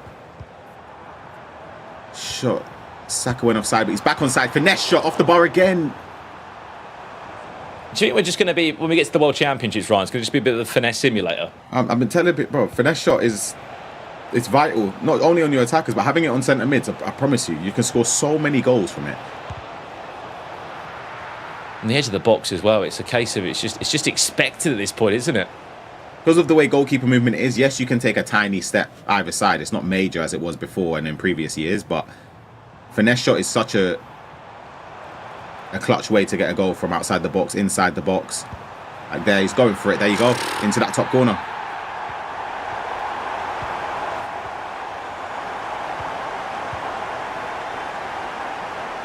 Absolutely ridiculous. Only way to really stop it is being extremely aggressive on the edge of the box, but then that opens up space for somebody to play one of those through balls in behind or an extra pass somewhere if they can find the space.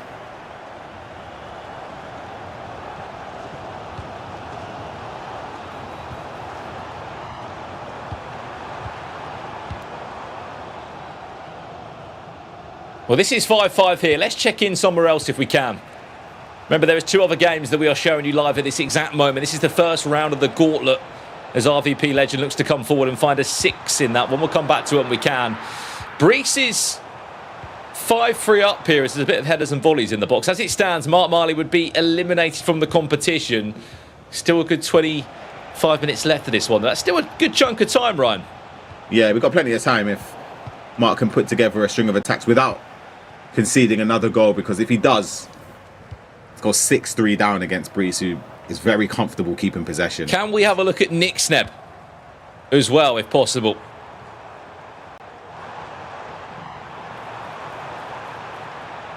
Let's check in with Nick Sneb now, who is 3-1 up against Happy.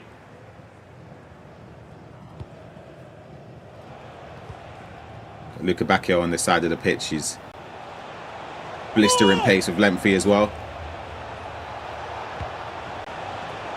Chance for Happy now. Oh, it's finesse. Wayward. Heard a roar. I don't know if that was on the same stage. We can jump over to another game again, but just because we're in a pause now.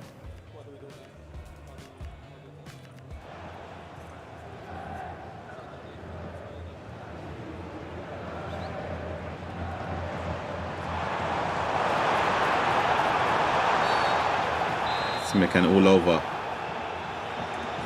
Salma there.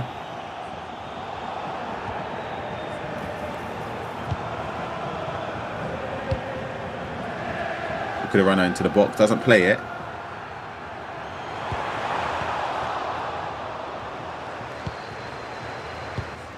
And on comes the pressure. Bree scores again. You've probably got to say the gap might be too big. Didn't go for a cutback there. And for those that are asking for certain player updates, sorry, we can only show you 3 games at the same time here. There are 10 matches taking place. Sharif is eliminated, for those that are asking. He got eliminated in the group stages in the last round. These are our 3 matches. As it stands, Nick Sneb is going through and beating Happy. As it stands, Brees is going through. And the only game that's been hard to call is the one that features RVP Legend and Diogo Mendes. It was 5-5 last time we saw it. Remember, this is to get through to the next round of the gauntlet bracket, where you've got the likes of Tex waiting, Gibaros, Levy Finn, Mark 11, Yaval, LeBrady, Johnny, Ilian Bushi, just to name a few. These are tense moments in these games here. On the attack, if Nick Sneb can get another one here, beautiful bit of skill move, but great defending from Happy. He needs to not allow Nick Sneb to take minutes off here just by standing in these areas, taking seconds off. It's a tough one. Players playing to keep their FC seasons alive. So late on to the season now, where the biggest ticket in town is just awaiting round the corner penalty. This is a golden chance for Nick Sneb. Scores to this and find he's the through. 4th. Bukayo Saka to step up for Nick Sneb. Scores. Is that job done, Ryan? For me, I'm going to say yes. I think it will take a lot for Happy to score 3 goals without response here in these final 10 minutes or so. Nick Sneb securing that penalty was a big moment. 8-7. What was it last time? Was it 5-4 or 6-5? I can't even remember. Is this just been end to end in this game? I think I said 8-7. I know I didn't say this. Hang on, we're not done yet. RVP Legends 9-7. Well, I'll be honest, defending's gone out the window between these two, so Diogo Mendes still might just get back into this one. Yeah, this was a little bit different for the Nick Sneb game. You can see the way Nick Sneb's playing. It felt as if he's trying to slow the game down. Between these two, slowing the game down doesn't really exist. It's a rarity. So for Diogo's sake, I hope he can get an attack, or good attack flowing. He doesn't. RVP Legend wins possession back, and now he can, for his sake again now, he resorts to game management. This is key. That is smartly played, but I think it's offside, and it is.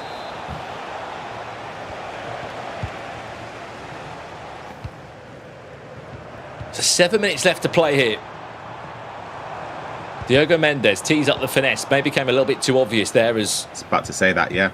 Maldini was able to do enough to stop the shot. If RVP Legend scores this and he's onside, which he looks to do, he's on double digits. And he's on his way through to the next round. Let's leave this game and go somewhere else if we can. Fortunately, the end of the road for Diogo Mendes. Over here as well, could be the end of the road for Mark Marley. There are 7 in-game minutes left and a 3-goal gap needed if he wants to try and find a way past Brice, who had such a good tournament last year. As Rich was saying earlier, there's not a French player as it stands that's qualified for the Esports World Cup FC Pro World Championship finals.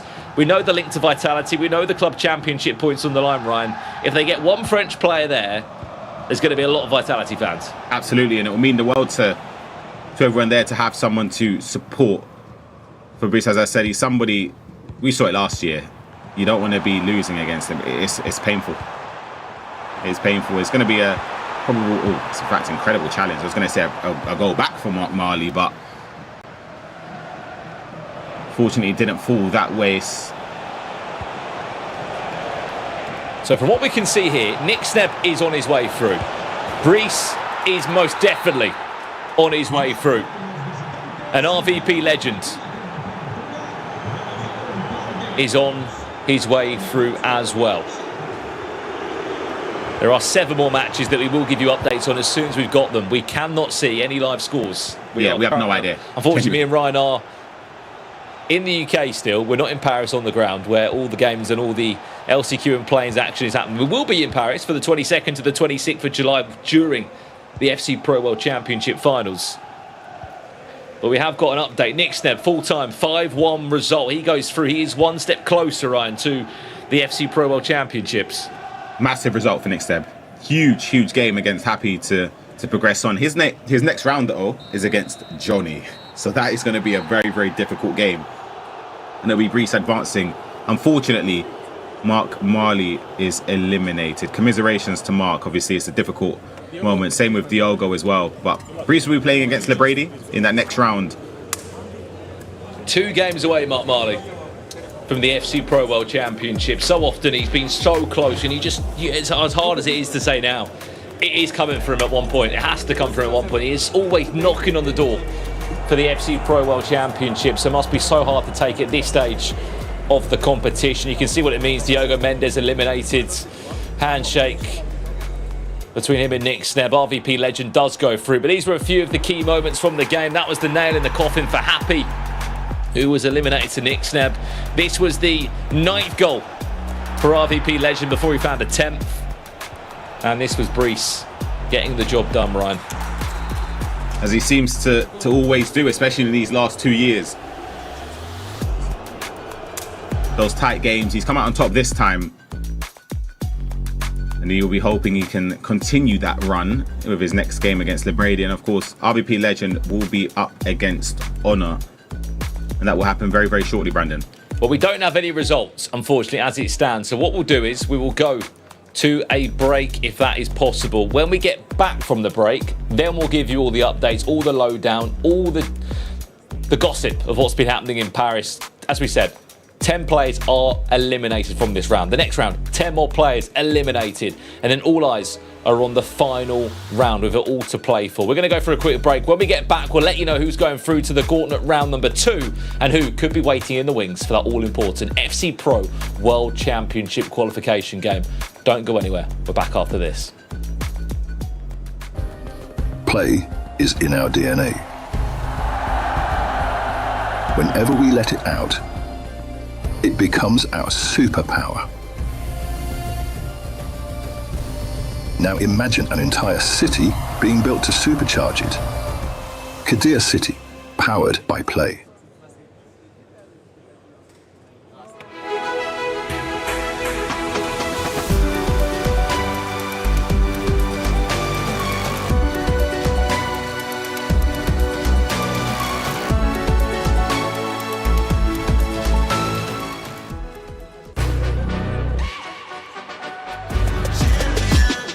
This ain't no regular thing. I came for the ring, you know what I mean. You see my name in the lights, better get right.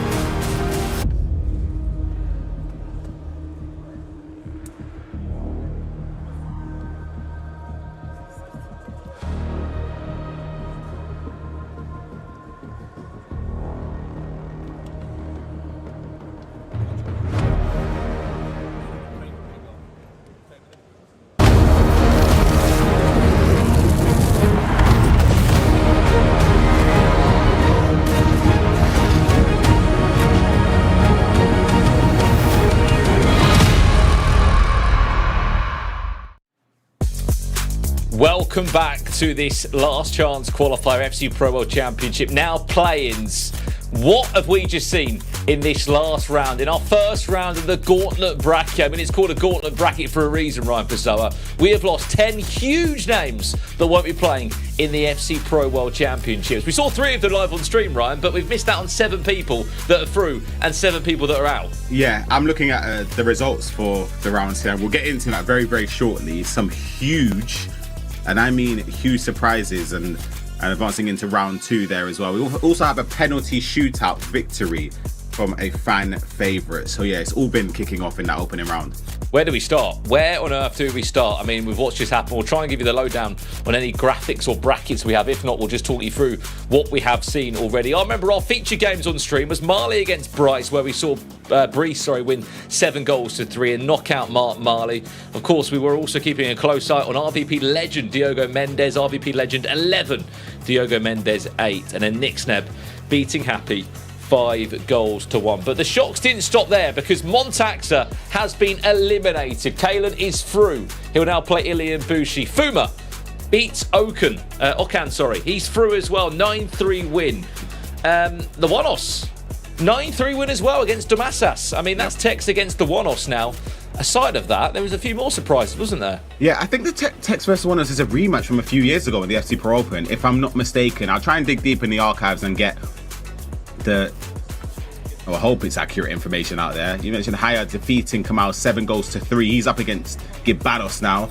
Elias defeating Young 9-3. So he's 2 wins away from a dream of going all the way through the last chance qualifier or into the World Championships. He has to defeat Levy Finn if he wants to keep that alive. I spoke about the penalty shootout victory. 5-5 regulation time between Abu Fauzi and Georgia Win. It was a 10-9 penalty shootout win in favour of Abu Fauzi. He advances to play Yuval, who is a runner-up from a few years ago at the World Championships. Brees, obviously, we saw defeat Mark Marley.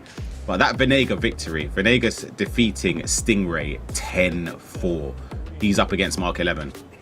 Yeah, some big games. They did play against each other in the FC Pro Open 2024 group stages, Ryan. Great memory for me. And Tex... He lost, didn't he? I think Tex... Did he lose at least one game, or maybe drew? I think he drew, and he won 9-0 on the second meeting. I remember the draw. I think the one was, it was like 3-3, wasn't it? Or 4-4? Am I correct? Do you have that level of information, or is it just showing that? We'll get it for you. I want to see if my memory is correct there. Venegas, though. What do you reckon it was? It was either 3-3 or 4-4. It was 4-4. Great from me, I'll be honest. That's great.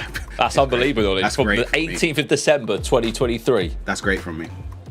He's pulled it out. Venagas is up here. Apologies if we've been pronouncing his name wrong throughout the broadcast. It's been flying under the radar a little bit. That 10-4 victory against Stingray, sorry to cut you off there, Brandon, is massive. And he's up against Mark 11, who is normally used to being in the World Championships already. He looks relatively calm, though. We can hear Johnny in the background. I think he's in conversation with Mark 11 at the moment. We've got the beauty of getting a little bit of audio from the players' webcams. Mark 11, big game for him now. He wins this. He goes into the qualification game against Katja for a spot at the World Championships. Remember, this man was once upon a time in a World Championship grand final. You will remember that penalty shootout against Manny Bashure to determine the former World Championship trophy when Manny Bashure won his first ever world title. There's Ilian Bushi, looking to continue the winning form as his teammate did of PSG and Vitality.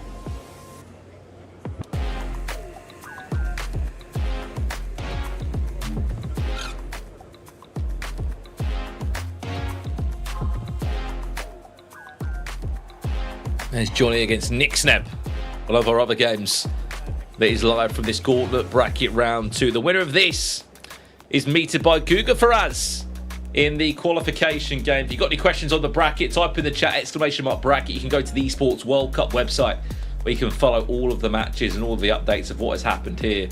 I mean... So he's had a bit of a weird season.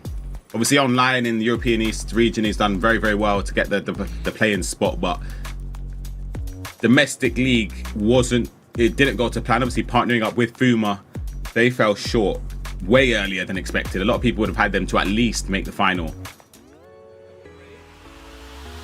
On the other side, though, Frilly and Bouchira, we saw him in tears. We lost to Anders Vergang, but the Esports World Cup, it'd be massive for him if he can find a way through and then win his next game for a chance at a World Championship, I think, for the first ever time in his career. He'd have to beat the Moroccan, though, that stands in his way, and Adam.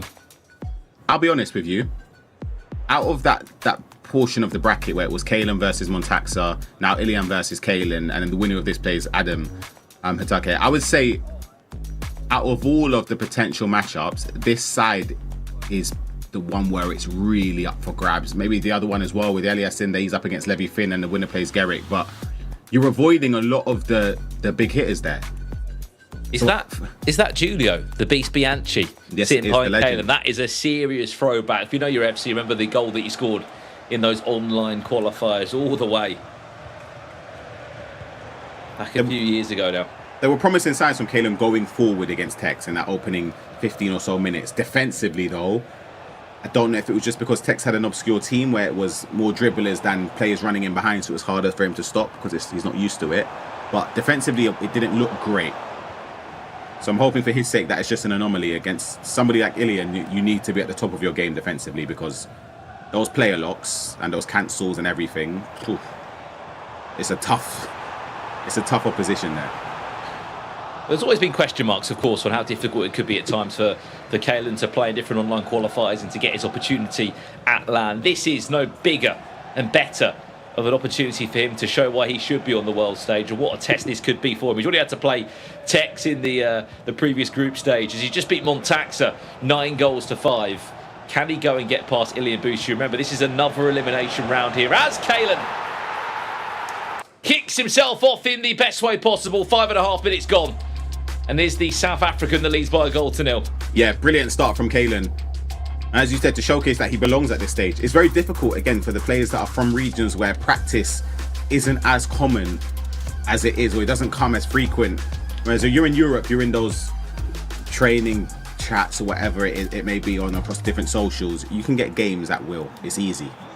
See, in those regions, it's a lot harder, and obviously the connection is a bigger problem where it's further out, so it is harder to get practice. But Kalen, as I said, he looks very, very good.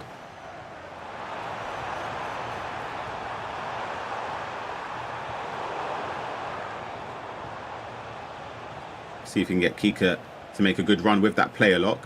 Keep an eye on Saka. That pass was played quite early on to him. Gonna have to defend that. That should be. Oh, and it goes down to ground as well. He's got away with one, Brandon. No penalty shout there. I mean, I thought for a second that wasn't going in. He might have been able to win himself a penalty. Kalen again now. For a second, I thought he thought about maybe just ball rolling into a finesse. That's what I thought was going to happen, or at least maybe take a bit more space with the dribbling. Especially when you've got those players with rapid plus, it helps with analog sprint. You can get into those areas really, really nicely.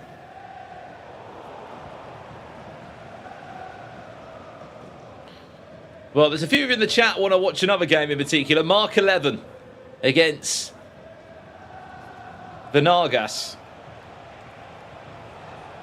Well, let's see if we can jump across. There's an attack coming in from Kalen first, which is going to be intercepted well by Ilian. We've got 3 games to show you at the exact same time here from the STC contenders stage during the play-ins. Our other game, of course, features Johnny, the former Champions League winner. Come on. We can hear some reactions, some celebrations. If we can, we will jump around to another game as soon as they are underway. This is nice play from Ilian there. Luca Bacchio, what can he do from this angle? Can he find the extra pass? There was a player lock. It wasn't used, but used more as a decoy. And for the double tap pass, just to try and loft it above the midfielder's foot. It's wonderfully worked from Kalen. Defense to attack. He's not going to be able to get much out of it just because of the way he could slow down. But you see how difficult it can be against somebody that's player locking. You have to make sure you don't get tunnel visioned in, and it's a near post finish. What? It's a crazy finish. You hear the reaction of the locals that are in France.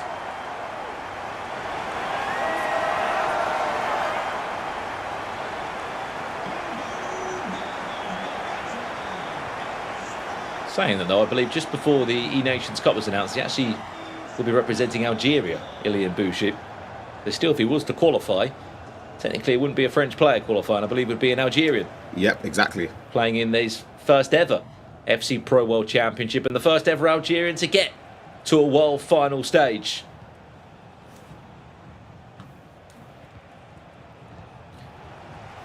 Well, shall we jump if we can? Can we go to another game if that is possible from our incredible production team to take us elsewhere? That finesse is into the hands of Iker Casillas. Where shall we go now then? Right, Johnny against Nixneb. How and where do we think this one's going to end up? It is 2-1 for Johnny as it stands. Yeah, He was kicking in this red strip from left to right. Could be on for a third if he gets this one right, Ryan, which he does. Smart. It's really smart there because the obvious thing to do when defending and even attacking in fairness is playing the pass into Salmo, who's making that run between the defenders. You can slow it down and opt for a finesse shot. If he doesn't, he does skip the replay there. And you've got a very, very realistic chance to find that top corner. All you have to do is aim it properly. They've got the play styles, put enough power in it, and you can catch your opponent off guard, which is exactly what he's done to Nixneb. Is there any way you can stop the finesse, Ryan? Sort of press early on. You can just expect that you're going to probably concede about 2 or 3 of those per game. You need to press and not allow that much space on the edge of the box. And also, keeper make just a tiny step and just hope that they make a bigger step than you anticipate. But Maradona posing a threat there. Good defending in the end from Nixneb. Well, can we go to it? Mark 11 against Venagas. There's a few people in the chat asking for that game. It is our other featured matchup. Here it is. And what a game it's been at the moment, Ryan. We said, you know, all on the reaction and the result that Venagas got against Stingray. Stingray not the World Championships because this man from Colombia knocked him out and scored 10 goals against him. And as it stands, he's up by 3-2 against Mark 11. Unbelievable. Shout out Venegas as well. It's the only time I've been able to see his gameplay, but clearly he's very, very good. He's able to defeat the likes of Stingray, get to this stage anyway. And we'll try and stay on this game if we can, just to see more of what he's got. Well, let's see what Venegas could do. This will be his first ever time at a World Championship. It feels like we're potentially rolling back the years to a Janos. I think that was the last person who remember qualifying for World Championships from Colombia. Yep. It was in my World Cup group. Maybe best to move on then, or... Yeah, Janos was a nightmare to play against. I don't know if you remember the previous times of the online cash cups with Gfinity. Yeah. And he absolutely loved them. We played, I kid you, it felt as if I played him at every tournament. Every time.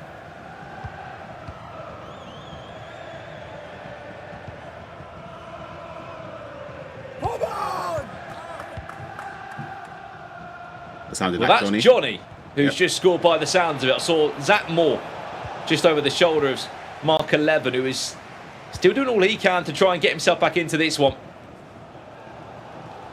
There is a long, long way left in the game. Now remember, if you lose this, you are out. This is Gauntlet Round 2.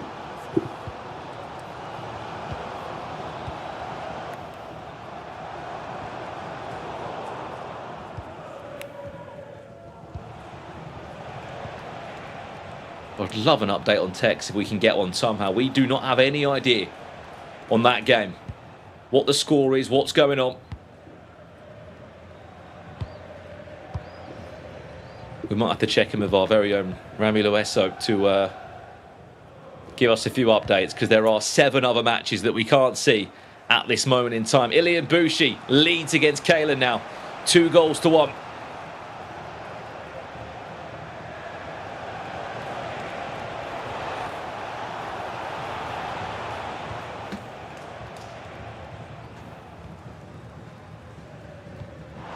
Whoa, what a ball. Like, on his left foot as well. Keeper moves just about enough, almost a mishap as well. What is going on?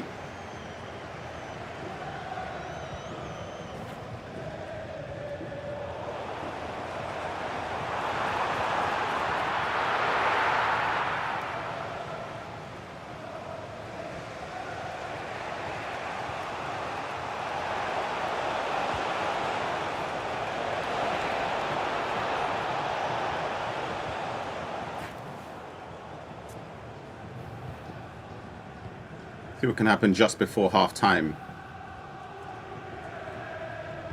For Ilian here.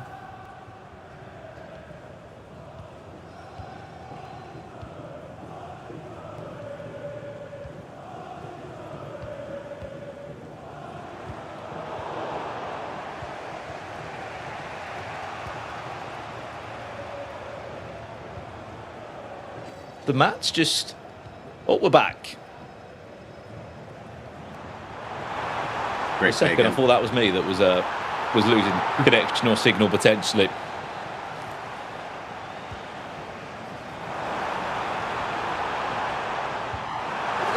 Oh, wow. 3-1.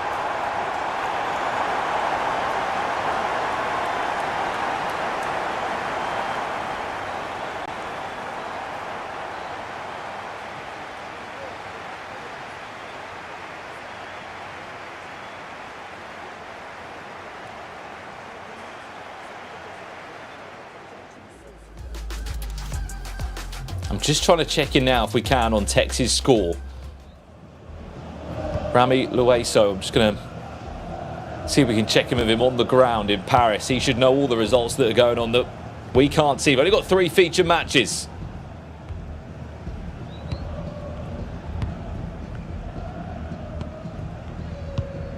Update for you.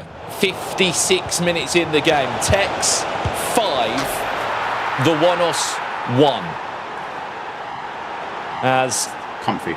Nick Snebber's got a goal back before half-time. I actually looked away for a second, I'll be honest. I thought Johnny had the ball in defence. He probably made a mistake giving it back to Nick Sneb. I was trying to find some information, but 5-3 just before half-time. Game on.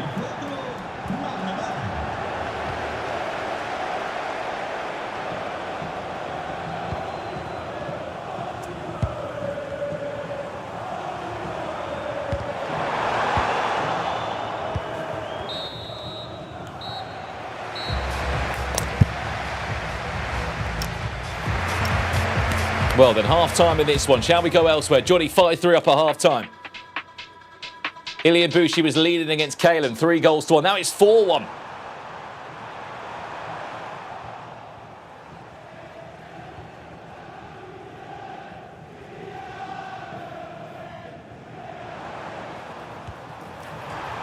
Wow. Rebound. Oh, it's a bit shaky there, just about getting it out.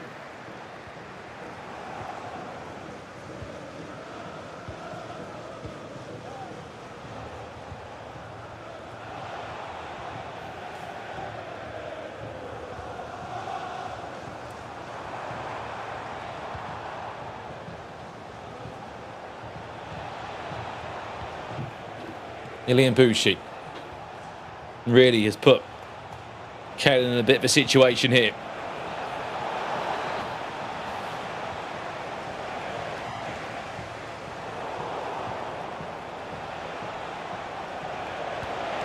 There is a long time left for him though to try and get back into this one. In case you didn't hear it, Texas winning 5-1 last time we heard it. We'll try and give you an update for LeBrady. Yeah, I'm just curious to see how he's getting on in this round. More so, Gibaros, Levy Finn, Yuval against Abu Fouazi. You just want a penalty shootout to get to the next stage of the gauntlet bracket.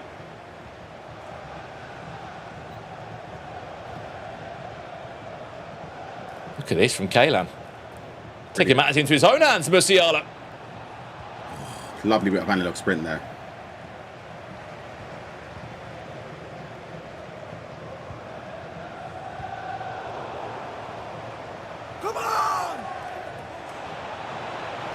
Johnny again. It sounds like getting another goal. We don't know the exact score, but last time we left it was 5-3. Shot a little bit too early there, Brandon, again from Kalen. He had more time. I'm more impressed how he nearly pulled off that wonder goal with Musiala.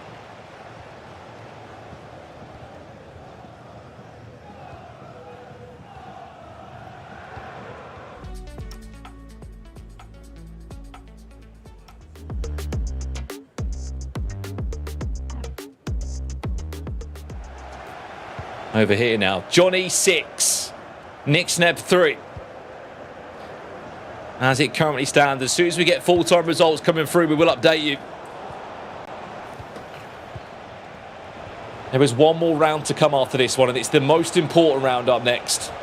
It is the qualification round for the FC Pro World Championship. 10 players will book a spot.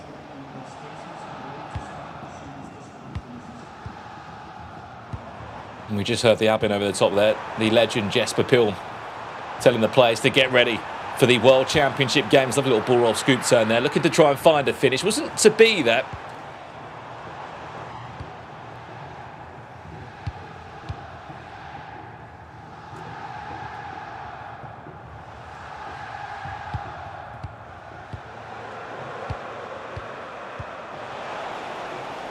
Unlucky, you saw the Does idea. enough, Alphonso Davies. Yeah, you can see what he wanted to get there. He wins it high up again.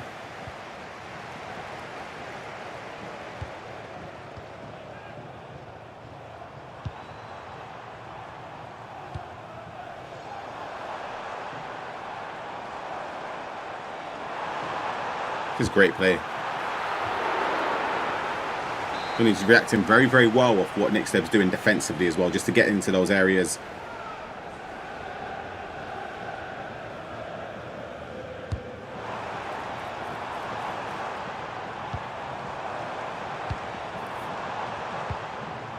Big 30 minutes now for Johnny.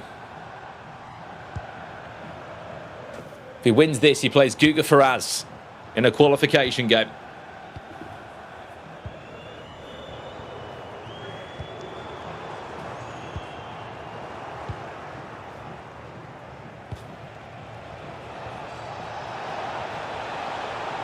Nick Sneb, not out of this one just yet. You know he's going to create. We know how deadly he is in the final third. Ooh. There's a chance now. Saka! There's one! It's a risky offside trap. Didn't work in favour of Johnny that time. Shall we check in with Mark 11?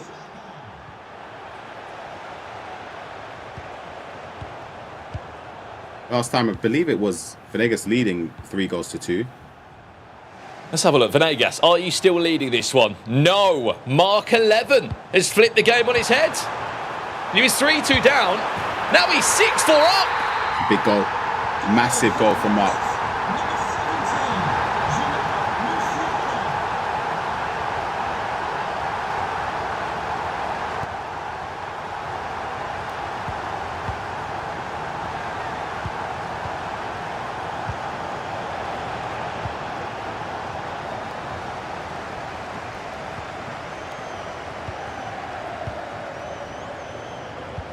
Mark 11, it's a big final 25 minutes. He's been in these positions before.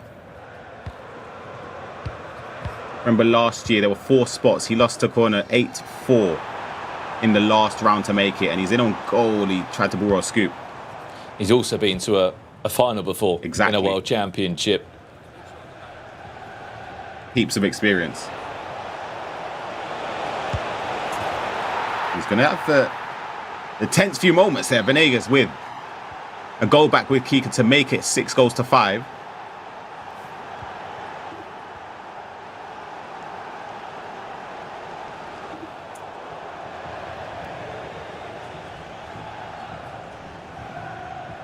Still about 22 minutes left of this one. This no doubt is the most tightest game of them all.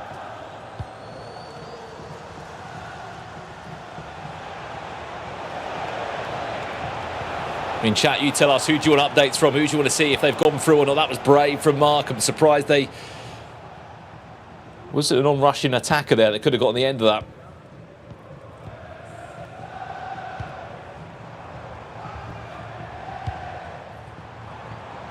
Let's see this attack come in from Mark. Then let's go and check in with Kaylan. Kaylan, is he in a better position? No, he's not. He's 5-2 down to the hands of Ilian Bushi, who is, I think, in game management mode now. He knows what's on the line and what's in his hands. He is 12 minutes away.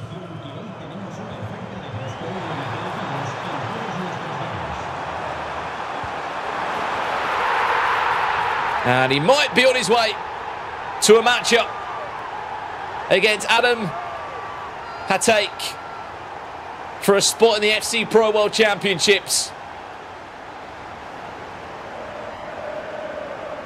Such a cruel game to lose, Ryan. Even in the last round, you're 2 wins, you're 1 win, you're 3 wins away from the FC Pro World Championships.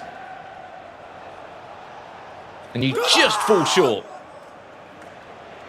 See, just on the edge there, that is Johnny celebrating. Which I think means he's got the decisive goal against Nick Sneb. Let's go and check into it if we can. Johnny's game. Johnny Nick Sneb. Nick Sneb got a goal back, but by the sounds of it, Johnny is in a pause, sorry. That might be, I'm going to guess, 7-4? I think so.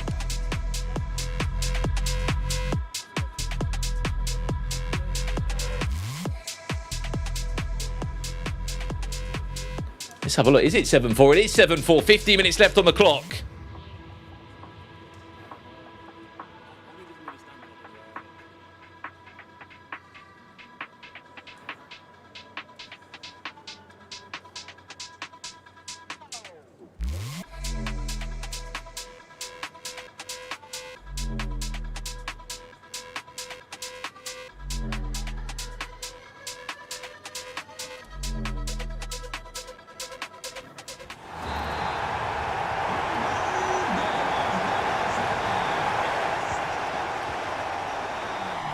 Nick Sneb seems very, very dejected.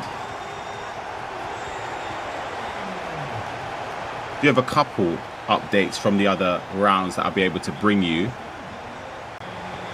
Gabdi defeated Fuma 10-5. So Virgil up against Gabdi. I believe that's 2 Italians up against each other there. Oh no, lost 7-3 to RVP Legend. So it'll be Lex versus RVP Legend, winner qualifying for the World Championships. Tex did see out his victory. He was 5-1 up. He ended the game at 9-6 against the One-Os. He will be up against Neat. Gibados defeated Haya. He had a fantastic run in the play-ins here. He'll be up against Oberon. So that is a massive, massive game there to see who makes it, Brandon. That's going to be a battle of stars, isn't it? Neat against Tex.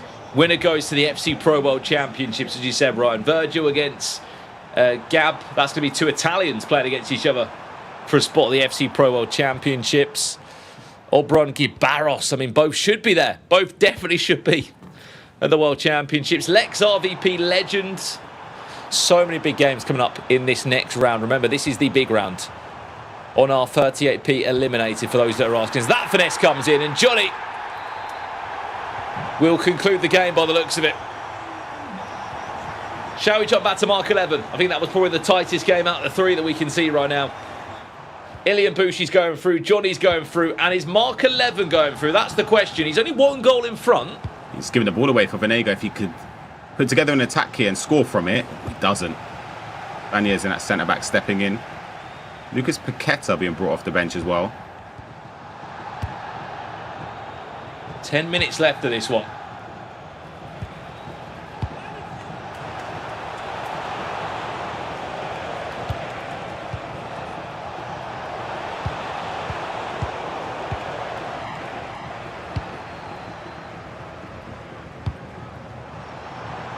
As it stands, by the way, we have not got an update for you on Levy Finn's game. We haven't got an update on Uval's game, but we have got an update on Bryce. Brees, I should say, will eliminate LeBrady. Brees is through, LeBrady's out, and Mark 11 is 7-5 up.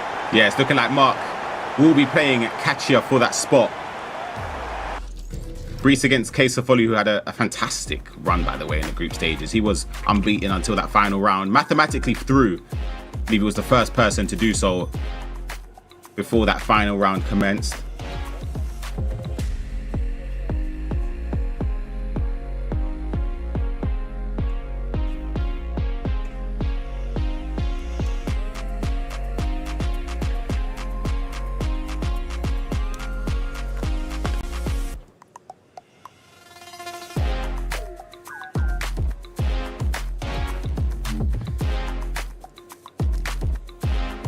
Do we have an update on Abu Fwazi yet? No, we don't. We're waiting for that final result still to come through. He's taken on Uval as it stands. Levy Finn against Elias.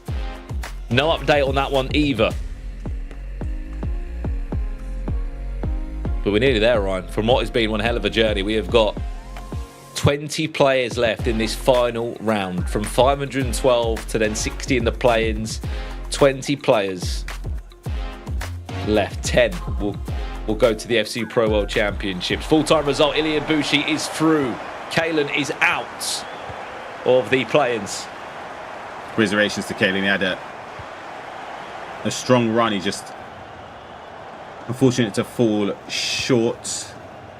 The full time between Johnny and Nick Sneb. It will be Nick Sneb eliminated as well. Again, went all the way through the last chance qualifier, made it very, very far in the play-ins. But it's Johnny who will be playing against Guga Faraz for that spot in the World Championships.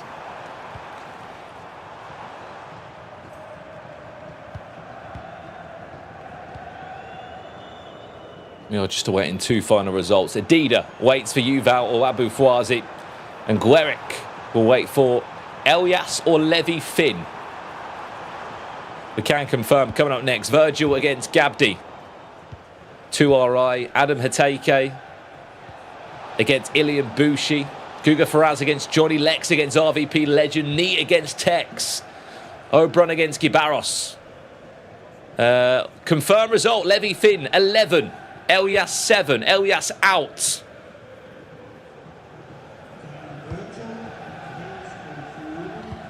We are waiting on just Yuval Abu Fouazi, which by the sounds of it, Ryan, something tells me that might have gone them extra time again. Yeah, there's always something with Abu Fouazi. It's a last-minute drama, or it's penalty shootouts, as you saw in that opening round. Commiserations to Venegas, though. He had an incredible run, defeating Stingray 10-4 in the previous round, just coming up short to Mark 11, who, as I said, lost the last round last year against Querner. So he'll be hoping that this time that doesn't happen against Katia. But it's going to be a very hard game, Brandon. Katia was one of my picks, actually, to make it through. Johnny through, Mark 11 through. And Ilian Bushi through. All the players are actually sitting on that left side of the table in the stage. All won their games. Maybe that is the lucky seat that a handful of players need to sit in for this next round. Remember, the next round is the big one. The FC Pro World Championships is all to play for. These are some of the key highlights and replays we saw from that last round. And a lot of reaction and roars from Johnny. He goes through. Ilian Bushi does enough to get past Kaylan. So much bigger than just him qualifying for Team Vitality with the Club Championship points on the line with the Esports World Cup. They're going to feel even more pressure to ensure that they can get someone there in the final stages. And now all eyes are on the next one. The only game we're waiting to conclude, Ryan, is Yuval Abu Fouazi. We don't know where he's playing, somewhere in this building. Got to be at least an extra time with the way and the length of time it's taken to get a result there. We do not have coverage of it, which is a shame, but we'll be able to find out what happens very, very soon.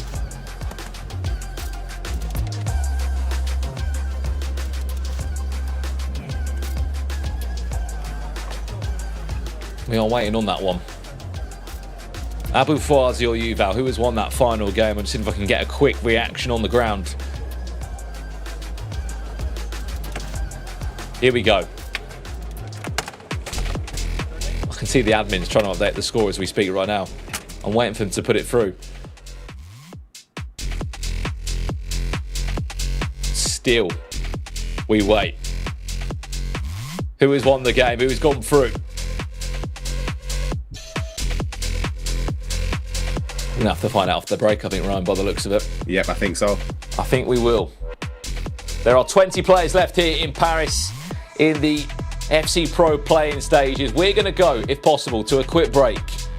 When we are back, it is time to conclude the play-ins for this year. 10 tickets to the FC Pro World Championships for 10 days' time when it kicks off in Paris. The $1 million FC Pro World Finals. Only 10 players can get there, and they will get there after this next round. We'll be back in a few minutes' time to conclude the last closing stages here from the STC Contender stage in Paris.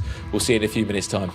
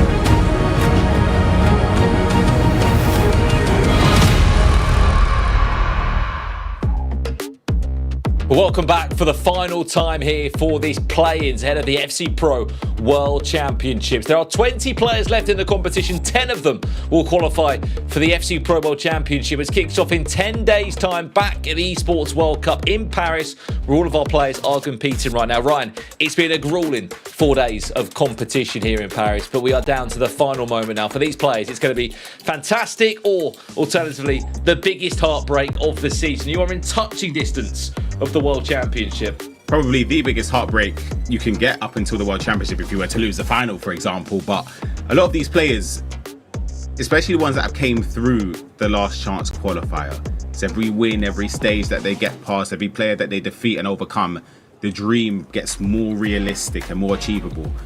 But then you've got the likes of these players here in Tex, Johnny, Neat, and Guga Faraz. They were waiting. They already knew that they had their spot in the play-ins, so they were preparing for it. For Gibaros and Oberon, the fact that they've come through the last chance qualifier and at least one player will have done that dream is... I don't think people understand it. From 512 down straight to... You've come through so many players. You've seen so many top names fall. To be in this stage is unbelievable. More so for Oberon here as well. I mean, like, for his story, Ryan, I mean, the season didn't go to plan. He's normally used to qualifying for the World Championships by the FC Pro Open. Easy. About we've done it before. Yeah. It's normally done in January, or at worst, it's done by a league. Both of those wasn't to be the case. He's gone the long way around now. Gibaros as well, a game or two away from qualifying for the World Championships, which could have been on the cards with a better performance at the Condor Libertadores of the EMLS. Finds himself in this situation. Now, one of those two players is not going to the World Championships. Neat versus Tex. One of them goes, one doesn't. And then Guga Faraz, what a breakout season it's been for him. An incredible season. All the way back in Atlanta, where he really put an exclamation mark next to his name as a force to be reckoned with. Takes on Johnny. There's some huge games taking place. We can only show you 3 of the 10. But this is going to be a round you do not want to take your eyes off, because by the end of it, we're going to know our final 36 players that qualify for the World Champs. Yep, exactly. You can see Neat up against Tex. 2 players, when they came on the scene, everyone said about potential. They had Tex, obviously, has fulfilled it for the most part in a major events. But for Neat, I would say for me, I'm still... Obviously, domestically in Spain, he's done so much. Online, he's done so... I just want to see it more. I want to see him get to a World Championship from incredible performance throughout. And he's done so well to finish top of that group. And he's 1 win away. If he overcomes Tex, it'll be a fantastic victory for him. And the exact same for Tex. He wouldn't want to be playing against Neat. And you mentioned about Guga Faraz having an incredible season. I think for Johnny, it's been the opposite for his standards anyway. See, Champions League winner. It just didn't go to plan. Did not go to plan. And he would have been sort of putting pressure on himself, because he knows what he's capable of. He's a champion in his domestic league as well, and years gone by. This year in France, they fell way short, him and Fuma, Brandon. It wasn't up to their standard. But I mean, we saw them sort of combine this year, and we thought that's a really strong team. But at the same point, I mean, the level when Levi David turns up and Manny Bishoy, the 2-time world champion, it's not going to be as easy of a ride for those players. But here we go then. Guga Faraz or Johnny? I mean, I guess I would say let's start going down the list, Ryan. I'll say the players. Fortunate. Hold on. Oh. You tell me who is going to qualify for the World Championships as Guga Faraz finds the first. Right, Catcher on mark 11. Don't do that to me, Brandon. I have to go with Catcher just because I said that from the beginning. So I have to stick with that. I have to stick with Catcher. Chance, Johnny, equaliser potentially. No. Next up, Kesefoglu or Brees? I'm going to go with Brees. Even though Kesefoglu was incredible in the group stage, I can't get out of my mind the E-Champions League performance. I know that was months ago, but yeah, he just didn't perform well there. So I'm going to go with Brees for me. Adida or Abu Fwazi? I mean, Abu Fwazi's had one hell of a last chance qualifier, but Adida's been great. Abu Fwazi, again, another player I said I thought would make it. So I'm just going to have to stick with my prediction from before. Gueric or Levi Thin? I'm going to go Levi Thin. Hold on a second. Ooh. Done well there, not to give away a free kick. Exactly, and that probably would have been a red card. Hardest one to call for me might be Oberon against Gibaros. I'm not even calling that one. How about that? I'm not. Neat against Tex. Oh, wow. Don't know. Lex against RVP Legend. Lex for me. Of course, Guga Faraz against Johnny is the game we're looking at right now in front of our eyes. Virgil against Gabdi. Again, I've not been able to see any of Gabdi's games, and we've not had the capability to watch any of his games. So I actually don't know. I have no idea. And Adam Hateki against Ilian Bushi. I think Adam's been better. Clearly, obviously, he topped his group. But I think Ilian, there comes a time when you're knocking on that door every year and you're so close every time. Surely it's going to fall your favour once. So I'm going to go for Ilian here. Well then, here we go. Huge last round of action coming your way.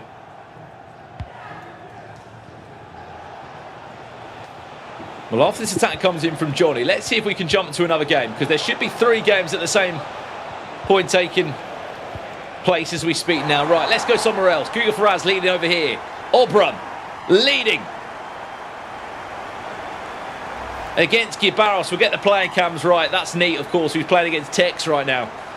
But that's an important start for Obram. What I think for me, that's probably going to be one of the stories. All the way from the last chance qualifier. He did lose as well, remember, in the last chance qualifier. Went down to the lower bracket and has been on one hell of a run. Been flying. And the start against Gibados will give him heaps of confidence for Obram.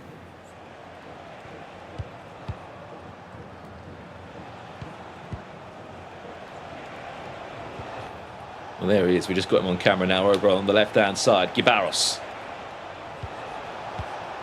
Nicely done.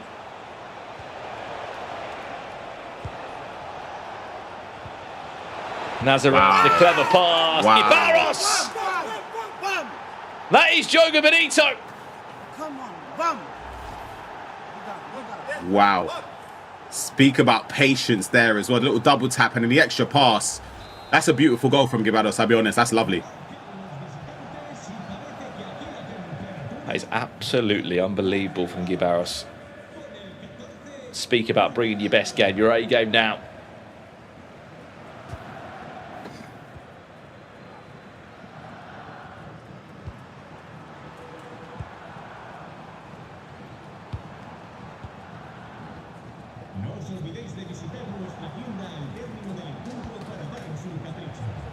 McTominay does well. Nazareth, finesse. Obram back in front, 2-1 he leads. Straight from the kickoff, Obram makes it count. Looks like a little bit of hesitancy from Gibados. He didn't know whether to press or just to back off there. And we've seen already, Brandon, you give space for that finesse shot angle. You're in big trouble.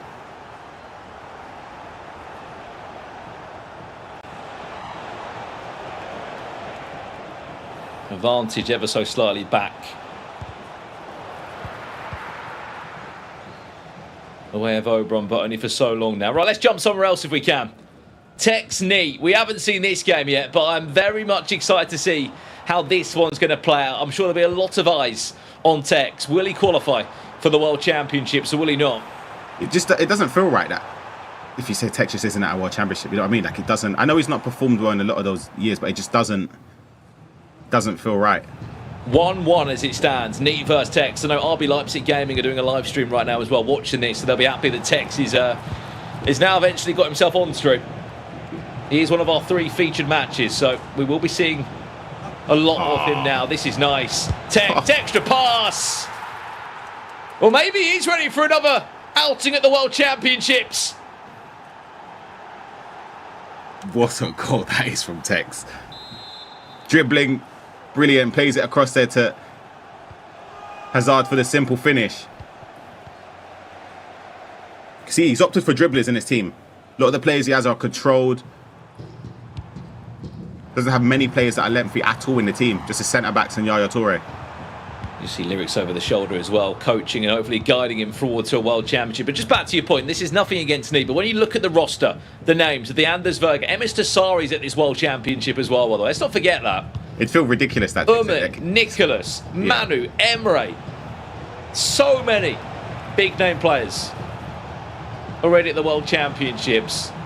And potentially a sprinkle of a few more on there. That could be the likes of Johnny or Obram. You notice as well when Tex is attacking, it's the analog sprint. He's taking his time and trying to work out dribbling opportunities there. A skill move was straight into the defender.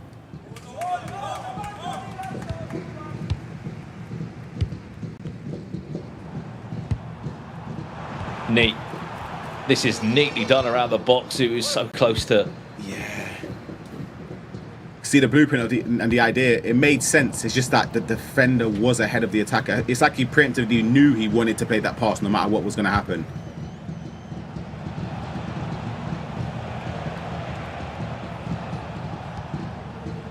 Shall we check in elsewhere then? Let's do another little loop of the matches that we've got in this featured round.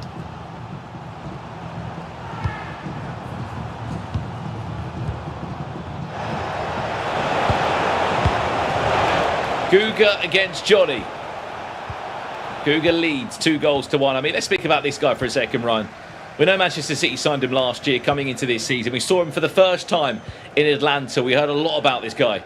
And he pulled through. He qualified for the FC Pro Open in his first proper competitive season. And since then, he's not looked back. He's had a very strong season. Obviously, in Portugal as well.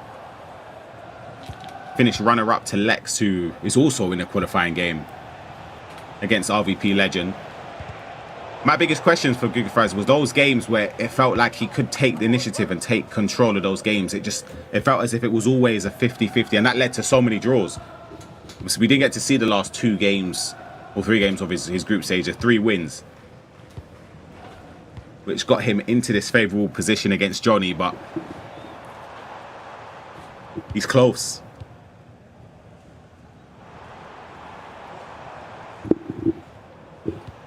He certainly has had lots of learnings this season. That's the key, actually. Obviously because it's the first technically major season there. There's a lot to learn. And Johnny.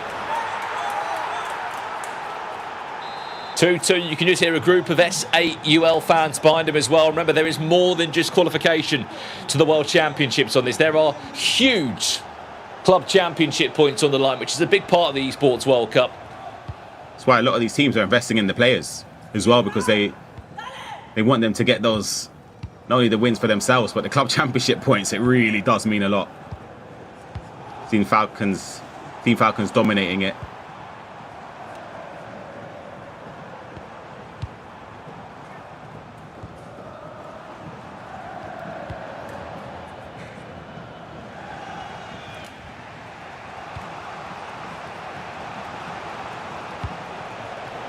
Well, that is the first question, is it? What is the chance of Falcons winning it 3 years in a row? Chance, Bellingham!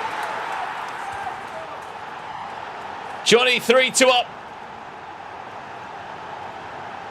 This is such a big game for both of these two, by the way. I mean, the contracts on the line, the investment that's been made. Let's jump back over. We see Mateo Ribeiro in the chat. He's doing a watch-along as well for this. Shall we get Oberon back on broadcast? Let's have a little jump around and have a little look then. He's one of our free featured games. Let's check in with him if we can. Oberon, how are you getting on? He's forward up. Guevara scored a lovely goal to tie the game up earlier on, but looks like Oberon's kicked into another gear here, Ryan. He's 4-1 up. Yeah, and you don't want to allow somebody like Oberon to start pulling away, because he's just going to pull you apart, I'll be honest. He's in control. There's a reason why we always associate him as one of the best players. Again, people forget, it's not too long ago he was having incredible performances, the FC Pro Open in years gone by, and in World Championships as well. In terms of updates on the other games, we do not have the access or the ability to give you any other updates of the other 7 matches. In case you don't know what is going on live right now, there are 10 spots for the FC Pro World Championships being decided in the next 20 to 30 real-life minutes. Catcher's playing Mark 11. One of those two is going through. Brees is playing the Turkish Pro of Kosofoglu. Adida from the USA up against Abu Fwazi. Gueric against Levi Finn. Of course, we have Oberon Gibaros live for you now. We've got Neat against Tex, one of our other backup games. Lex against RVP Legend. Virgil against Gabby as that shot goes wide. And Adam Hateki against Ilian Bushi.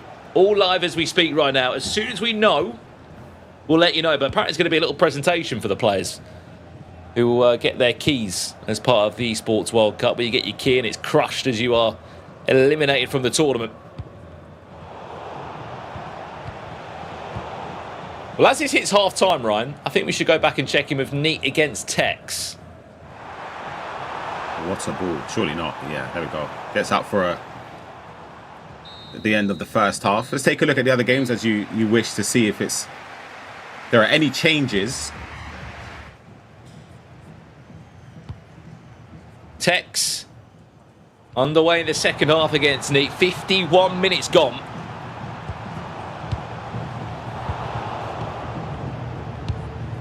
And Tex is leading. Must be a weird thing to play against for a lot of the players. They're so used to playing against the same type of player selection. Tex has gone for pretty much the opposite.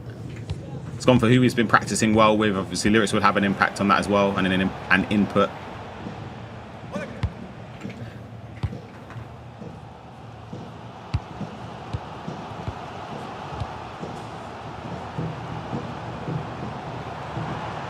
Well, well, well. We have got one hell of a result. And a massive congratulations. Ilian Bushi has just qualified for the FC Pro World Championships. He has just beat Adam Hateki 8-1.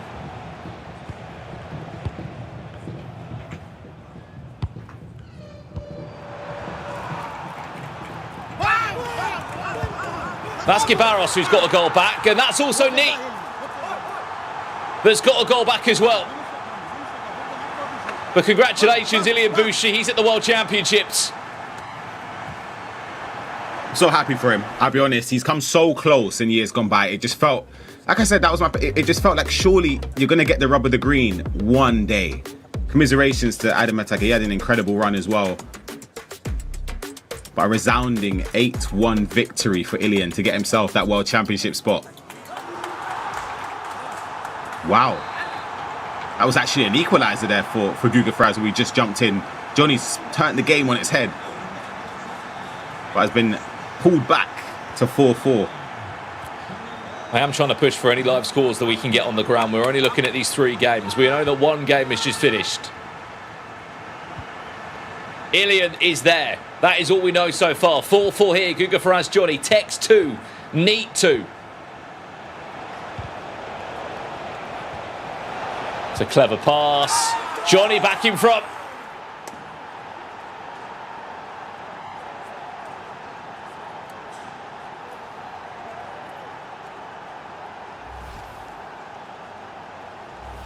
Should we go back to Obron if we can? Obron, let's check in with him again. Last time we saw he was cruising in the nicest way possible against Gibaros. But we have heard some Brazilian roars and Portuguese roars. That's because Gibaros has got a goal back. And this is only the 52nd minute of this game.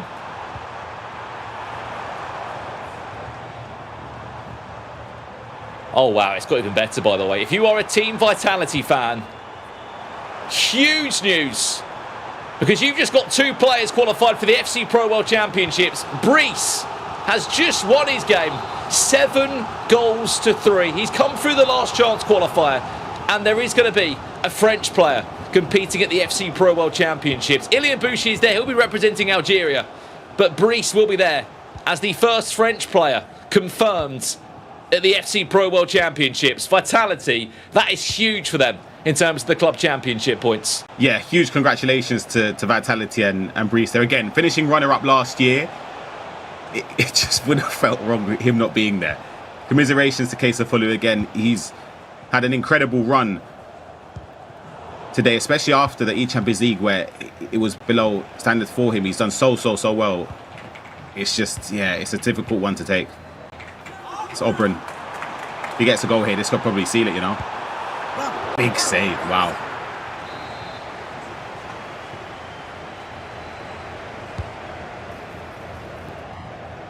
Five-2 here again. All the results coming in as we are seeing in front of our very eyes. Right, shall we check back in as this through ball comes through? Big chance, Gibaros. Good save from Casillas. Right, let's go Tex. Tex neat if possible. That was 2-2 last time we saw it. 3-2 to Tex. 20 minutes right away.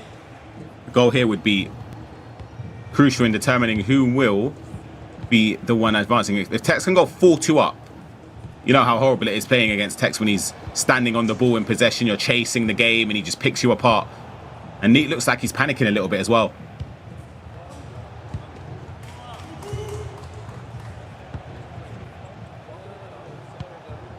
There is another update, Brandon. I don't know if you're aware. I'll let you do the honours. I can see it. Big news. There could have been a second French player qualifying for the FC Pro World Championships. That is not to happen. The score is in. Lex 5, RVP Legend 6. Wow. RVP Legend qualifies for the FC Pro World Championships. Lex eliminated. And there's even more news as well in the all-Italian game. Virgil 5, Gabby 2. Virgil of Borussia Dortmund Esports will qualify for the FC Pro World Championships. Congratulations to him as well. And even more news. Levi Finn, after what was a terrible start in the virtual Bundesliga for him by his own standards and levels, he has qualified for the FC Pro World Championship. 7-4 win against Gueric. Massive. Congratulations to all players there. Just touching in on the RVP Legend victory. He was goal difference away from being eliminated in the groups. He finished 4th. He had to beat Diogo Mendes to get through. 11-8, then Honor 7-3 and 6-5 against Lex, who Lex looked formidable, not only in this tournament, but in the Champions League for large portions of it. What a victory that is. So just to confirm, Ilian Bushi in the World Championships, Virgil in the World Championships, RVP Legend is in the World Championships, Levi Finn in the FC Pro World Championships, Brees is there, and maybe a bit of a heartbreak as well if you're a Mark 11 fan. The score is in. Catcher 9, Mark 11 8. Catcher has just qualified for his first World Championship since 2022. Catcher is there of Exceed in Italy. Bobby. And Tex might be edging his way towards there as well. It could be another RB Leipzig player qualifying for the biggest stage of the season. It is all happening right in front of our very eyes. People are qualifying. Massive for Catcher there. Feel devastated for Mark as well, especially after last year. But we're only waiting for a couple results. Guga Faraz against Johnny is another one. And we got, oh, what a tackle. I was about to say, we're about to jump in this game again where somebody scored. Guga Faraz. This game is just end to end. If he's able to get a goal here, get some breathing room. Look at the pass. He's got him in. But the defending just about stops that attack. Well, I'll tell you what. This would be a story as well. He's only 17 years of age, Guga Faraz. He would be the youngest player, I believe, out of the 36 to qualify for the FC Pro World Championships. The only game we haven't got an update for you, unless that's changed yet, is Adida Abu Fwazi. Adida Abu Fwazi, still live right now. Obron Gibaros, still live. Neat against Tech, still live as we speak. And this game here, Guga against Johnny, as Guga tries to get himself an 8th. It is spilt by, you can see us, but he does get on it on the rebound. Yeah, I was thinking that Johnny was going to slide. And I thought there's going to be a penalty here, but stayed on his feet and saw that Gibaros didn't aim it as far to the corner. Oh my gosh. Oh, what a save. That ball was crazy.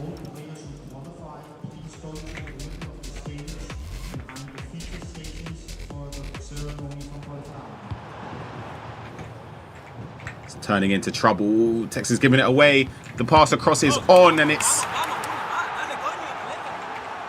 a goal back in the game for Neat. We've seen Tex throughout these seasons, Brandon. It feels like these ones where it's a 50-50 game, late on, there always seems to be some sort of drama against Tex. I think it will be big, especially remember the Anders game more recently. I think this would be a big mental boost if Tex is able just to overcome this game and a bit of adversity and and get into the World Championships. Still looking for that update. Yeah, we haven't had it for Adidas yet.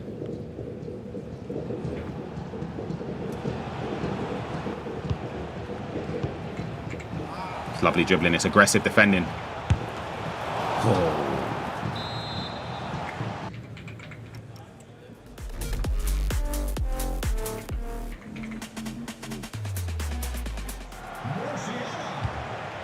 Over here now. Big 10 minutes for Guga Faraz to qualify for his first World Championships. Still no update on Adidas Abu Fwazi. For the runner. Big chance for Guga. Thinks about the finesse. Tipped around the post. I'm just trying to work out here, Ryan, what minute are we in across the games here? In the 81st with this one.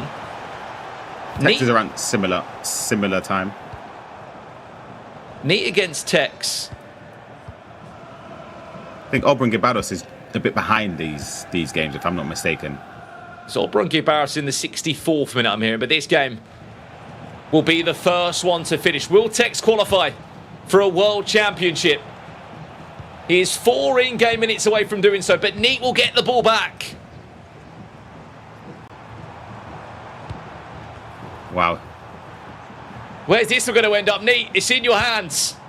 Your chance to keep your World Championship dream alive, but you have to be perfect now. Big tackle. Yeah, I felt like Neat was overdoing it a little bit. Maybe he second-guessed himself in those area. Right. This is the strength. It's in his hands, Tex. Needs to defend this. One big tackle, one big moment. He's given away a corner. 89 minutes plus additional time to follow. I think Neat's doing similar to what he done in La Liga FC Pro. Like overplaying it a little bit in those areas. Great offside trapping from Tex just to squeeze him in and push the line forward. Mateus. Chance for Neat! Oh, wow.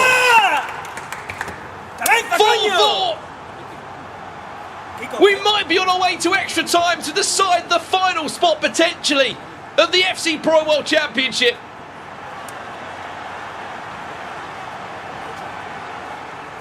I want everyone to take note of what Neat's just done. That pass into Vinicius Jr. there. Hold on a second, actually. There could be a last chance before the ref blows the whistle. Nah, not enough time. Right, extra time there. We'll come back to that point in a second, right? Let's quickly go back to this one here. Wow. As it stands, Guga Faraz, at 17 years of age, is about to qualify for the World Championships, Ryan.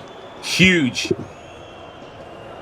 for Guga Faraz and Manchester City as well. What a victory this is over Johnny, and you can see how dejected Johnny and coach Zach Moore feel here. They know that the job's done. There's nothing they can do from this moment. Guga Faraz, fantastic to finish top of the group unbeaten. He makes it through play-ins and gets his World Championship ticket. Guga Faraz qualifies for the biggest stage in the FC Pro calendar. He will be in the World Championships.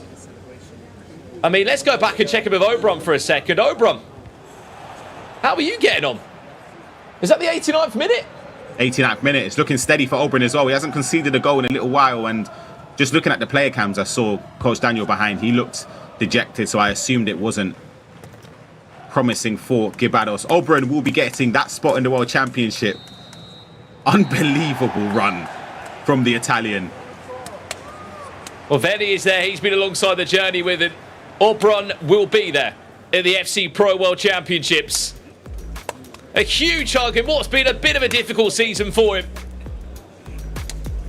Commiserations, Gibaros. This is no doubt the hardest, the harshest game of the season to lose.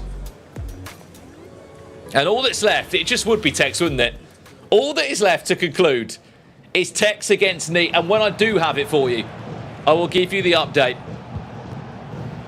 on Adidas Abu Fwazi. But if it's Abu Fwazi, as we know, Ryan, there's probably extra time in the game. He loves a bit of extra time, doesn't he? Always very late on. Like the Abu Fwazi, he's always associated with those sort of games.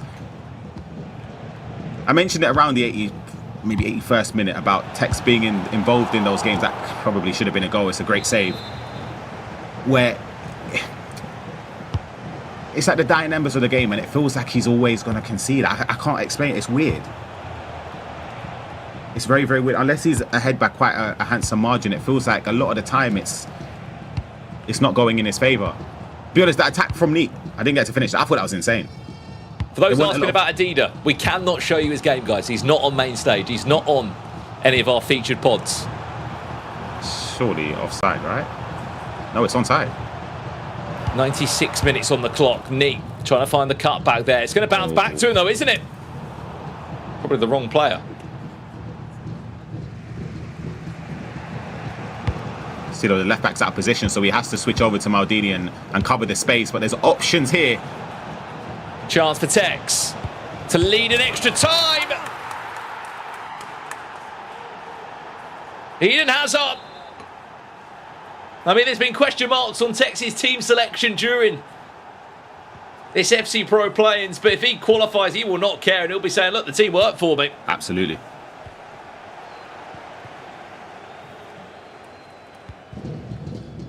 Adida Abu Fwazi, I've got still no idea on what the score is in this game. I'm waiting for it to be updated.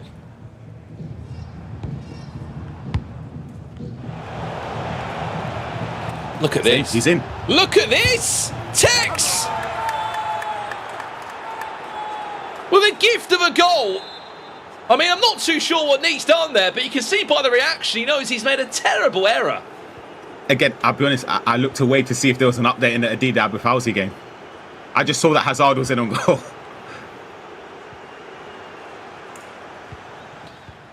It's a 2-goal lead for Tex. 3 minutes of the first 15 here, plus another big second half.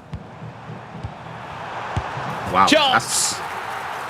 Don't count him out yet. Do you know what? Whenever Neat attacks very, very quickly and snappy, he looks so dangerous. I feel like his downside is, in years gone by when Neat was obviously very, very good, you had shot cancels, which are insane. So you get into those areas, you shot cancel, you get past the defender, they get animated, so you can take your time a little bit more. And I feel like he's still got that trait around the box. He takes a little bit too long to... He tries to skill up the defender, basically, and get the perfect chance by taking his time. Sometimes you don't need to do that, especially in FC 26. Just get the ball into those areas, quick, snappy passing, and catch your opponent off guard, and then you get those scenarios where you can score. It's nice. Last chance of the half. Is that going to fall back? No, it's not. Yapstam is there, and that'll be a chance for us to have a breather. I guess if it goes forward, oh yeah, I was going to say the whistle wouldn't blow, but then Bellingham chasing down to win the ball back. Still no update from the other remaining game here. I'm trying to look on the back camera. Can we see it anywhere in the STC contender stage? I can't see.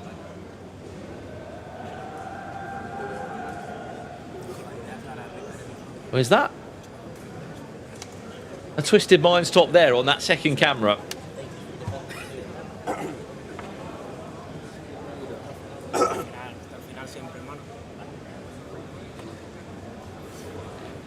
Quite a cool story of Nate. It's his brother that actually coaches him, believe it or not. He was out in the Liga FC Pro of him this season also. It's a family affair when it comes to FC.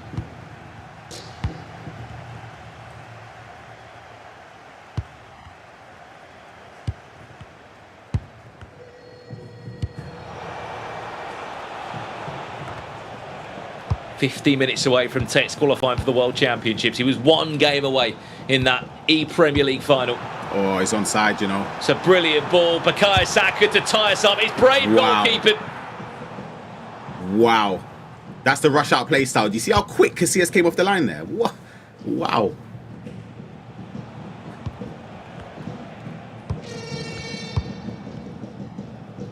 Another day that goes in and we're all square at 6-all.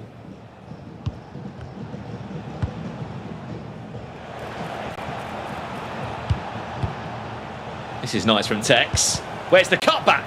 Oh my gosh. Went for the finesse on his own. Update. It's in. Spot 9 goes to the United States of America. Hold on. How was It's going to that? fall back. Oh, wow. 6-6. What is going on? I can't deal with this.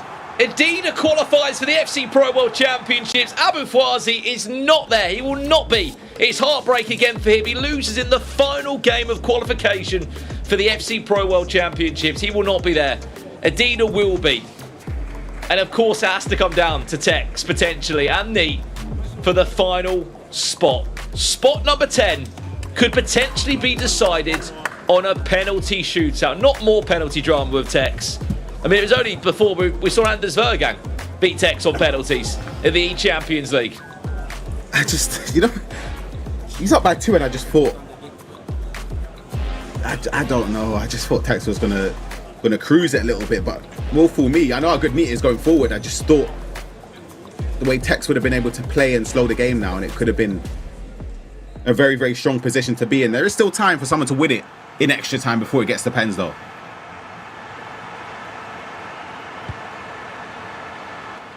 8 minutes.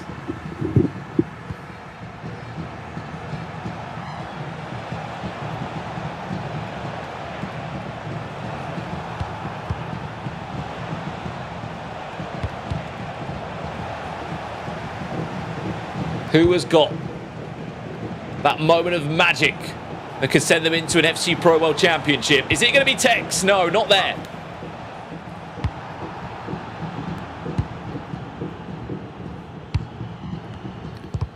This is the final game. Step. It's a good step. I can't lie. Getting nervous watching this for both players. A goal that could change. Gosh. Oh my goodness. Everything. I wonder if Neat's going to play for the last attack. Because it genuinely looks like when either player go forward, they're going to score. This would be a heartbreak end for any player in this situation. Are we off to penalties to the side of the FC Pro World Championship spot? Or is Neat going to snatch it late on? Or is Tex going to win the ball back? Here comes Neat now. Saka. Neat in the box of Tex. Now, where's the cut back? There it is! Is that the goal to send Neat to the World Championship?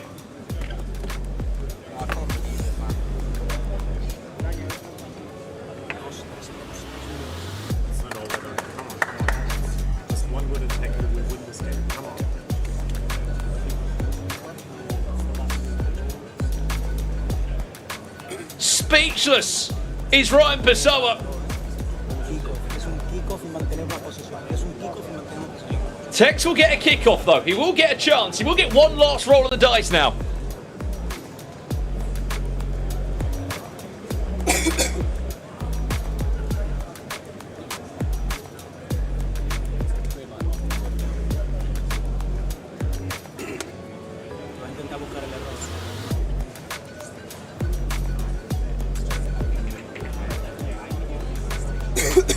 Ryan Pessoa, what are your thoughts? What are you thinking at this moment? I'll be honest, Brandon, I don't know. I actually don't know. It's not over. There is an opportunity for Tex to score from this kickoff, but what Neat has done to turn this game on its head in extra time, I don't think people understand the pressure. This is what World Championship spot. This isn't round 1 or the group stage or anything, but this is for the World Championship spot, and he's been that clutch. That is ridiculous.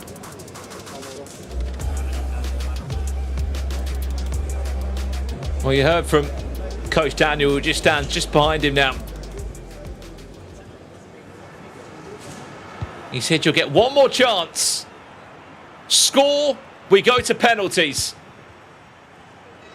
This is Tex's last roll of a dice, or it will be goodbye to FC 26. And all eyes back for FC 27. 1 minute. Here he comes now, Tex, Eden Hazard, Bellingham. He's got him. Tex! With the last kick of the game! 7-7! We're off to penalties to decide a spot in the World Championship! I can't. What am I watching here? And I wonder, I think there was like maybe 20 seconds in. I'm trying to think, does Neat have a chance to even go forward from the kickoff? I don't know. After the replays, he has to go forward. Oh my gosh, no way. No, he doesn't. Penalties! to the cider spot at the FC Pro World Championships. It's the final ticket to the biggest stage of the season.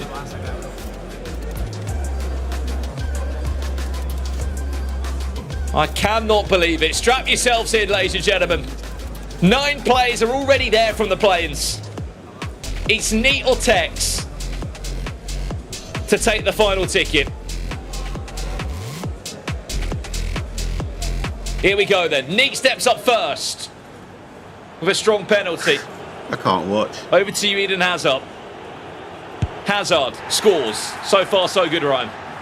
It's going to be Neat to step up here with Kika to try and keep his 100% record. It's a lot of power. He goes top left corner. Can Tex respond? It's Lucas Paqueta, the man that got him to this position with that last minute equaliser. Is he going to score? He goes bottom right. The keeper goes the same way. So far, so good. Perfect pens. Round 3 now. Alexia Pateas to step up for Neat. Scores top left corner.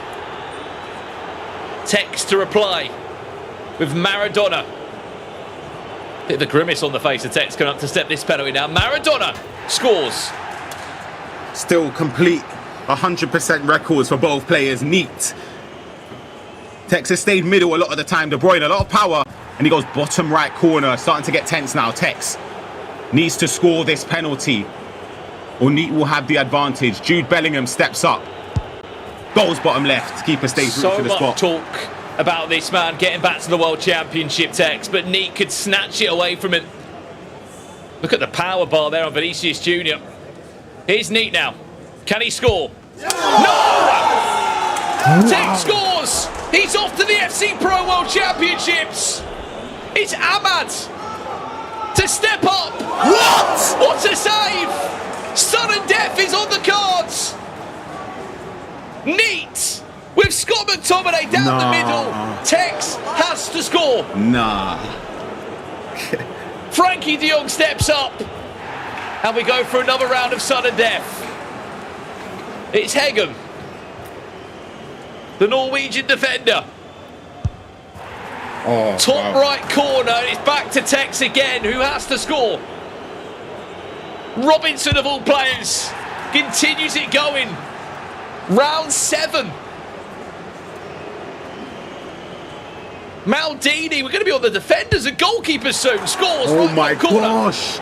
He put so much power. You're out. It's Hegem now for Tex. Can he score? No, he can't.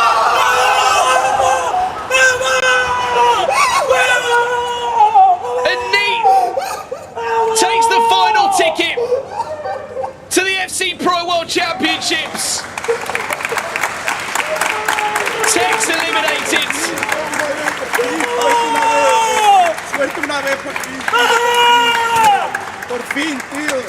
And Neat is there. The only Spanish player to represent his nation. But absolute heartbreak. I don't know if you can see Ryan Pessoa right now, but he can't quite believe what we have just witnessed there. It is a cruel old game at the highest level, especially when that is on the line.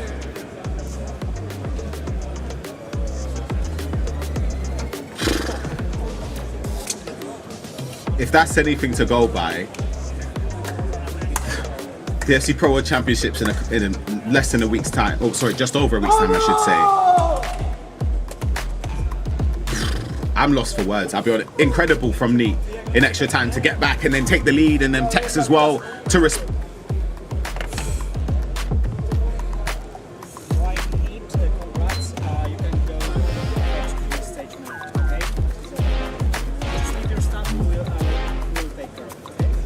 to end his FC 26 season. If you have just joined us, we have just concluded spot number 10 for the FC Pro World Championship. So we can confirm to you right now, this is your 10 players that will be back in 10 days' time. Katja of Italy, Brice of France, Adida of the United States of America, Levi Finn of Germany, Obrun of Italy, Neat of Spain, RVP legend of Romania, Guga Ferraz of Brazil, the 17-year-old. I think he'll be the youngest player competing at the World Championships this year. Virgil of Italy and Ilian Bushi in his first ever World Championship. That is your 10 players that have qualified for the FC Pro World Championships, which will kick off in 10 days' time. I can't quite believe it, Stam. What a game that was.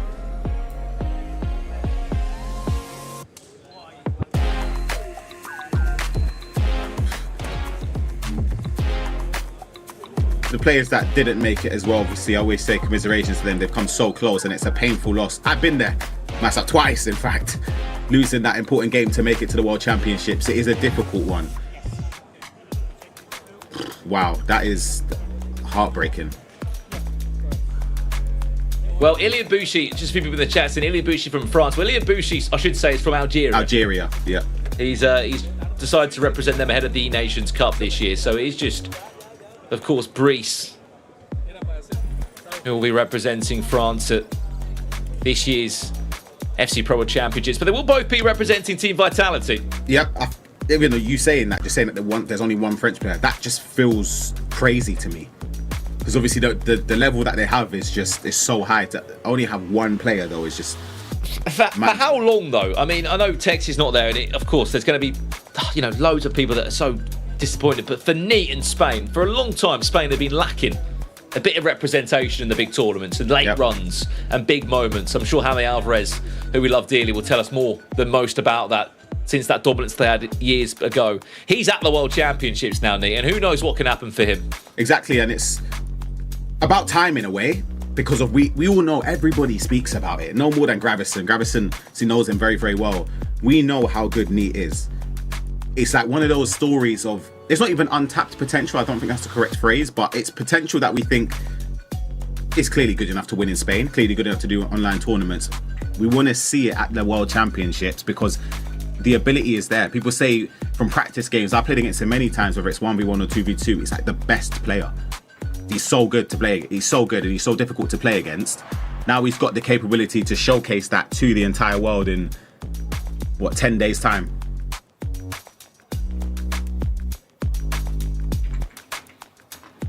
Absolutely crazy end to the play-ins here. Before we conclude the stream today, we are going to award all of our finalists, our 10 finalists. They're key, I believe, from the play-ins. That means that they are going to the FC Pro World Championships. And look, I mean, we can start turning our attentions now to the 36 players that have qualified. It is going to be a very interesting group phase, to say the least. 36 players in the E-Champions League style of competition, which means that you play 6 games, which I'm assuming will be pre-selected. It won't be a Swiss format. And it's all going to be to play for. Shall we have a look now at our 10 players that have qualified? This is it here.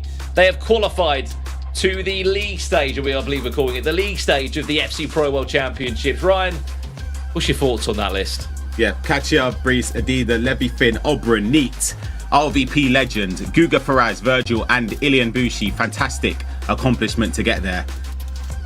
And for some of them to go through as well, from Oberon, for example, to go through that last chance qualifier, I believe is the only one. Yes, sorry, the only one to have gone through the last chance qualifier through the play-ins. And who knows? He's somebody, again, we see him as one of the best in the world. I'm surprised that he's even here. Normally he gets the spot locked and cemented earlier on in the season. Unbelievable. 3 Italians there as well. Katja, Brice, Adida, Levy Finn, Oberon, Nee, RVP legend, Guga Ferraz. What a story for him. Representing Brazil and only 17 years of age. Virgil and Ilian. Absolutely incredible for all those that have done enough.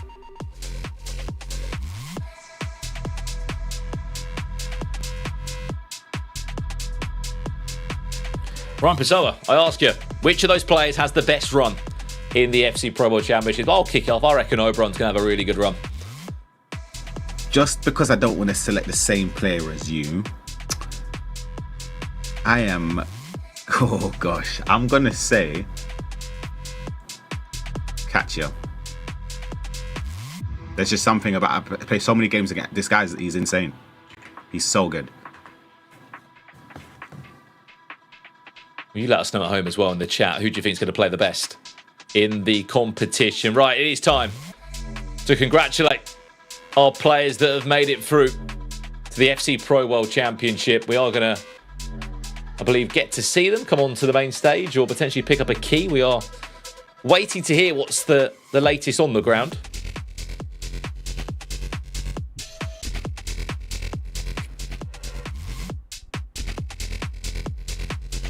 Here they are, making their way back into the STC contender stage.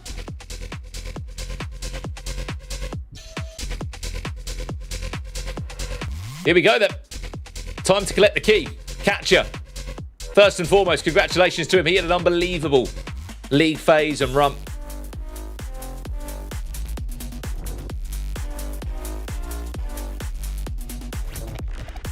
I believe they signed their ticket to the FC Pro World Championships. That is the key, which if you don't know the Esports World Cup, they will crush the key when eliminated. You normally crush your opponent's key and you're able to beat them in the competition.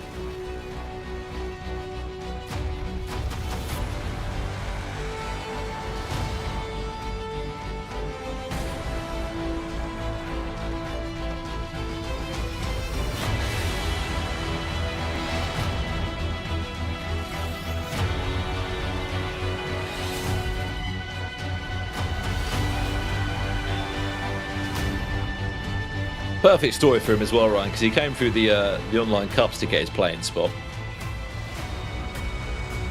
Yeah, and I feel like he's always been hunting for that opportunity because he knows how good he is. He backs his ability as well, and welcoming the second player, another Italian, to the stage there. Well, it wasn't that long ago he was commentating on the Champions League of us, was it, Oprah? I was just about to say that. And now he's at the World Championships. And I asked him, I was like, what, you think you could, like, do you believe, obviously, you know how good you are? And he was so blasé, he was like, yeah, one word, done. And here he is.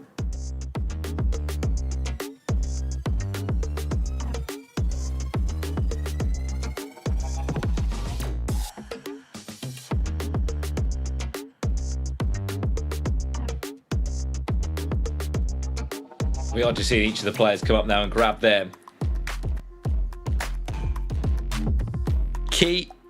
Their key to the FC Pro World Championships at the Esports World Cup. There's Levy Finn again.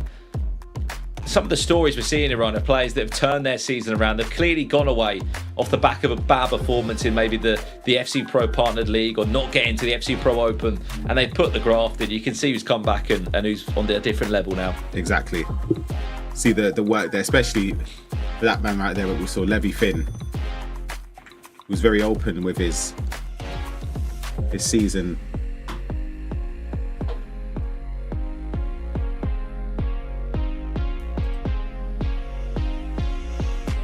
RBP legend qualifies.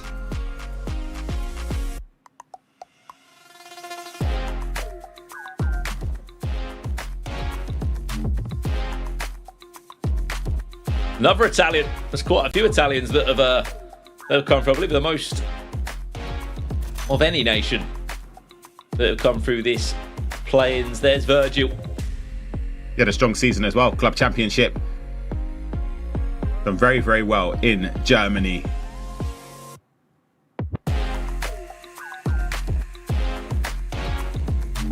And this man, who, if you're a Tex fan, you might not want to see, pick up his Esports World Cup key. In case you missed it, Neat qualifies for the World Championships. He beats Tex on a penalty shootout after a 7-7 thriller between the two of them.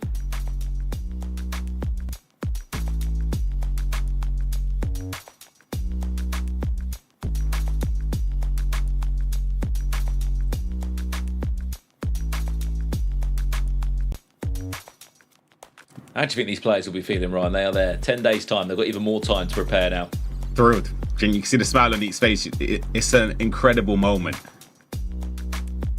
and all the hard work throughout the season, a lot of these players would have had low points as well, whether it's maybe not qualifying for the FC Pro Championships or last-minute losses that have seen them eliminated in other tournaments, whether it's online or in person. Massive for Adidas, and more importantly, the EMLS as well that will be on the map. Ilian Bushi, what a moment for him.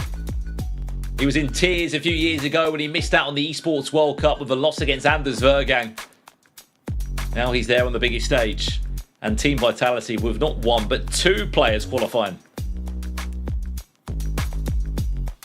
It's been a long time coming for this man. I'm proud of him. I'm happy for him as well.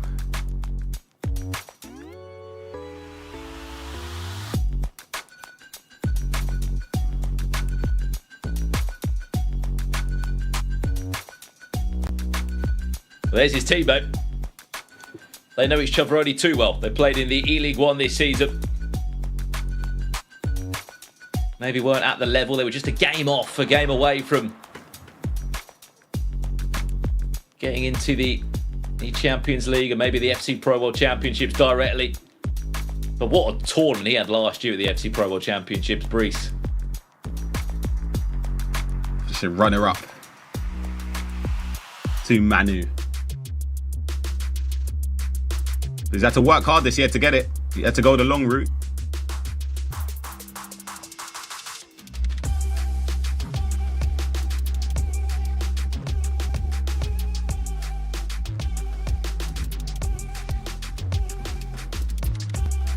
Guga Faraz, this story is probably one of my favourites of the whole play-ins.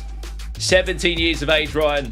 He was sort of called out as maybe the rookie of the season last year, and then coming into this is his first proper season. I mean, he's experienced the FC Pro Open.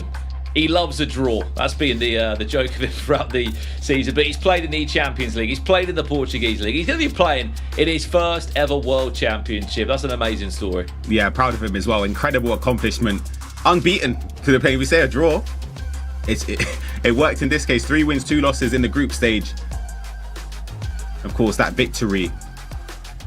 They were all 10 of the players that have solidified their spot at the FC Pro World Championships, all lining up together here. I don't know how they were going to squeeze into the photo. I think that's the question and the issue the cameraman's got, because the STC contenders area is a little bit small in terms of the banner.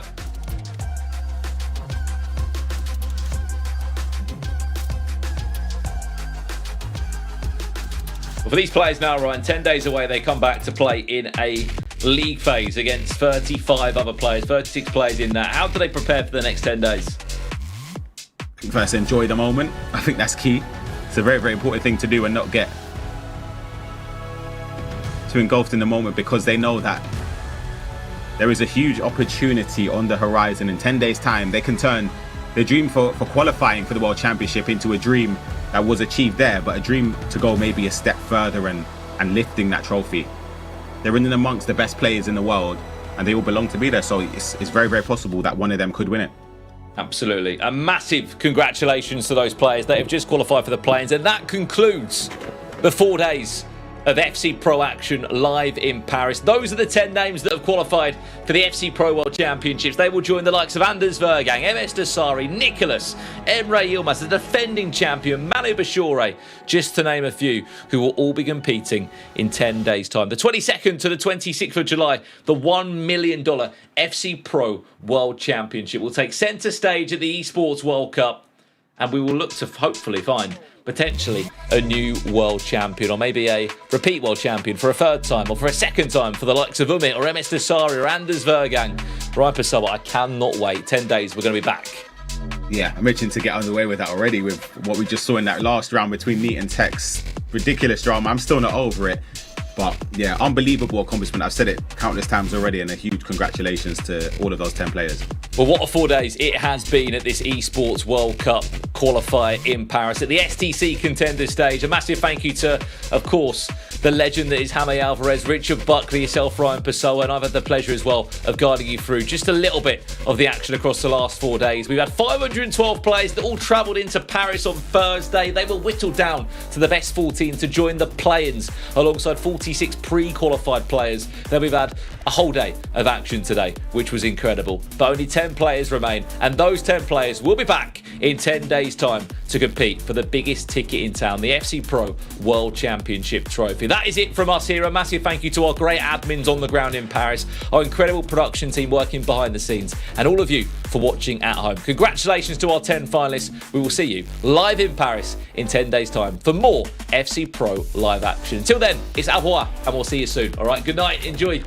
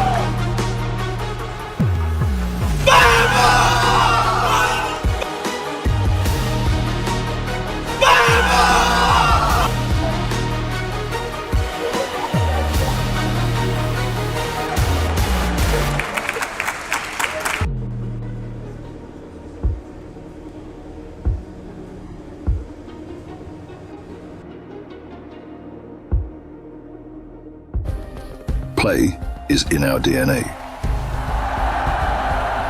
Whenever we let it out, it becomes our superpower.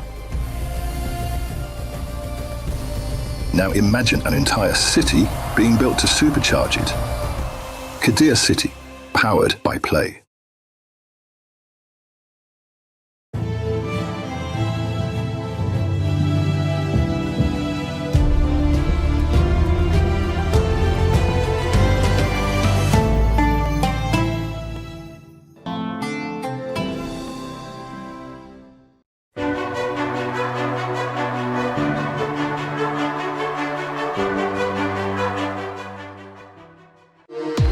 We were there. For every click, every clutch, every respawn. We were there for the years of grind. And we're here. Now. the proud founding partner of EWC, powering the biggest event in gaming, shoulder to shoulder with the world's best, making history. Greatness deserves a stage. Lenovo Legion, reach your impossible.